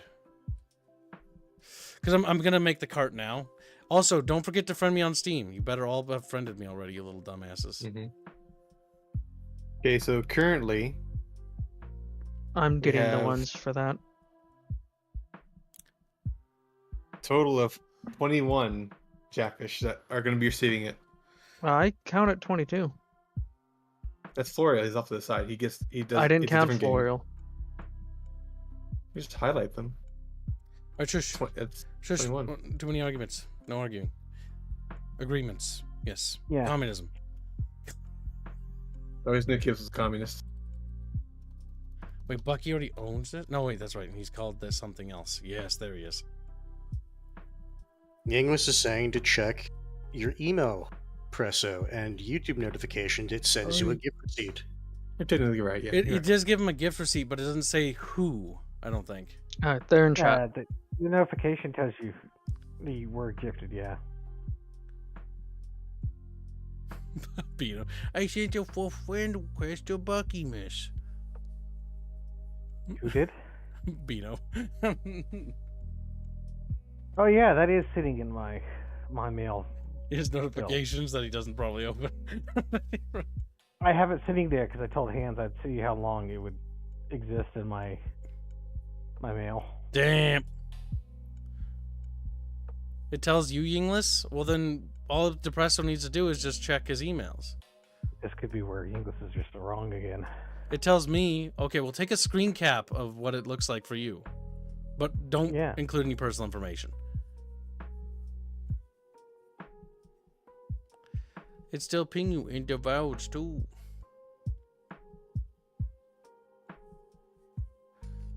Yeah, that's why I'm having English take a picture, because that way I can yell at him for fucking lying to me. For fucking lying. Let's see. Battlefield 1 is listed out as well. So you got them all added? Okay, so I'm going to start getting the list, and then we're going to start. Yep, it's in the chat. The Battlefield 1 is Steed. Okay, because we'll get them, and then we'll do a kill zone. We'll do wrong game. One day you'll call it the right thing. Nope. No. So Jeff Sneedstein. Unexpected. Unexpected isn't called unexpected. Oh, fucking hate you guys. Wait, why are you getting unexpected? Because he's listed. Or Moogie. Oh my god, my eyes don't work. Unexpected. Yeah. God damn it. You guys need to standardize your Steam names to your YouTube name. You could just nickname For them. Battlefield 1, on your it's Jeff Sneedstein, Moogie, Boohoo, Green Branch, Grumpy Rat, Psychostar, Gregors, Florial. Alright, Boohoo will have to wait because he just accepted his friend request. Green Branch. And if I miss anyone, just let me know, Chad. Cisco or Grumpy.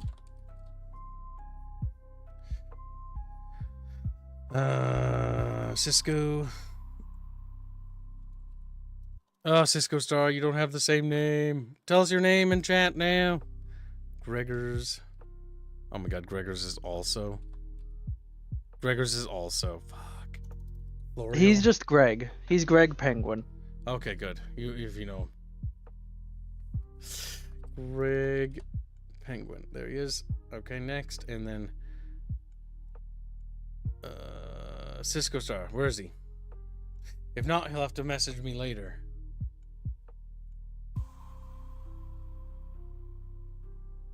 Alright, I don't see him, so we're just gonna move on. Message when you have it, Greg or Cisco Star. Alright, so now I need to refresh because Boohoo just got added to my friends list, and as I found out, it doesn't update right away.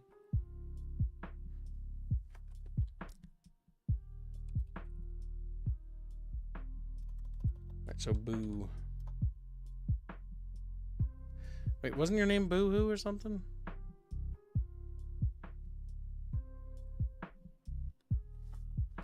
Why is it not updating?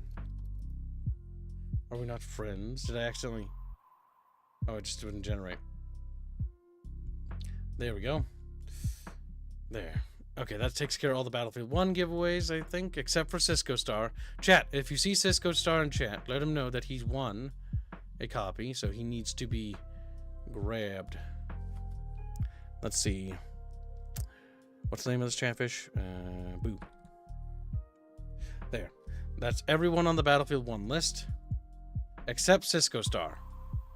Just Moogie, Boohoo, Brain Branch. Yeah. Okay, so Cisco Star, write down his name to be yelled at when we see him. To be fair, he might have had to go to bed though, because it's different time zones. So don't yell at him. Don't yell at him. But maybe. You All need right. to make a note of that, right? The Battlefield 1s have been sent. Now it's going to be what's the name of the game? Titanfall 2. Titanfall 2. And there's 22 people for it, so They're all gonna win. I'll cover them. okay. It's I close kind of enough. gave you enough for that. It's close enough. I'll cover them all.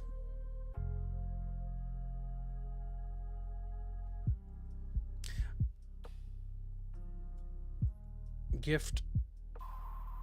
Continue to gift options. Send to. All right, so we're gonna go down the list. Stefan Vest.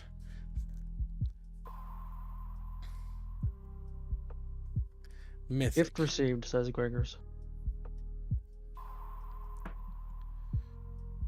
And Silverin. No, everyone's getting it unexpected. Yes, everyone. There wins. is no raffle. The raffle was a lie. I lied. That was to pressure you. That was to FOMO you into actually just saying it so you get your names on the list. Were you supposed to be on the Battlefield one unexpected? It's so goddamn cheap. Were you missed? Because you didn't specify. He can be. If he didn't specify, I always assume both, by the way. Oh, well.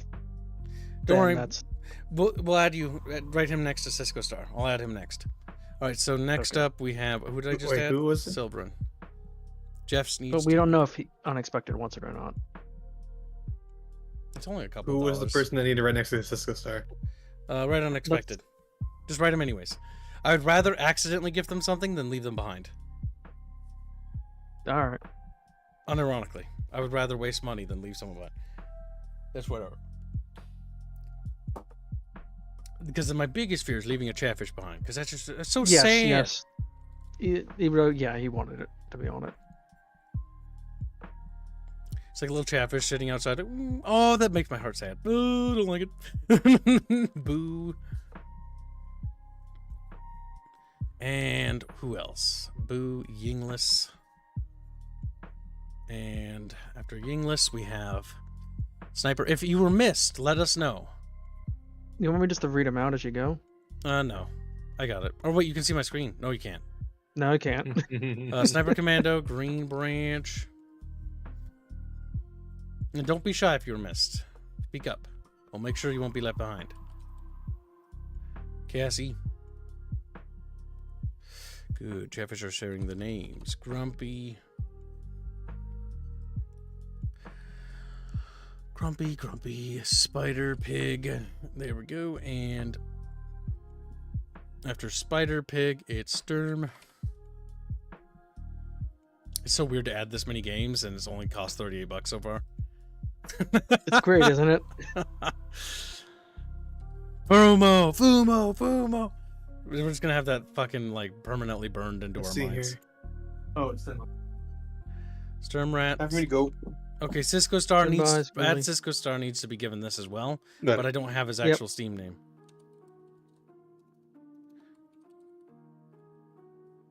Greg Penguin.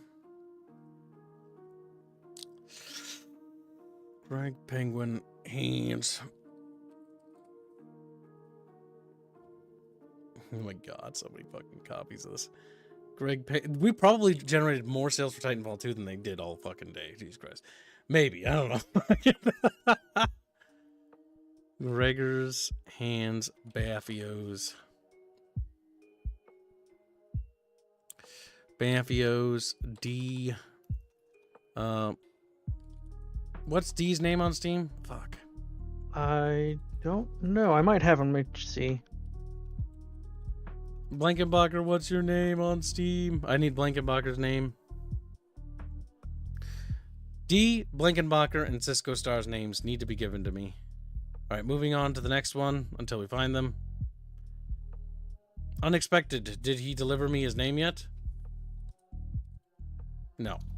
No. You still haven't delivered your name, Death6227. This is why you guys need to standardize your names across the board. Unexpected Blankenbacher. Okay, Unexpected Blankenbacher and D need to give me their Steam names. All those three. Slept Reek. Oh my god, Sleptrock. Why do you not have that name? Why do you not have your name Sleptrock? Sleptrock needs to be added to that list as well.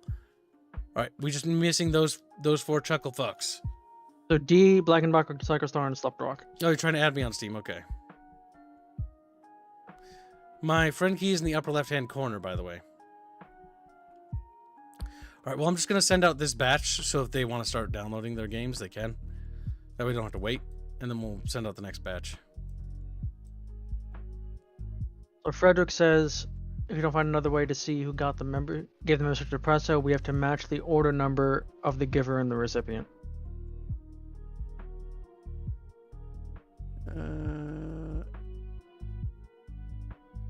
Is there a reason why I cannot?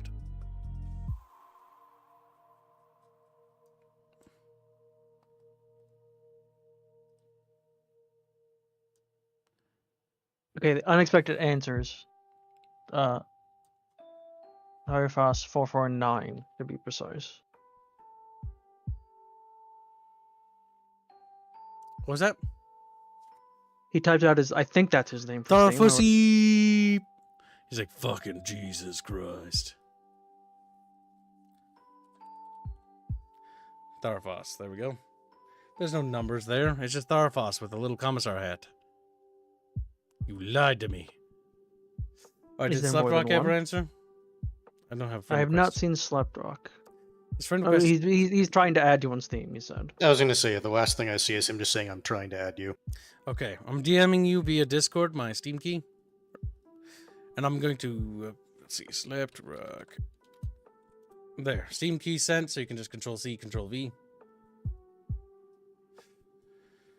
All right, I did Unexpected give his name. Oh no, he did. Yeah. Who's the other one missing? Cisco Star and Blankenbacher. Taco Hunter. Psychostar. There's probably a lot of Taco Hunters.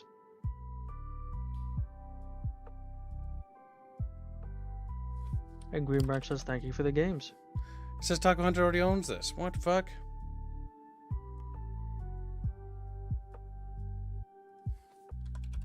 How many Taco Hunters are there? It's just him, and it's his Chatfish. You already... Oh, did you want to be on the Battlefield 1 raffle, probably? Slide his name over there, that's probably it. Florial and Boo are true friends? Doubt. Well, you can thank me and Choomba, because it's also thanks to Choomba as well, because Choomba donated for this to help it. At least for the Titanfall stuff. Two of them can be thanked for me, yes. I mean, I paid enough for that many, technically. No, it's going to be lost in taxes. I'm telling you that right now. That way I get credit, too.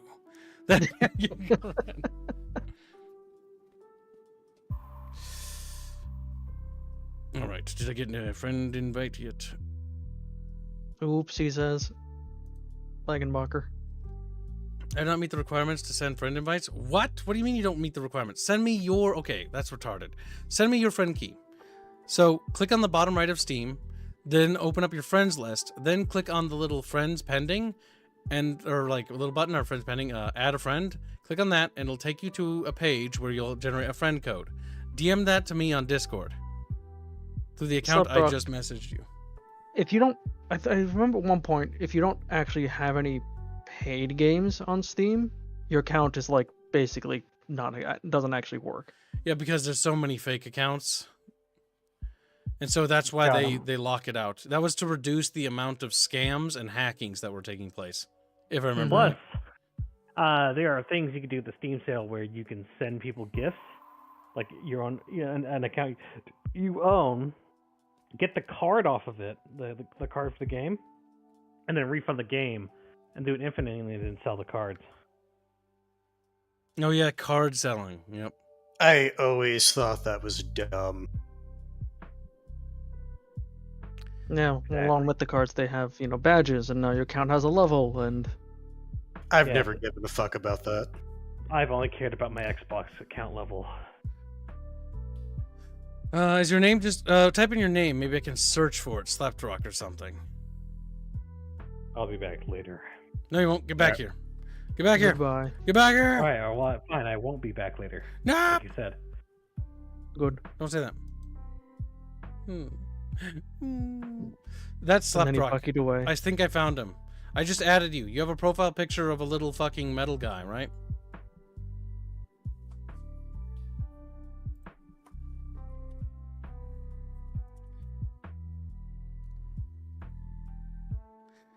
You should have a friend request now. You now need to accept that friend request.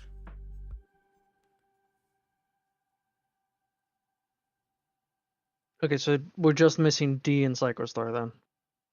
Yep, D and Psychostar are the only two we need to get their Steam account names, and then they should be done.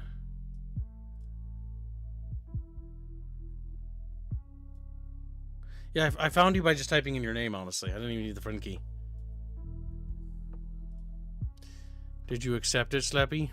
Slappy! This is why Yes, he he calls did. you Coconut. That's fine. Coconut is a nickname that won't stick. Trevor's like, Doesn't make any sense. Why would you call me Coconut? Doesn't make any sense. You can try to make that stick, Slappy. He's like, fuck, Slappy's so good. But it won't. There we go. Which community game is today? You said Battlefield 1 would be... Yes. Mostly because there's going to be too many people for Titanfall 2. Because Titanfall 2 has a cap of 12 players. That will be used for smaller community events. Due to regional prices. Oh god. Which one of you is the regional one I have to worry about? What the fuck? Why is Dead Space in here? That's a What? weird bug. Yeah, no, now it's gone. Okay. I wonder if Steam will yell at you for purchasing too many things at once like it did for me. It's not yelling Although for me it about might that. have been price. It's regional, if I had to guess. Oh, it's gonna be like the British people or something. It's always them. All right, British people. I might need to pay Or value Australian. money.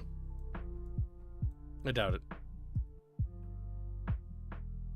I'd had issues with the region lock games trying to gift The them gift to you are trying to Australians. send cannot be sent to the recipients due to regional price differences. Okay, which region? Oh, fuck. I hate this so much. Just, I don't care. Change the price. Make me pay more. I don't care. I don't care. Just give it to them. It's not telling you which one is it. No, it's not. That's the problem. That's why I'm hating this. All right. Process of elimination. Mythic is one variable because he's British. Last time it was Britain. Or was it you, Mythic? It was you last time.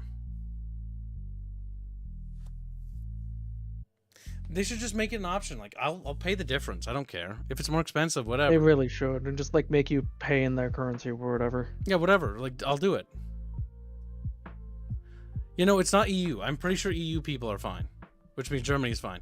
It's normally always a specific special region. Like Britain. Britain is usually the stick in the mud. Not Chatfish's fault, just British fault. Alright, so. Euro and dollar are really close right now. Well, it wouldn't matter, even if it's off by cent. But yeah, that's not the thing. I'm trying to think. Kids managed to gift me BF1 yesterday, and I'm finished. Yes. Okay, I'm thinking. Alright, write Mythic's name down, because I'm going to remove him, and I'm going to test to see if it'll let me send. Okay. Right, because I want to make sure we don't miss anybody. Alright, continue. Nope, regional price differences. Fuck, it wasn't Mythic. Don't add Mythic back just in case. Yep, process of It's- elimination. There could be another British fish. If any British fish are here that are on this list, please sound off. But I don't think there are. I know it's weird, but I kind of know where you guys are all from. That's kind of weird. It can't be Britain and worked for me, says Gregors. Okay, Britain works. What region is different? Hold on. That worked for Battlefield 1. Games might have each Different game pricing. set its own price region. Oh god, what if it doesn't work for any of them because Titanfall 2 is hyper-specific? It could be. Send me your PayPal, chat. It's gonna be awful. It's gonna be awful. I'm gonna do that outside of stream, though. Yeah. If that's the case.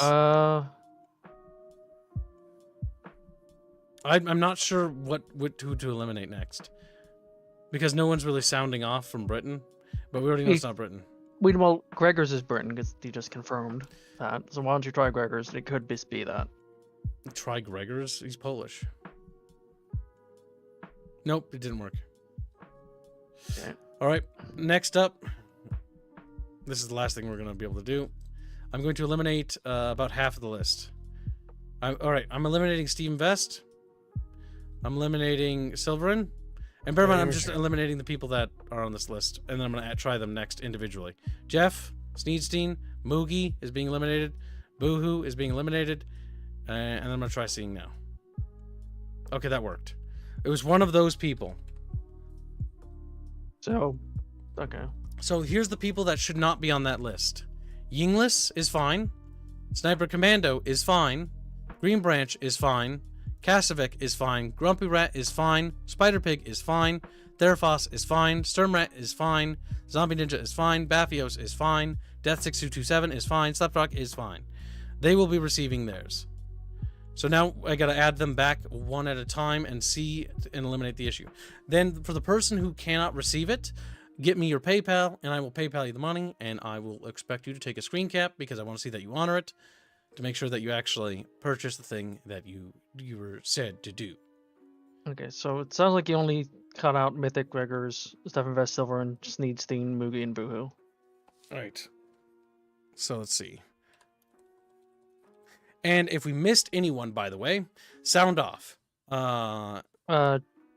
You did Death 6227, right? I believe so, but I'm not entirely sure because I don't have it open anymore. Right. If we miss you, again, sound off. You will not be left behind. All right, so let's go through the names of people I need to add again. Mythic, Gregors, Stefan Vest, Silverin, Much Jeff slower. Sneedstein. Okay, Mythic. I'll let you know when I'm ready. Okay. All right, so Mythic, and next. Gregors, or just Greg. Okay, next. Stefan Vest, Next. Silverin, Next. Jeff Sneedstein, Next. Moogie, Next. Boo. Is that it? I believe so. I can Oh. tell by inflection. Gregors. Yeah, I got him. Oh, I already listed him. All right, we're going to try again, but this is going to obviously fail. Yep. Okay, so let's eliminate based on region. Because I know where chatfishies live, I can kind of eliminate them based on groupings. All right, I'm going to eliminate... Moogie uses a funky money. Let's see. Yep, Moogie. Moogie needs to be PayPal'd. Okay.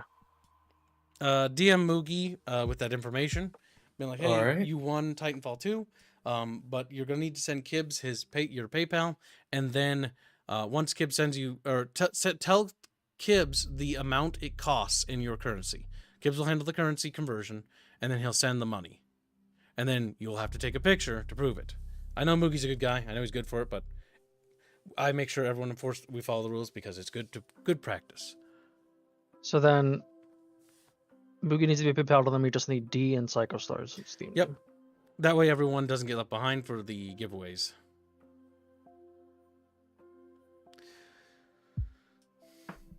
And Squealy's back.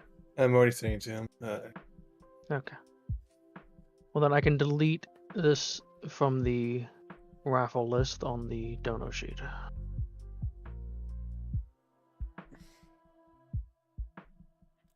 right. Now with the gifting taken care of for now.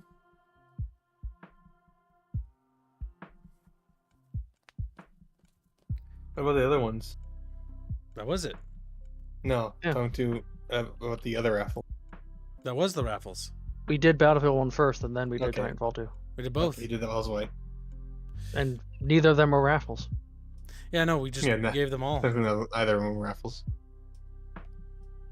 Also, if anybody is watching right now and just joined us and you would like a copy of Battlefield 1, let me know. Just DM me on Steam. I will give you one so you can join us for our community events. I'm going to extenuate that offer a bit further because it's so goddamn cheap. So don't worry about it. Don't worry about it. All right, let's see.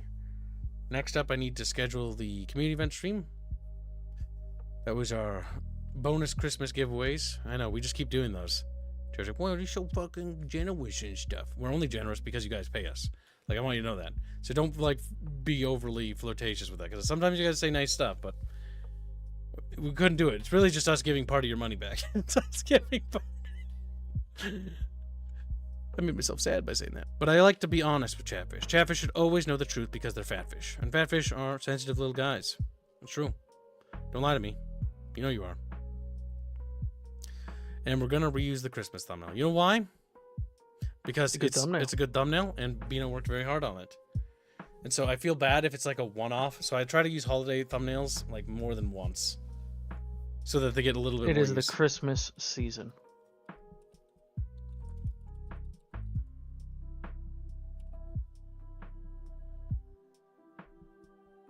D, what's your Steam username? Ah, D's here. Good. I can eliminate another one. And Hiro Yuri wants Battlefield 1. Do me on Steam here, Yui. See, I always knew there's some chaffers that slip in there.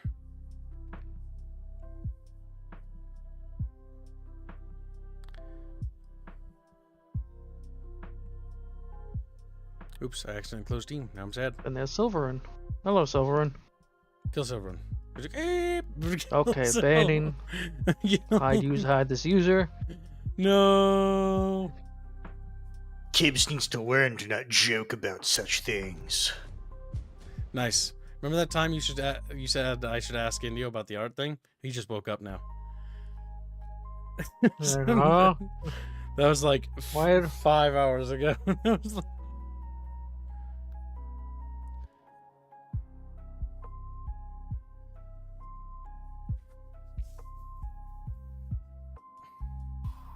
all right, let's see. What do I do? What am I doing?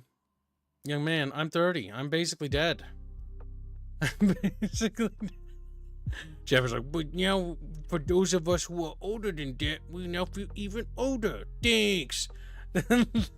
No problem. I'm going to say that every year until I am dead. Then it'll be extra funny. Now, did D finally say what his dumb Steam name was? Or is he being dumb? Because he's got hyperfixation. All right, D. He's saying Love is Blind. Oh, and Love is Blind is his name.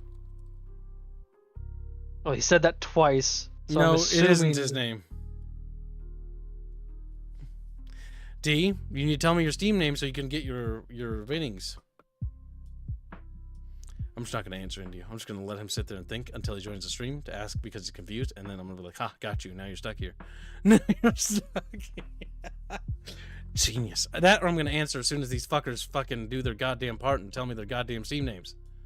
All right, whatever. D's not Remember, telling me his chat. name, and I'm going to continue. I'm going to delay it if he takes too long. All right, so next, who's the person? Unexpected. Here, Yui. Steam has been crashing half the time. It's the last thing he said. He still needs Psycho Star if he's It's Love is still Blind. lurking. I don't have a friend named It's Love is Blind.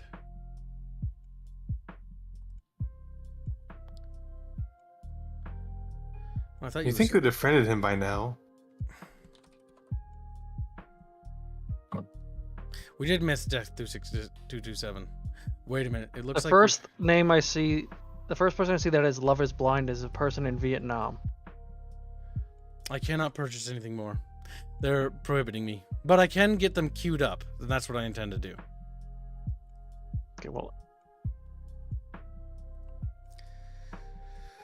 It's Love is Blind. Well, I don't care. Send me a message on Steam, if that's the name. so send Kibbs a friend request. Because I feel like you Is- haven't done that, you fucking moron! You fucking...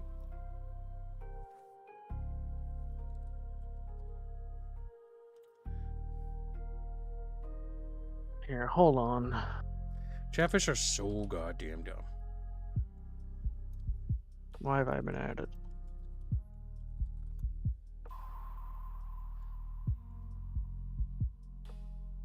And I feel like he's wrong. It's probably Light Love Bud, because that person's from Australia, and he's also on my friends list. And the only other Love is Blind is a furry. So you pick your choice. Or Vietnamese. He's probably a furry. Love is Blind is such a goddamn common name. Holy shit. A lot of them are Asians, though. And they're using real-life pictures. But why? Why? I think his name is Light Love Bud, because when I search love on Teddy's friends list, It's Light Love Bud, because he's fucking moron. Moron! Okay, you know what the best way to see if it's him is stalk his Steam account. it's private. Games? No, it isn't. Let's see. 7 Days to Die. His name was Love is Blind at one point. It won't let me filter by hours because he's hiding that information, but I see a lot of strategy games on this list. Which means that there's a high probability that it's D. Yes, Mr. Gibbs, says D. Oh my god. Yeah, that's right, you little bitch. Yeah, you tell me your goddamn name, you little British fuck. Or Australian. He's like, eep. Light Love Bud. Now, which one did he want? Both? Okay, he already I owns believe this. he was just in the. It must be Titanfall. Yeah, 'Cause he he was owns just the in other one. Titanfall. Yeah, I was checking. yeah, just in Titanfall.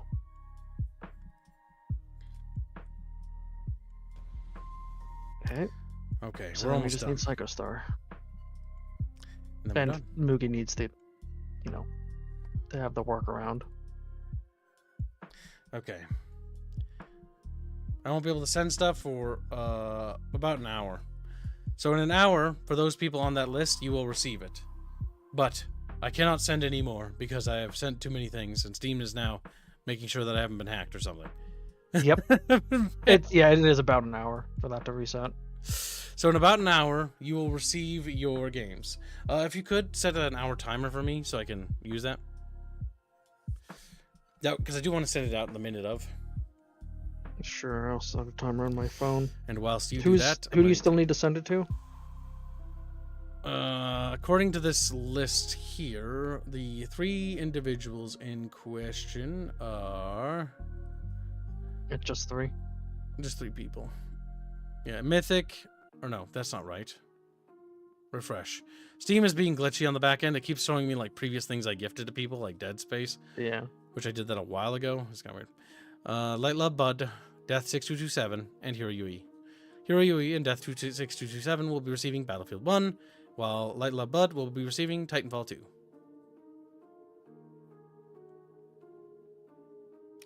Okay. That is taken care of. So wait, just Death 6. You don't need to worry about it. You just need to remember the timer. Okay. The individuals in question are already listed. All that needs to be done is send Okay. it out. So it's on your end and it's just sending. Okay. I started my timer, so. Okay. And in that hour timer, we will then resend. Mhm. But I'm waiting an extra 15 minutes because I accidentally just clicked on it again. Accidentally just... Unexpected also asked for it. Well, did you give me your name? Yes, Yeah, I sent you it to you. did. Pretty sure you already received it there, Fuss.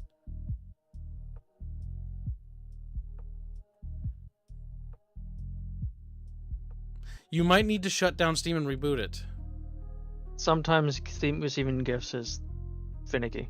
Yeah, no, I'm 97% sure I sent it to you, but if it didn't go through, turn off Steam, turn it back on. If it's still not there, then I'll add you to the list.